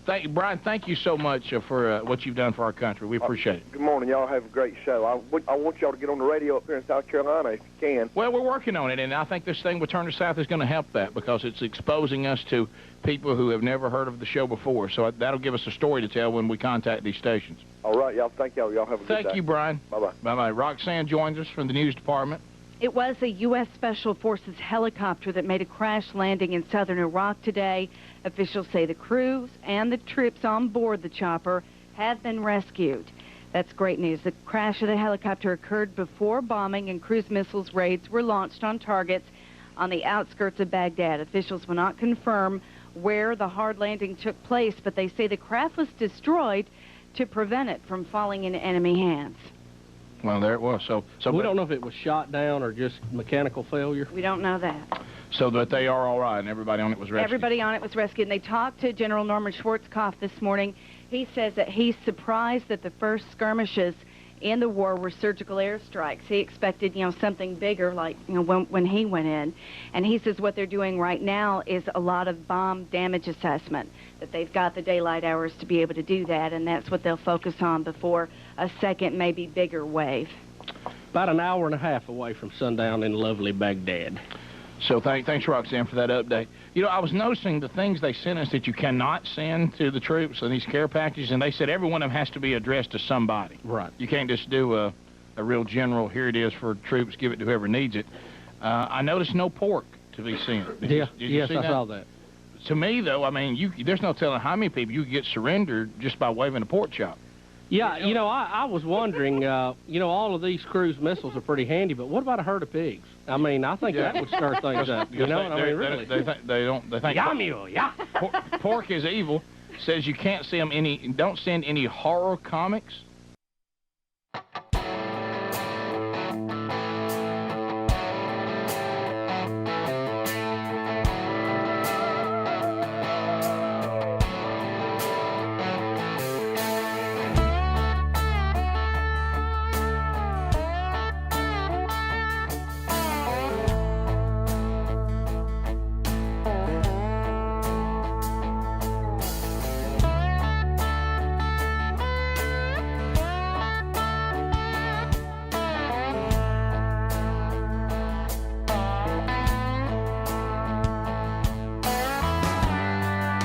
It is 6 minutes past the hour from the Big Boy Studios to the world. Right out of Sweet Home, Alabama. Looking forward to another hour spending that with you.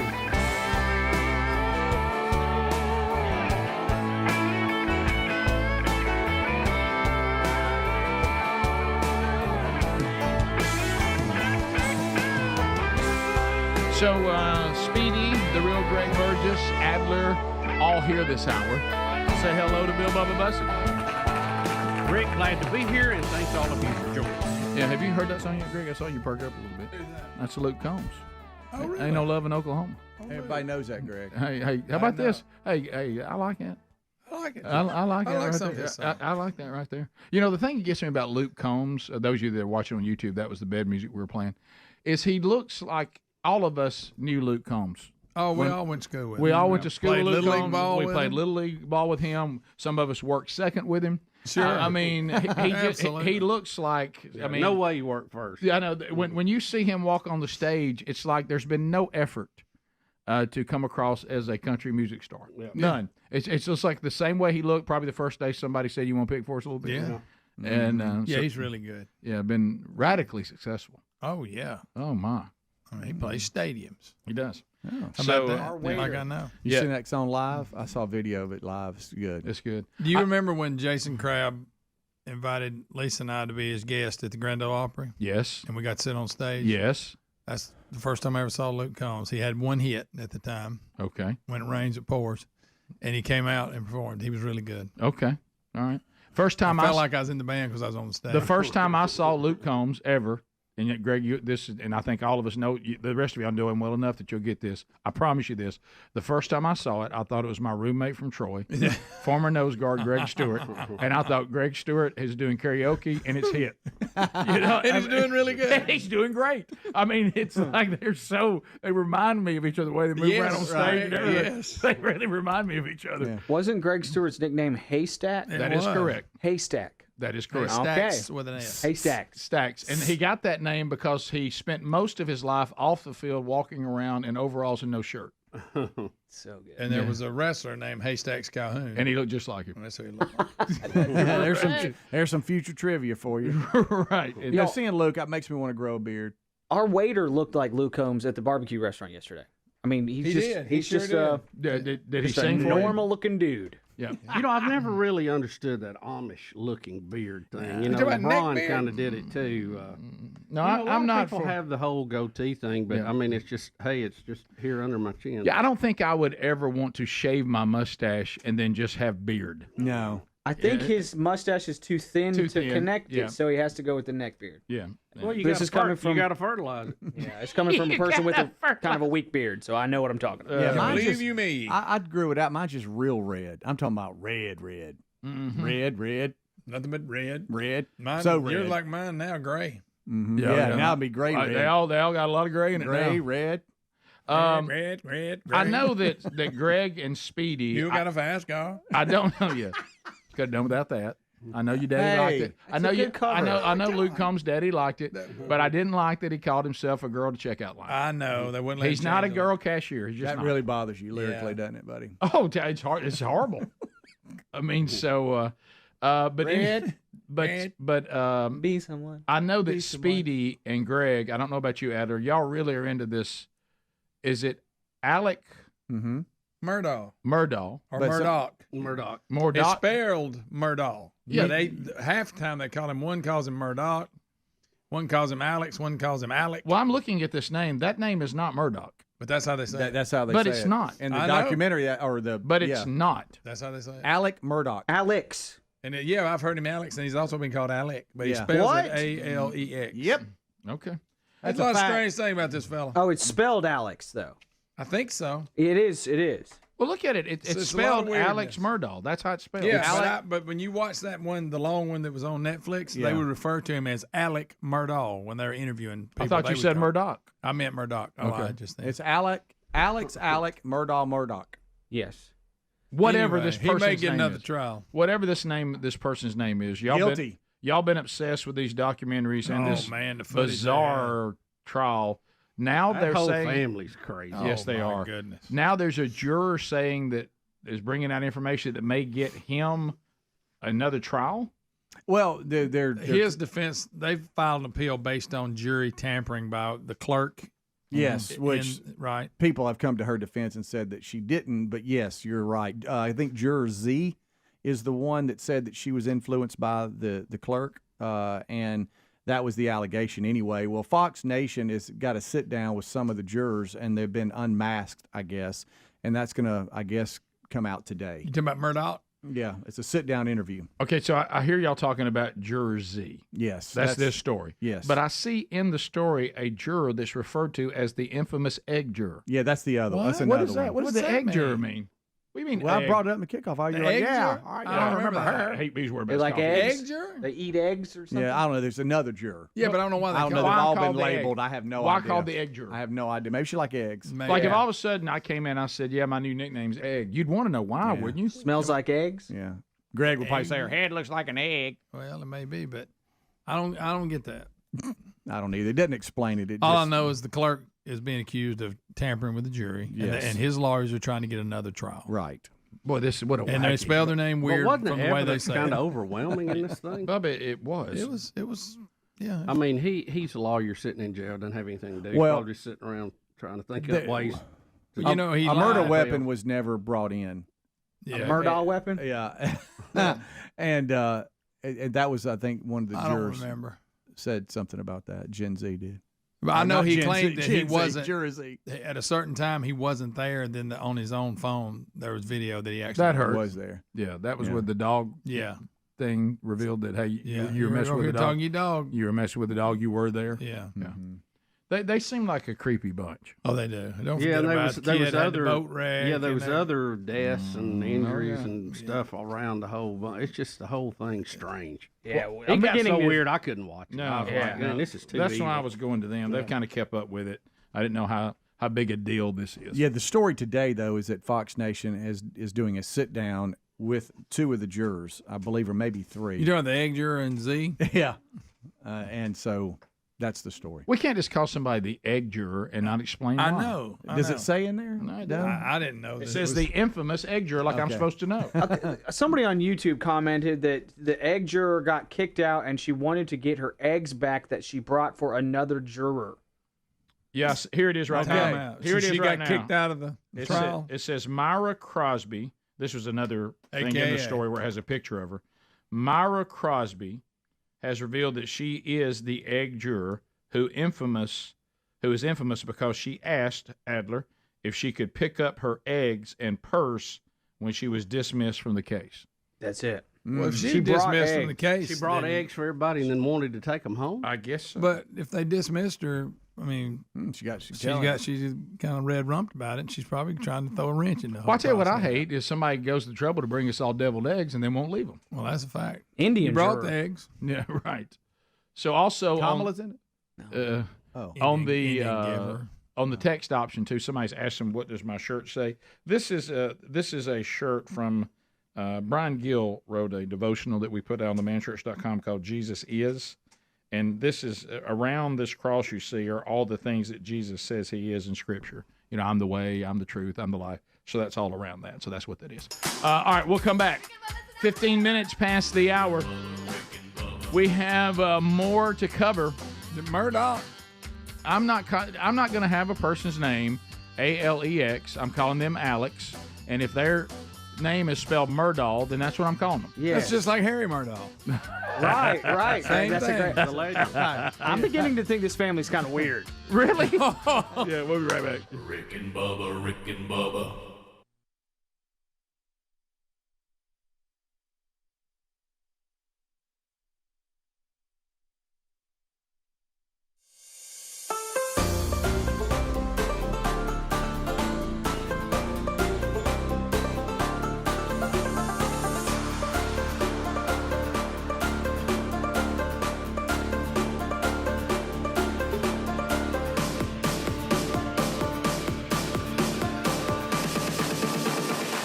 No horror comic books. Okay?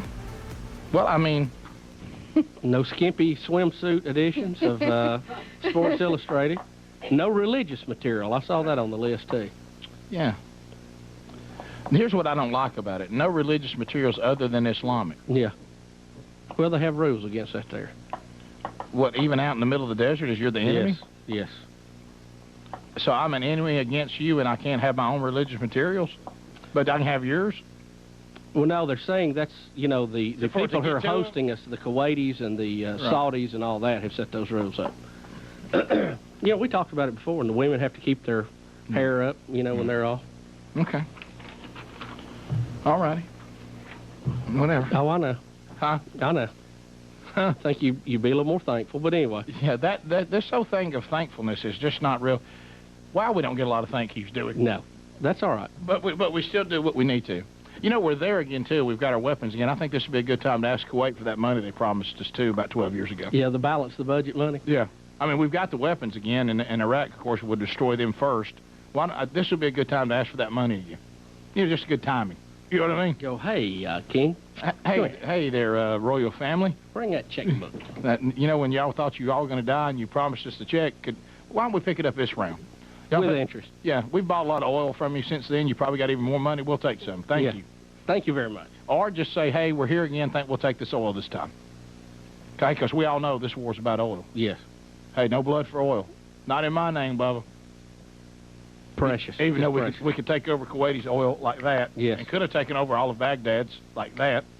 All of Iraq's last time and didn't. But this is about oil, baby. No, hey. I know.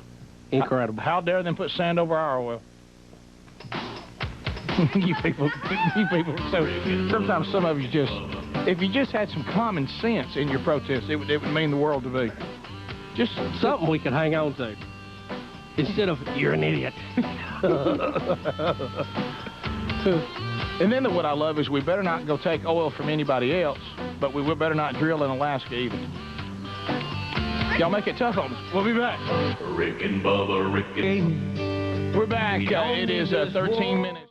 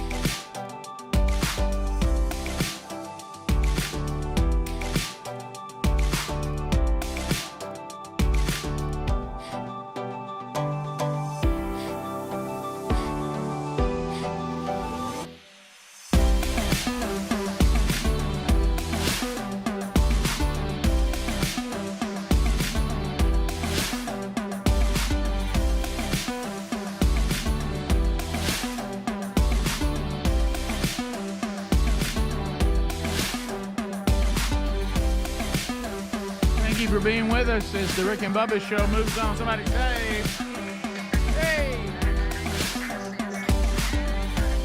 As we work our way back this weekend, we will be a 4-day weekend, a best-of show on Friday, a Rick and Bubba replay on Labor Day. Then when we come back, we roll right into September. So if you want to get some things on your calendar, so look at themanchurch.com, Sand Spring Baptist Church, Lawrenceburg, Kentucky. I had the honor of being there last year. Rich Wingo is coming this year. He'll do the Man Church gathering on Saturday night, and he'll actually be there for the Sunday morning service as well. On 9/11, Blake Prime will be at the Homewood Church of Christ in Birmingham, Alabama. Also, they're doing the men's discipleship strategy. On the 15th of September, is it Ocilla, Georgia? Is how you say that? Ocilla? Ocilla, Georgia? Lee Moore will be there. Ocilla? That's Ocilla. Ocilla Baptist Church there. Lee Moore will be there on the 15th. And then Scott Dawson in Sevierville, Tennessee. He'll be there at Connect Church on September 21st. They're doing a breakfast. I'll be at Shiloh Baptist Church for morning worship service, and then sticking around and doing the Man Church that afternoon at 5 in Rossville, Georgia. Or Rossville. You say Rossville? Rossville, Georgia. Shiloh Baptist Church coming up on the 22nd. Is it Roswell? Or no, it's Ville. So it's Rossville. Oh, that's right. I remember them saying that. Rossville, Georgia. Yeah. And then, ladies, y'all been asking when Sherry's going back out. Put September 24th on your calendar. She'll be at First Baptist Church in Pensacola, Florida. She'll be speaking at the women's event there on the 24th of September. So September's got a lot going on, and you can go ahead and get ready for that by going to those websites. So, Bubba, we have a funny story. Now, 9 years old, I wasn't ready for 9 years old. New York, a TV news helicopter. There was a child that was reported missing. I was not prepared for the kid to only be 9. 9 years old, his parents or his mom reported him missing. So when a TV news helicopter went to try to help find the kid, you won't believe what they discovered. Adler has the news package, and here is the news story. New York City elementary school student already has a case of the back-to-school blues, apparently. The 9-year-old boy was reported missing Thursday when he didn't show up to his school. A TV news helicopter from our New York station WCBS flew over the boy's building and spotted someone fitting his description on the roof. There he is, with an officer. The boy was seen playing an iPad while lounging in a chair. Station employees called police. The boy picked up his iPad and a backpack, left with the officer who had just arrived on the rooftop. As you can see, the officer waved to the chopper, and they were off. Wow. The kid was cutting school. That's all it was. 9 years old. Everybody out looking for him. His mama thinks he's going to school. He just goes up on the roof of the apartment where they have a lounge area. He's up there playing with his iPad. Well, a long day. He's kind of like us. He doesn't think school needs to start till after Labor Day. Right. I agree. But I remember Hooky cutting class. 9 years old. I mean that's really, really young to already be cutting class. Well, y'all able to news. He's got a lot ahead of him. Yeah, he does. Now, Greg said y'all weren't able to really do that with both parents in the system. No, we couldn't skip. Both of our parents worked at school. I know this one right here found a way. Well, it was hard, but we still did it, as you can imagine. You had to at least show up for the morning roll call, though. Yeah. Well, we would tell you what we would do a lot of times is because Dad was the coach and athletic director, so there was a lot of accountability on that last period of the day.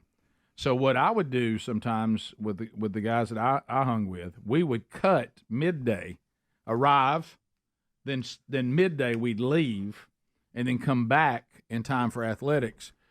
And one of the most brilliant moves that I ever pulled off on that, because a lot of times, I know this sounds weird when you think about teenage boys, they don't think things through a lot. No. You don't necessarily have to have a plan. And so I tell you, this was the extent of our plan many times. It's a really beautiful day. Yeah. How can anyone expect us to be in class? Right. Yeah. And so we got there for homeroom, cut, and as we were working our way back trying to make athletics, we needed to get into that class right before athletics. All my friends began to ask, what are we going to do? How are we going to get back into class? And I said, I don't really know, but let's just keep walking toward the school. And we spotted Coach Houston, who was the offense and defensive line coach of the high school. We were moving from one field house to a new field house, so they were pulling lockers out and moving them to the new field house because they wanted to use this now available space for something else. And these were old, kind of ratty lockers. Well, all of a sudden I just said, look, I know coaches. If they act like they got to do a class, really, all they're worried about is football. There's nothing greater than to have a coach as one of your coaches. One of your teachers. Yeah. And so I just said, everybody grab a locker. So we all grabbed lockers, and I said, now take the dust and just put it all over you, like we've been doing this a lot. And they grabbed a locker. We were over there putting in the truck, and we turned around. Coach Houston just kind of looked at us. And I said, hey, Coach, we'll need a pass to get back into class. He said, y'all been helping me move these lockers? And I said, well, yeah, you want someone else to come help move them. And he's like, and he kind of looked at me like I didn't feel right. And then he saw how dirty we were and all that. And he wrote us a pass back to class. Rick. I got to ask a question, though. Was it worth going through all that? It was. It was. It really was. It was a great day. It was. And another time we got, and then, of course, you remember what we would always do with the honesty thing. I would be walking the campus, not leaving it, just cutting class. And you would see like an assistant principal, and they were never ready for this kind of honesty. Hey, Burgess, what are you doing? And I'd say, I'll just cut in class. And they go, find out where you're supposed to be and get there. They just wouldn't believe you just say that, and so then we also had that Hardee's that wasn't far from school. And they were the first ones to have biscuits in the morning. Oh, you remember the steak biscuit from Hardee's? And we'd run between homeroom and there and get a biscuit and come back. Oh, yeah. Well, see, our school was on the campus of the university, and they had places to eat. And when you were a senior, you could go off. Really? Yeah. Yeah, till you get in trouble over something, they take it away. Would you ever leave and then not come back, Bubba, disappear? I had so many places to go, it was not a problem. It was easy. You had so many options. So we didn't have the you know how our school was set. I had trade school. I had college classes. You could cause all kinds of confusion. Classes. I had athletics in the afternoon. I was moving so much, everybody expected to see me out. Right. Yes, that was. If they didn't see me out, they got worried. Well, our lunches were very regimented because of something happened in 1979. What happened? Called the food fight of 1979. In the middle of that. Oh, wow. So all of our lunch. We had to start walking to lunch with our teacher. Yeah, every privilege, like Bubba talked about, that our upperclassmen once had was taken away. Thanks, Rick. Well, I wasn't part of that. I was aware of it. Did not throw any food. I know somebody who did, and he sits right over on the other side of Bubba. Oh, yeah. Saw you throw it. I didn't get caught, though. Saw you. Yeah. No, I'll pay the price for what you did. Yeah. I appreciate you not turning me in. You started it, and little baby I didn't brother. start it. I didn't start it. I hurled like a milk carton and a hamburger. Something like that. I can still see Greg's chocolate milk carton. It was spinning. It was cutting in. It was spinning, and milk was shooting out of it as it hit somebody. That's a better weapon when it does that. Bubba's like proud a of cluster it. bomb. I was proud I got away with it. Bubba's favorite was the teacher, the male teacher that stood up and didn't think through that he didn't have the numbers. Yeah. And he didn't realize how many people could hit him and never be caught. And he stood up to stop it and just got pelted. I've never seen a teacher get hit with so much food. I never thought it would happen. Everybody was talking it up. But when it cut loose, it looked like something from a movie. It was unbelievable. It was unreal. Let me tell you when you know it's a bad day, when you walk in there and your teacher's getting pork and beans off her glasses. It's about to get real bad. It didn't last long, but man, it was a lot of activity. How did you keep everybody quiet? I did not do. I promise you, I got punished for that. You severely. escalated it, though, Rick. No. You didn't start it, but you escalated it. Why'd you get punished, Rick? Are you saying if You something planned happened at the it, but circus, you gonna blame P.T. Barnum? Is that what y'all were saying? Yeah, pretty much. Okay. He might not have rode the elephant, but he put it in there, didn't he? Rick and Bubba, Rick and Bubba.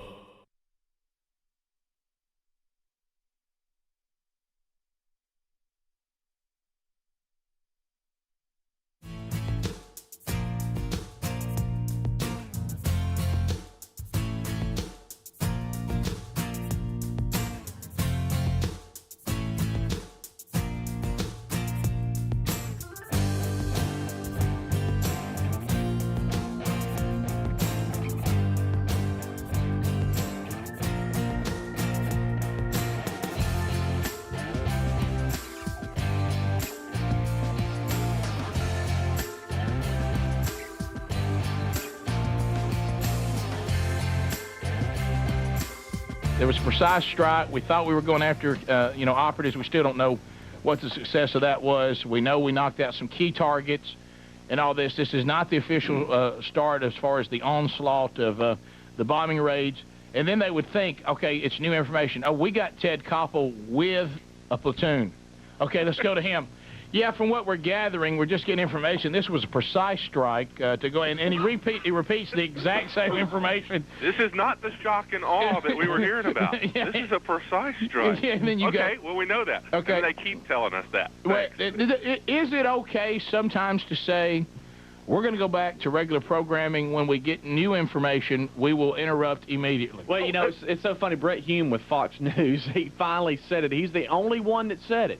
He said, okay, well, I think this story's over. He said basically it was a strike of opportunity. It was a very CIA. They knew where the top 5 leaders were hanging out. They've been tracking all the top 5 leaders for like 4 or 5 weeks. And this was an opportunity where they felt like they could either take out one of the top 5 or maybe they were all meeting together. And so this story's over. It's so funny. Did he call it? Yes. I like that. Let me ask this. How long does a breaking news banner get to stay up there? I mean, when does it? Don't you think that it's not breaking news anymore? Maybe after an hour. Can I say that some of the news sources are guilty of the news team that cried breaking news? Because now they all want to be first. Well, I've noticed now that they leave breaking news, special reports up all the time. I mean, I'm talking about even before the war started. Right. How about breaking news and special report is now, I think, the name of a show. Yeah. Because it's up there all the time, so I don't even freak out. Right. It'd be like y'all putting up severe weather alert and putting it at the bottom of the page all the time. 365 days a year. Well, it's like this morning I woke up before I left to come here. It's early, 4 o'clock Central, and so I turn on the television, and the first thing I see is, like John said, breaking news, and then under that, the little title said, President Bush addressed the nation last night. And I went, well, that's not breaking. Yeah, I saw that. I knew that. You know, it's like that happened 10 hours ago. Come on now. And then I love when it goes to the point where the reporters start, here's what would have happened if this were the official. Right. You know, now where I'm standing now, you hear birds, but if this had been what we thought it was, man, I'd be hearing all kinds of stuff right now. Yeah, And I'd have some shots to show you instead of this one building that all 8 of us are showing you. Right. You know, that same building that, by the way, has somewhat of a phallic look to it. I didn't want to get into that. Yeah. There came a point where I went, can we scan to something else? Yeah. I felt like I'm looking at that controversial cover of The Little Mermaid. Okay, so I'm beginning to see things here. Oh shoot, your network ABC last night. You know, none of this is funny, but sometimes it's entertaining when the anchors are live and they're trying to make something out of nothing. And they had talked about what we are just saying for about 30 minutes. You know, and every one of them wanted to let you hear the audio of when all the missiles hit and everything. And that was a nice new touch. Yeah, I enjoyed that. Yeah, and ABC was sitting there, and then all of a sudden you could hear somebody was saying something in their ear, like, "Hey, it's cranking up again." He said, "Oh, okay, all right, let's go back live. This is a live scene over Baghdad. Let's take a listen." And all you could hear was. And look, and the quote by the anchor was, "Looks like it's woken all the dogs up." You know, I mean, that's all he had. But you could hear it's like. Yeah, and John, since you work, is there anything worse for you to get in the old earpiece information that is not correct? Oh yeah, that's a good feeling, isn't it? Or the other thing, you get like half of what they said because you were talking and they're trying to talk to you at the same time, and so you get the, Andy said that they were going there. What? Yeah. Well, Brett Hume and Shepard Smith last night, I could tell they were getting disgusted by the fact that people were talking in their ear, and then like halfway through them talking, it's like you could tell that finally they just took it out of their ear and laid it down like, "Hey, look, you're gonna have to deal with me. I am talking. I just need to get through this report." Yeah. And you remember that famous? Was it the last Gulf War? Was it the Millennium? I don't.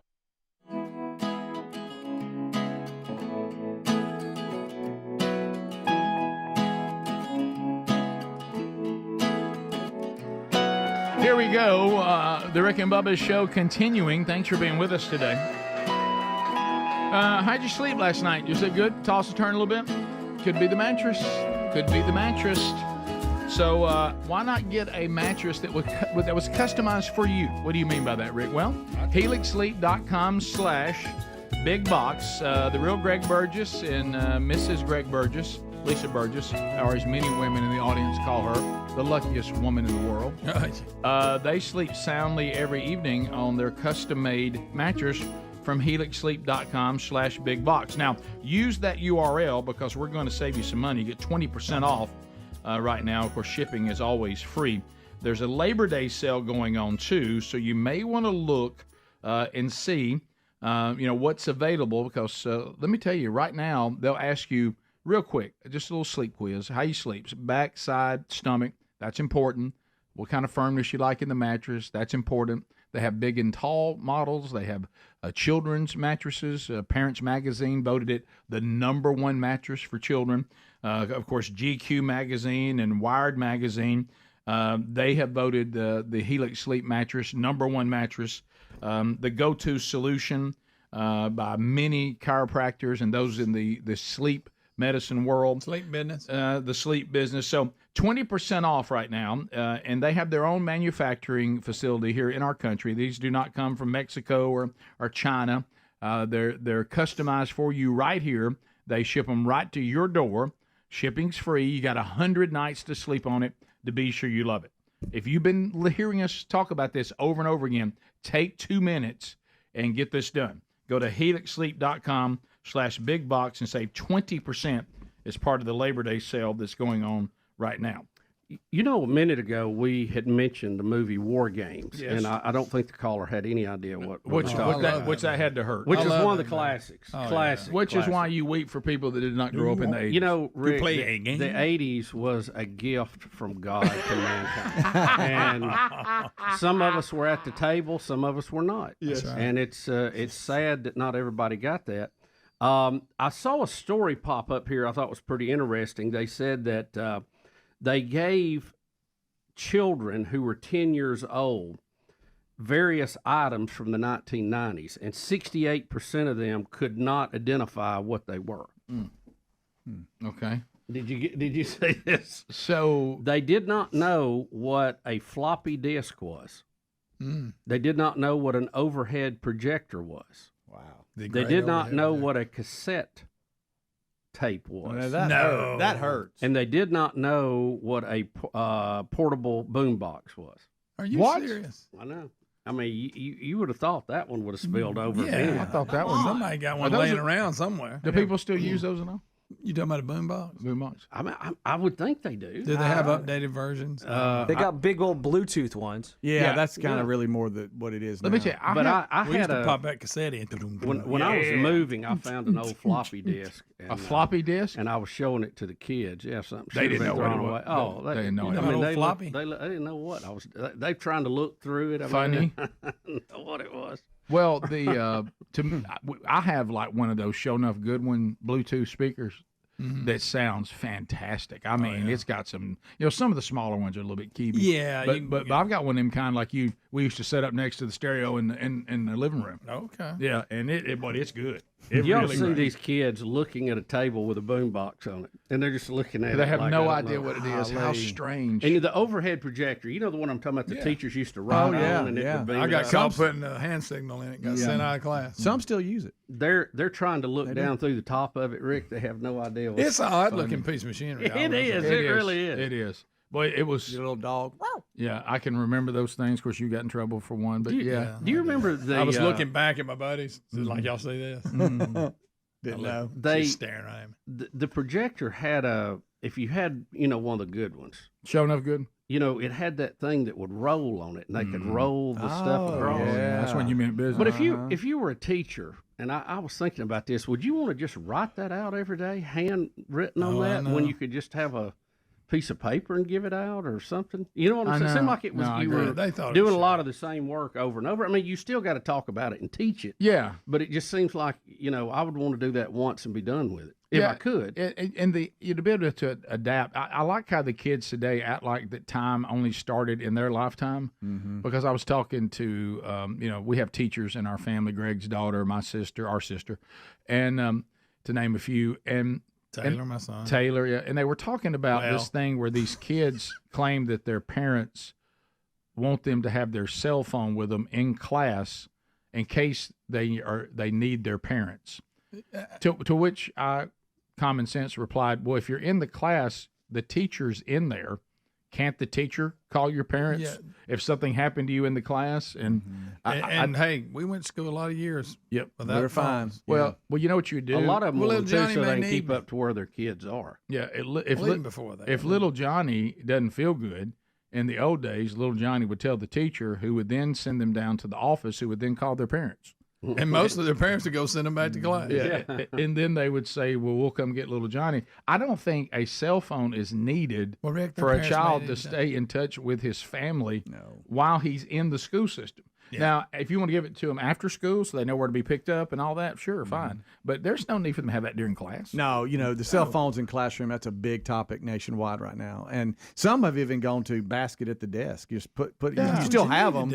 Just turn them off, put them in basket at the desk. That way you're not distracted in class. We call that the Derek Jeter. Yeah, just pick it up on the way out. If you have an emergency in the school, God forbid, some kind of shooter or something, I mean, they would come in handy, I would think. But we'll go to the basket up front. I still think everybody involved in the administration of the school could readily get the word out, and then after we take cover, I guess we can hand them out. But there's no reason for a student to be sitting at a desk and need their cell phone on and ready to go. I mean, there's no reason for that. So in this study about these things the kids didn't know, they list some other things, wanting to know if people knew what they were. Fax machine. We remember fax machines, right? Some people, by the way, still try to use them. Use those. I'm like, can you come on into the new millennium? Portable CD players, which was a little later in the chain of things. The Walkman. A lot of people just look at them. Most of them are round, because they played around. I had the cassette version of the Walkman. They had the cassette in it. But VHS tape, that was another thing that was. They said some people don't know what it is. A pager. Now there's a great pager. The pager. Just a little one you clip on your pocket that gives you the number. A beeper. A lot of people called them. Did you tell me they tried to show them a payphone?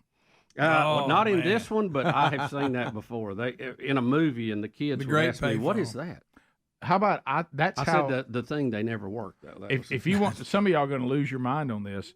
The first dorm I ever stayed in, the only way I could communicate with my parents was to go into the hall and call them on a payphone. Yeah.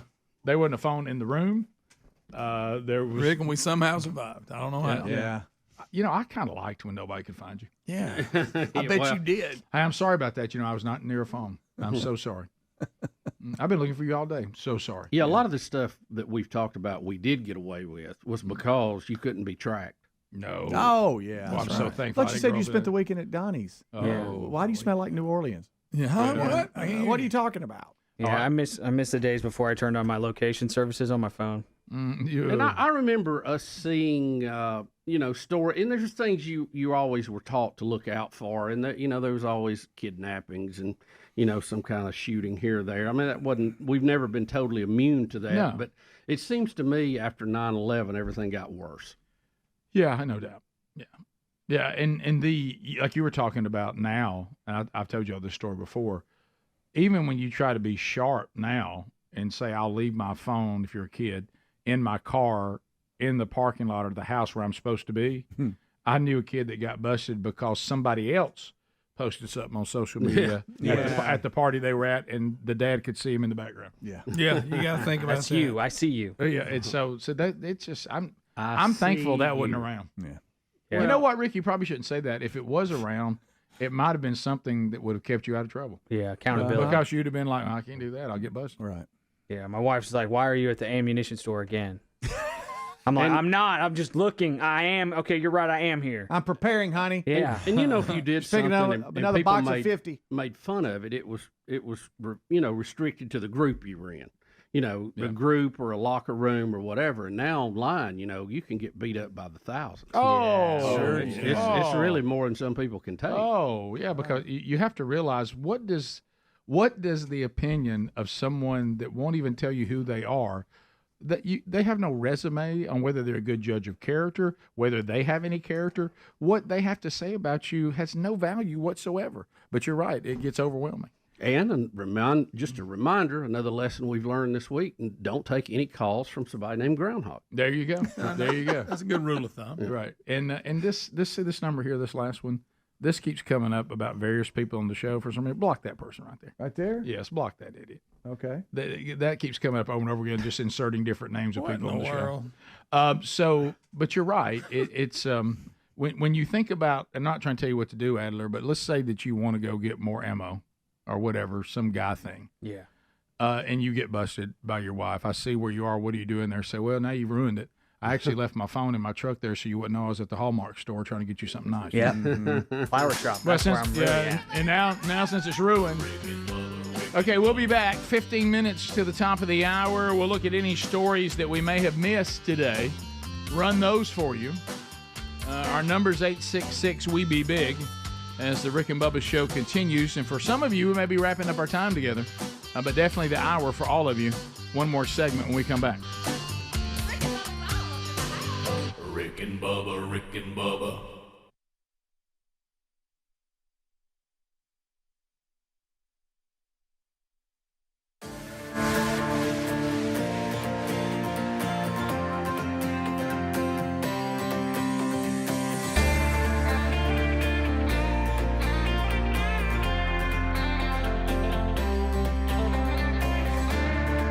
Remember the time that Peter Jennings says, okay, I'm going to be quiet, and I'm going to sit here until y'all decide what y'all want me to do. Yeah. You remember that? Yes.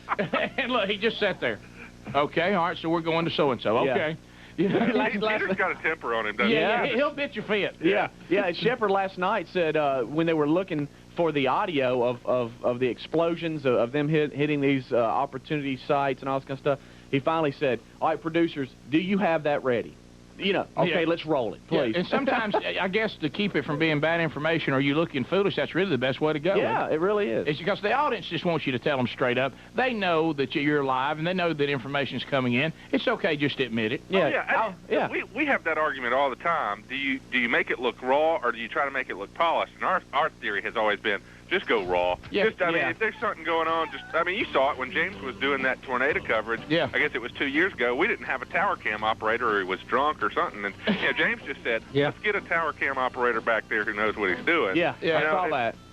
Hey, John, just in a nutshell, is the rain over for the Southeast? Pretty much. We may have one more round of severe weather there on the eastern side of Alabama into Georgia this afternoon. We'll watch that. But otherwise, looks like a great forecast for the weekend. Temperatures into the 70s.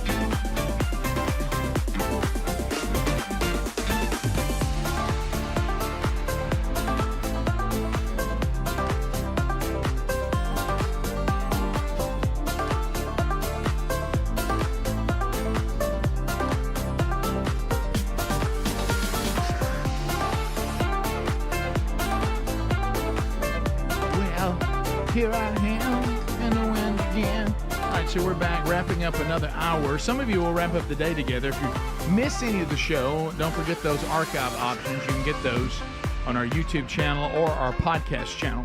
Also, entire shows are archived on our TuneIn app as well. All right, so a couple of things, headlines to hit before we go and wrap this hour up. Bubba, we have another excerpt today.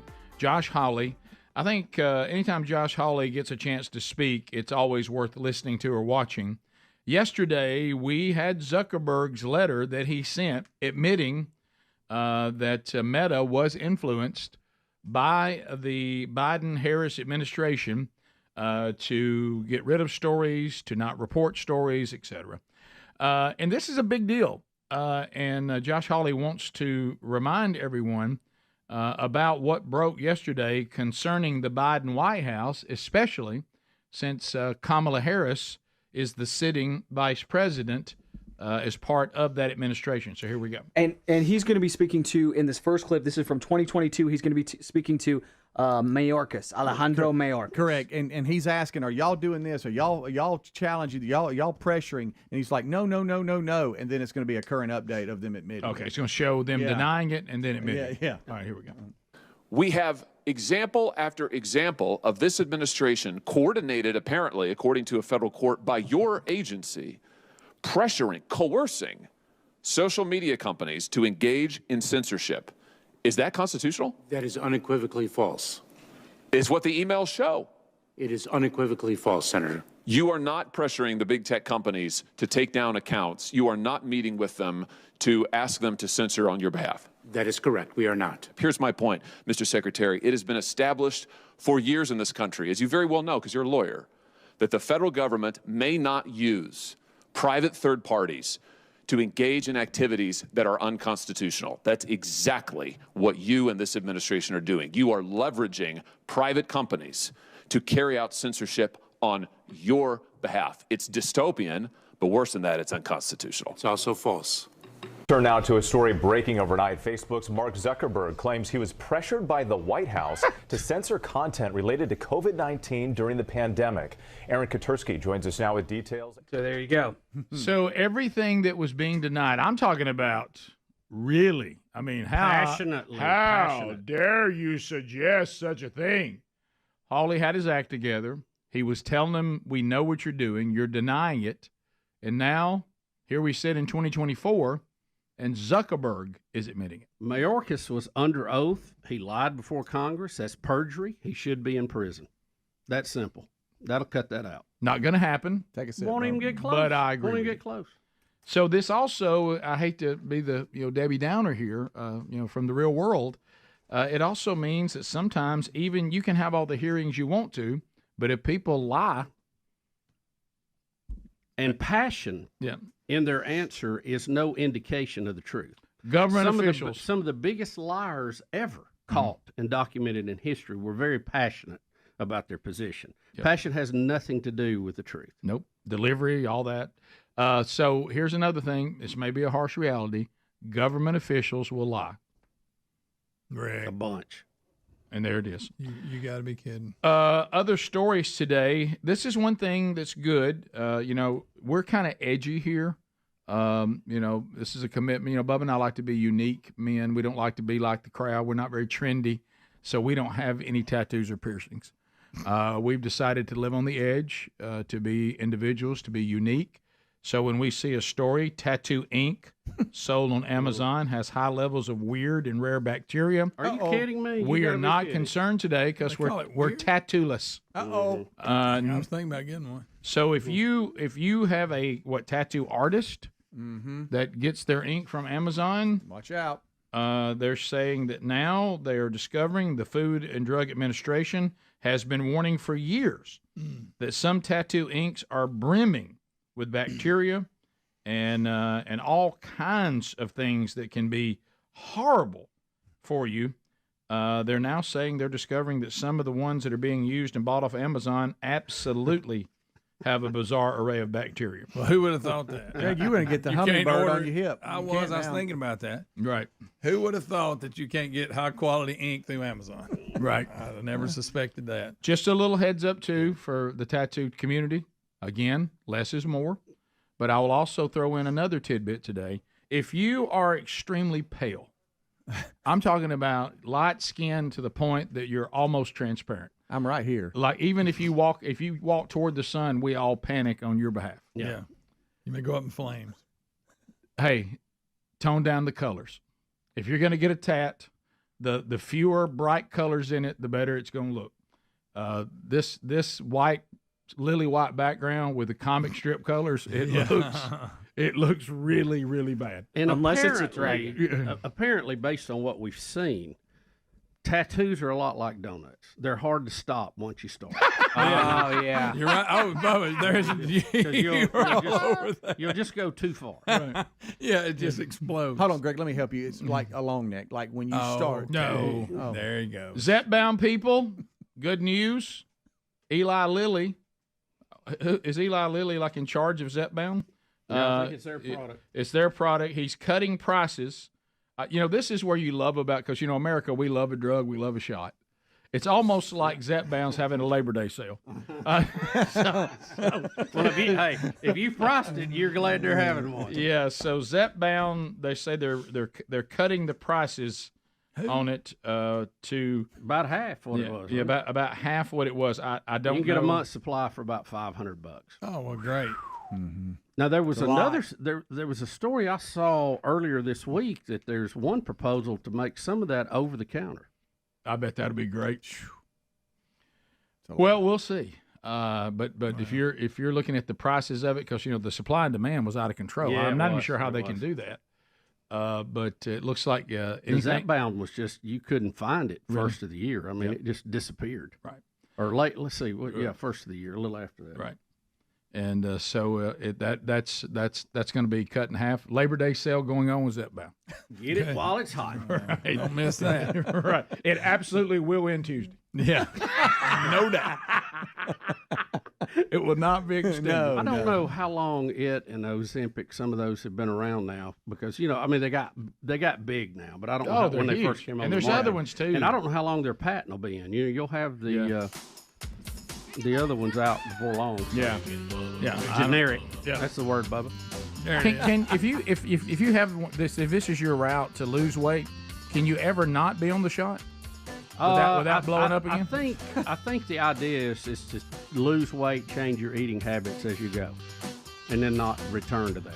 Okay. But that's not always the case. No, usually not. Top of the hour. Rick and Bubba, Rick and Bubba.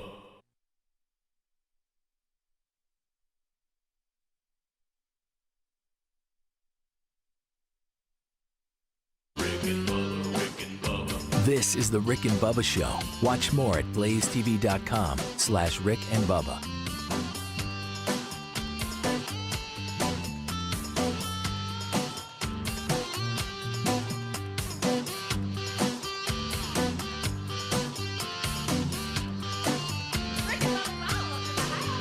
Rick and Bubba, Rick and Bubba.